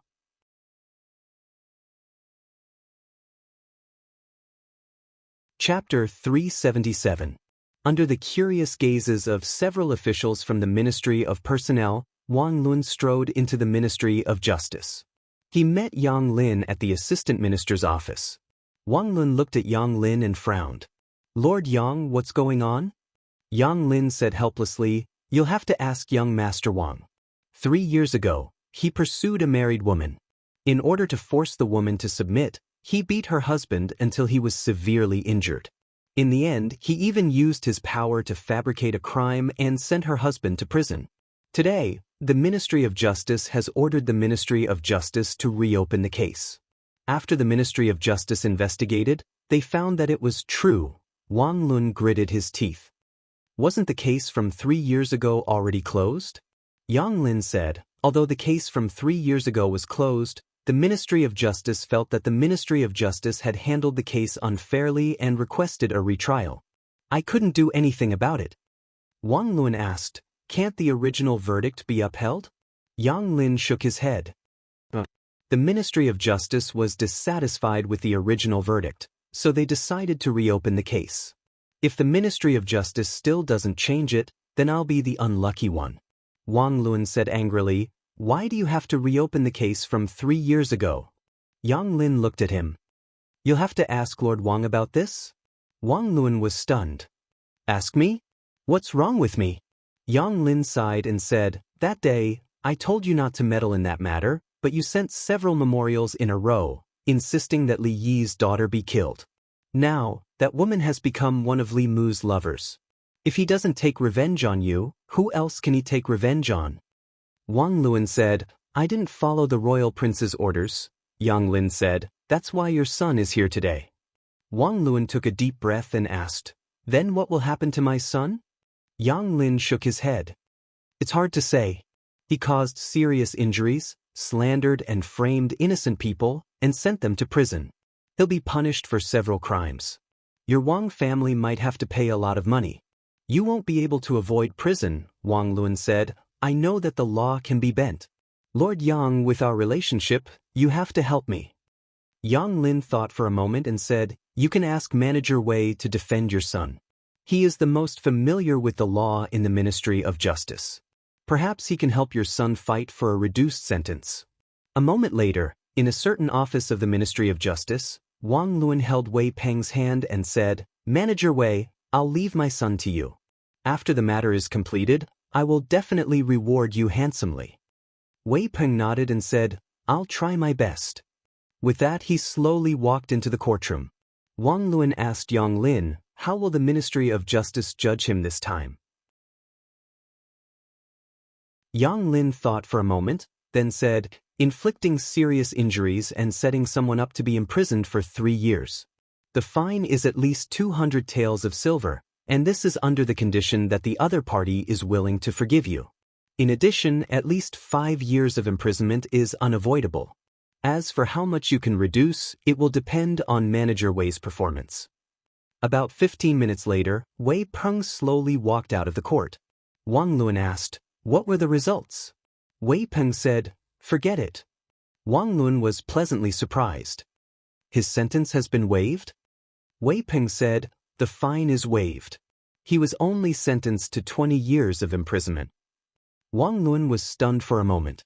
When he came to his senses, he grabbed Wei Peng's collar and said through clenched teeth, "What did you say? Just how did you argue?" Yang Lin hurriedly said, "Lord Wang, watch your actions." "Your actions?" He had just finished speaking when several figures walked into the Ministry of Justice. They looked at Wang Lun and asked, "Are you the director of the Ministry of Personnel, Wang Lun?" Wang Luan was furious. He said unhappily, "I am. Who are you people?" Two of them pressed down on Wang Luan's arms. Another person put shackles on his wrists and said, "The Imperial Clan Temple has investigated. In the past few years, you have abused your power for personal gain many times. When evaluating officials, you were severely unfair. In addition, in order to get your son off the hook, you used your position as the director of the Ministry of Personnel to put pressure on the Ministry of Justice. This is also a serious violation of the law. Come with us to the Imperial Clan Temple." Wang Luan said in horror, "What are you saying? I am an official of the Imperial Court. You have no right to do this. You still know that you are an official of the Imperial Court?" The official from the Imperial Clan Temple glanced at him. He waved his hand and said, "Knowingly breaking the law. This is an additional charge. Take him away." Seeing Wang Luan being taken away, Yang Lin sighed and said, "I told you long ago not to stand up for others when you shouldn't. You just wouldn't listen." Outside the Ministry of Justice, the officials from the Ministry of Personnel were dumbfounded. Everything was fine in the morning. They had just come out for lunch and the director was taken away. The onlooking commoners were also discussing. This family, both the father and son were arrested. What a sin! The father committed a sin, and the son committed an even greater sin. They could have been released after a few years as compensation. Now they have been locked up for 20 years. When will they be released? Manager Wei's defense is really amazing. This is nothing. Just last month, there was a murderer who was sentenced to be banished to the army. His family spent a lot of money to hire Manager Wei to defend him. Guess what happened? What happened? He was just executed yesterday. In a room on duty in the Ministry of Justice, Wei Peng was writing a file.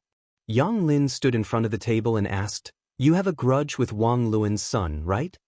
Wei Peng nodded and said, "We had a conflict before." Yang Lin said, "Be careful in the future. It's best not to bring personal grudges into official matters." Wei Peng said, "This official understands." Yang Lin shook his head and left. Because of the delay just now, the brush in Wei Peng's hand had been suspended in the air for too long. A drop of ink fell onto the half-finished file and quickly dyed it red, leaving behind a blob of ink. Wei Peng looked at the blob of ink and said in a low voice, "Come back." The blob of ink on the file quickly shrank and formed a blob of ink. It floated in the air and landed back on the brush. The paper was as clean as new. Compared to the demotion of the Minister of Personnel and the left and right assistant ministers, the imprisonment of a mere director of the Ministry of Personnel did not attract much attention. However, to the officials of the old party, this matter was worth paying attention to. Times had changed. In the past, they were in charge of the Ministry of Personnel. However, the director of the Ministry of Personnel was now the highest-ranking official in the Ministry of Personnel. Losing one of the two directors of the Ministry of Personnel was a great loss to them. In a certain residence in the southern courtyard, a secret meeting was taking place. Why did something suddenly happen to Wang Luan? I've asked Yang Lin. He's under the orders of the Secretariat. It should be Li Mu who's behind this. Wang Luan once received my order to persuade the Imperial Court to execute Li Mu's daughter. Now, I heard that Li Yi's daughter is living in Li Mu's house and is very close to him. Perhaps she has already become his woman. He's taking revenge. After a long silence, someone sighed and said in an unwilling tone, "In my opinion, we shouldn't provoke Li Mu for the time being. He has the Emperor's protection and doesn't reveal any flaws. We can't do anything to him and there's no need to fight to the death with him. Don't forget that we only have one opponent. As long as we defeat the Zhou family, no one will be a threat to us." Someone sighed and said, "Now, I'm afraid it's not about whether we should provoke Li Mu or not, but whether he should provoke us. If Li Yi's daughter is already his woman, then Li is his father-in-law. It's very likely that he wants to avenge Li Yi. Hasn't he already overturned the verdict for Li Yi? Overturning the verdict is not revenge. Judging from Wang Luan's case, this person will seek revenge for the smallest grievance." Since he took action against Wang Luan so quickly, I'm afraid he won't let the others off easily. As soon as he finished speaking, someone knocked on the door from outside. He walked over and opened the door. A servant whispered a few words to him. When he walked into the room, his face was very gloomy. He said, "In addition to the left physician of the Ministry of Personnel, Wang Lun, the right physician of the Ministry of Personnel, Shui Yan, was also taken away by the people of the Imperial Clan Temple. Preposterous." Commandery Prince Nanyang slapped the table and stood up abruptly. He said angrily, "What is he trying to do?" In the Li residence, Li Mu held Li Qing's hand and said, "Those people from back then, don't even think about escaping." Lu Hanyan glanced at Li Mu and coughed softly. Li Qing let go of Li Mu's hand in a panic. Although the three of them had reached a tacit understanding on some matters, she was much more thin-skinned. In a situation where there was a third person present, she was still not used to being intimate with Li Mu. Li Mu held Li Qing's hand in his left hand and Lu Hanyan's hand in his right. It was not easy to enjoy the happiness of having two wives. If they could not be impartial, it was only a matter of time before the harem caught fire. Lu Hanyan looked at Li Qing and asked Li Mu, "When do you plan to officially welcome her into the Li residence? We have to prepare in advance." Li Qing shook her head and said, "There's no need to go through so much trouble." Although Lu Hanyan and Li Qing were both women, their understanding of marriage was completely different. Lu Hanyan's heart was still that of a secular woman. She hoped to have a romantic and ritualistic wedding. Li Qing entered the Fulu school when she was very young. She had the carefree and casual nature of a cultivator. When cultivators practiced dual cultivation, as long as the two of them were willing, they could enter the bridal chamber at that time and skip all the tedious procedures. Lu Hanyan shook her head and said, "That won't do. If others know, they will think that I have mistreated you," Li Qing insisted. "There's really no need. As long as the three of us can be together forever, that's enough." 3. Lu Hanyan looked at Li Qing and seemed to realize something. She looked at her with a strange expression and asked, "Junior sister, you don't think that Wan Wan and Xiao Bai are just our maids, do you?"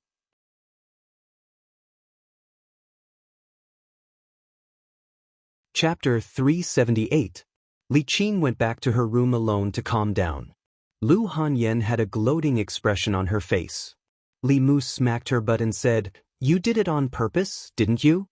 Lu Hanyan smiled and said, "I just wanted her to experience my feelings. Besides, she will find out sooner or later. If I don't tell her, will you tell her yourself?" The eldest madam of the Li family did it for revenge. Because of Li Qing, she had cried a lot in the past.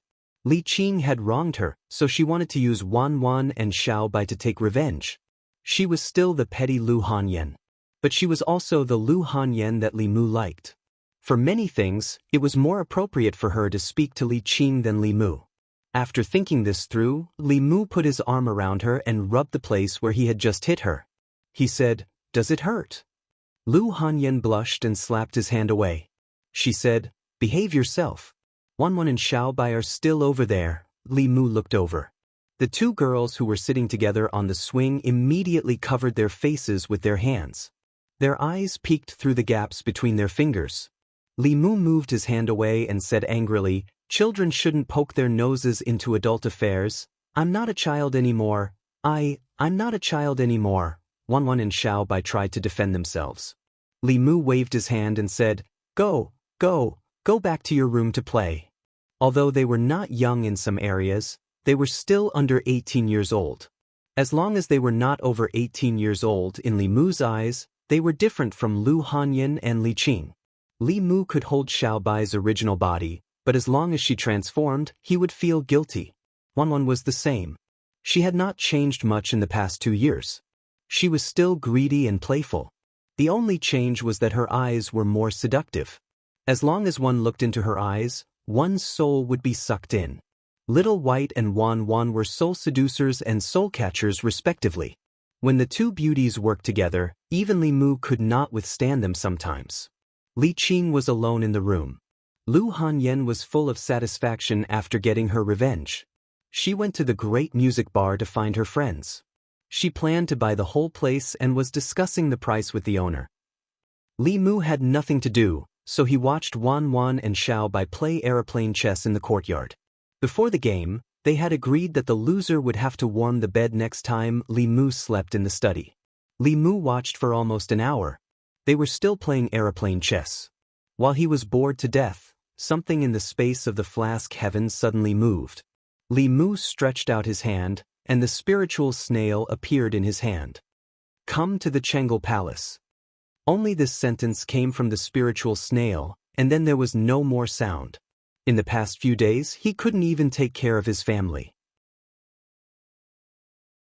He was immersed in his women and completely forgot about the Empress.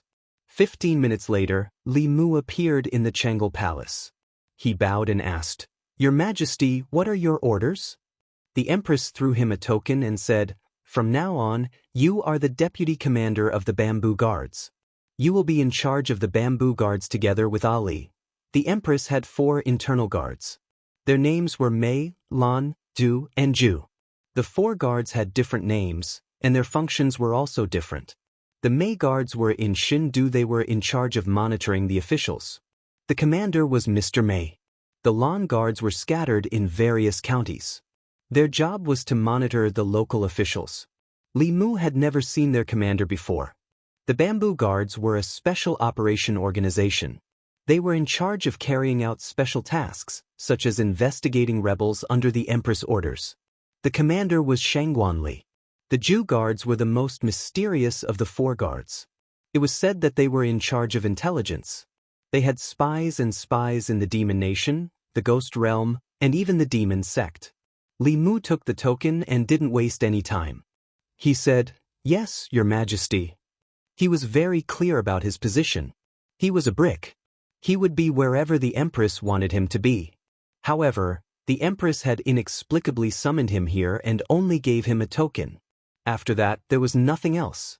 She could have asked Lord Mei to pass this token to him. There was no need for her to make a special trip. After taking the token, Li Mu didn't stay for long. He walked out of Chengel Palace and said to Shangguan Li, "Commander Shangguan, I have other things to do during this time. I'll need you to take care of the Bamboo Guards." Shangguan Li said lightly, "When you're not here, I'm the only one in charge of the Bamboo Guards." Since Shangguan Li didn't have any objections, Li Mu could focus on his own matters. After leaving Chengel Palace, he went straight back to Chengel Palace. Zhou Yi looked at the pile of memorials on the table and said, "Look, there's only one more woman by their side, and they don't even care about national affairs.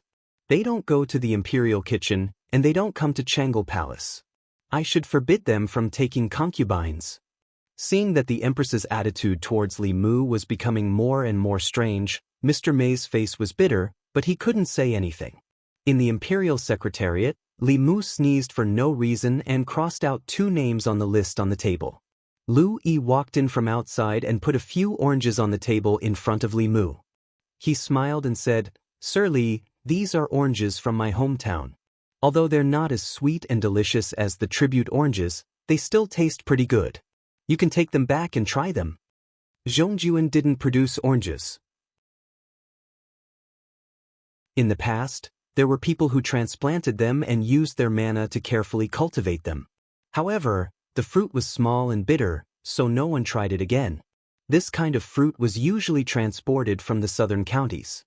The price was ridiculously high, and it wasn't something that ordinary people could afford. Li Mu smiled and said, "Thank you, Sir Lu." Lu Yi had eaten Li Mu's tribute oranges before, so he only came to return the favor. He said, "You're welcome." He was about to leave when he saw a piece of paper on Li Mu's table. He asked, "What's this?" Li Mu said casually, "Oh, this. I have nothing to do, so I practice writing. Sir Li is really elegant." Lu Yi smiled and complimented him. He left Li Mu's office, but he couldn't help but be curious. Who would practice writing using a person's name? Wang Lun, Qian Long, seemed to be the left and right doctors of the Ministry of Rights.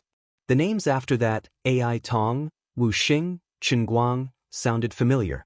They seemed to be the officials of the Imperial Court, Morning Court. A few days ago, the Imperial Court was in turmoil, and there was a big change that hadn't been seen for many years.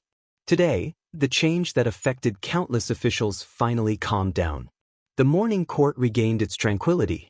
But soon, some officials found that the court today seemed to be too quiet, as if there were suddenly a lot of people missing. Some of the officials looked around and saw that there were indeed some empty seats in front, behind, left, and right. In the Ziwei Palace, the positions of the officials were fixed. The 3 provinces, 6 ministries, and 9 temples. The ministers, assistant ministers, doctors, ministers, and junior ministers all had their own positions. These positions were fixed. Every morning, it was clear who was absent. Today, there were many gaps in the neat line of officials. There were no empty seats for officials above the 4th rank in front of the palace. But starting from the middle of the palace, there were more empty seats for officials. There was almost 1 empty seat for every 2 people. In total, there were more than 20 officials who didn't come to the morning court today. Even if they asked for leave, it was impossible for 20 officials to ask for leave at the same time. Moreover, the officials in those officials' offices didn't have the approval of their superiors. What's going on? Where did Lord Ai go? Why didn't Lord Wu come? Lord Chen just took a concubine yesterday. Did he get up late? Lord Wang and Lord Qian didn't come. Lord Wang and Lord Qian were arrested yesterday. What happened to the others? Were they arrested too? Ai Tong, Wu Sheng, Chen Guang. Lu Yi stood in front and listened to the officials' discussion behind him. He was a little confused. The names of these absent officials sounded familiar, as if he had seen them somewhere. Soon, he remembered where this inexplicable sense of familiarity came from. Weren't these people the officials Li Mu used to practice calligraphy? But even if Li Mu used their names to practice calligraphy, it shouldn't be to the extent that they disappeared. Could it be that he wasn't practicing calligraphy, but using a divine ability? He had never heard of a divine ability that could make people disappear just by writing their names. Combined with the strange situation in the court, Lu Yi quickly understood. That piece of paper wasn't used by Li Mu to practice calligraphy. It was a list of names. On that list were the names of the former Right Assistant Minister of the Ministry of Personnel, Gao Hong, the former Minister of the Ministry of Personnel, Duke of Nanyang, Xiao Yun. Lu Yi finally realized something and was shocked. He turned around to look at Li Mu. Li Mu grinned at him. Lu Yi immediately turned around and broke out in cold sweat. His mind was racing. His name didn't seem to be on that list. It shouldn't be. He even treated Li Mu to Orange's Southern Court. Gao Residence. Early in the morning, the gatekeeper of the Gao residence was taking a nap in the side room. Ever since his master was stripped of his official position, although fewer people came to the residence, he no longer needed to attend morning court. In the past, he would have to wake up early to open the door at this time. It wasn't like today, where he could still laze around and take a nap at this time. To him, it was a good thing that his master was in trouble. Being able to sleep in the morning made life even better. Bang bang bang. While he was daydreaming, there was a sudden rush of knocking on the door. The gatekeeper was pleasantly surprised. After a shiver, he was no longer sleepy. He walked to the door and shouted angrily, "Why are you knocking so early in the morning when someone died in the house?" This person was extremely rude when knocking on the door. Normal people would pay attention to the gentle knocks and pauses when knocking on the door. Only those who were announcing a death would knock so quickly. The knocking stopped and a voice came from outside, "I'm here to visit Lord Gao." Hearing the words "I'm here," the gatekeeper was already looking down on him. His anger hadn't subsided and he asked coldly, "Do you have something to say?" The person outside was stunned for a moment, then said, No. The gatekeeper said coldly, "If you don't have an appointment, bring the invitation when you do." The person outside said, "But I really have something urgent." The gatekeeper said, "No matter how urgent it is, you still have to make an appointment. This is Lord Gao's rule." The person outside the door said, "Can you make an exception?" The gatekeeper said rudely, "I can't make an exception." The person outside the door finally became angry and said coldly, "If you can't make an exception, then forget it." Men, prepare the explosive talismans. You're tuning in to the Dreamy Chapters YouTube channel. We're so grateful for your support and don't forget to subscribe to join us on this incredible journey through captivating stories.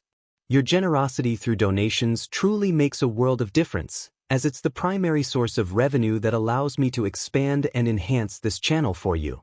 Thank you from the bottom of my heart for being a part of this adventure.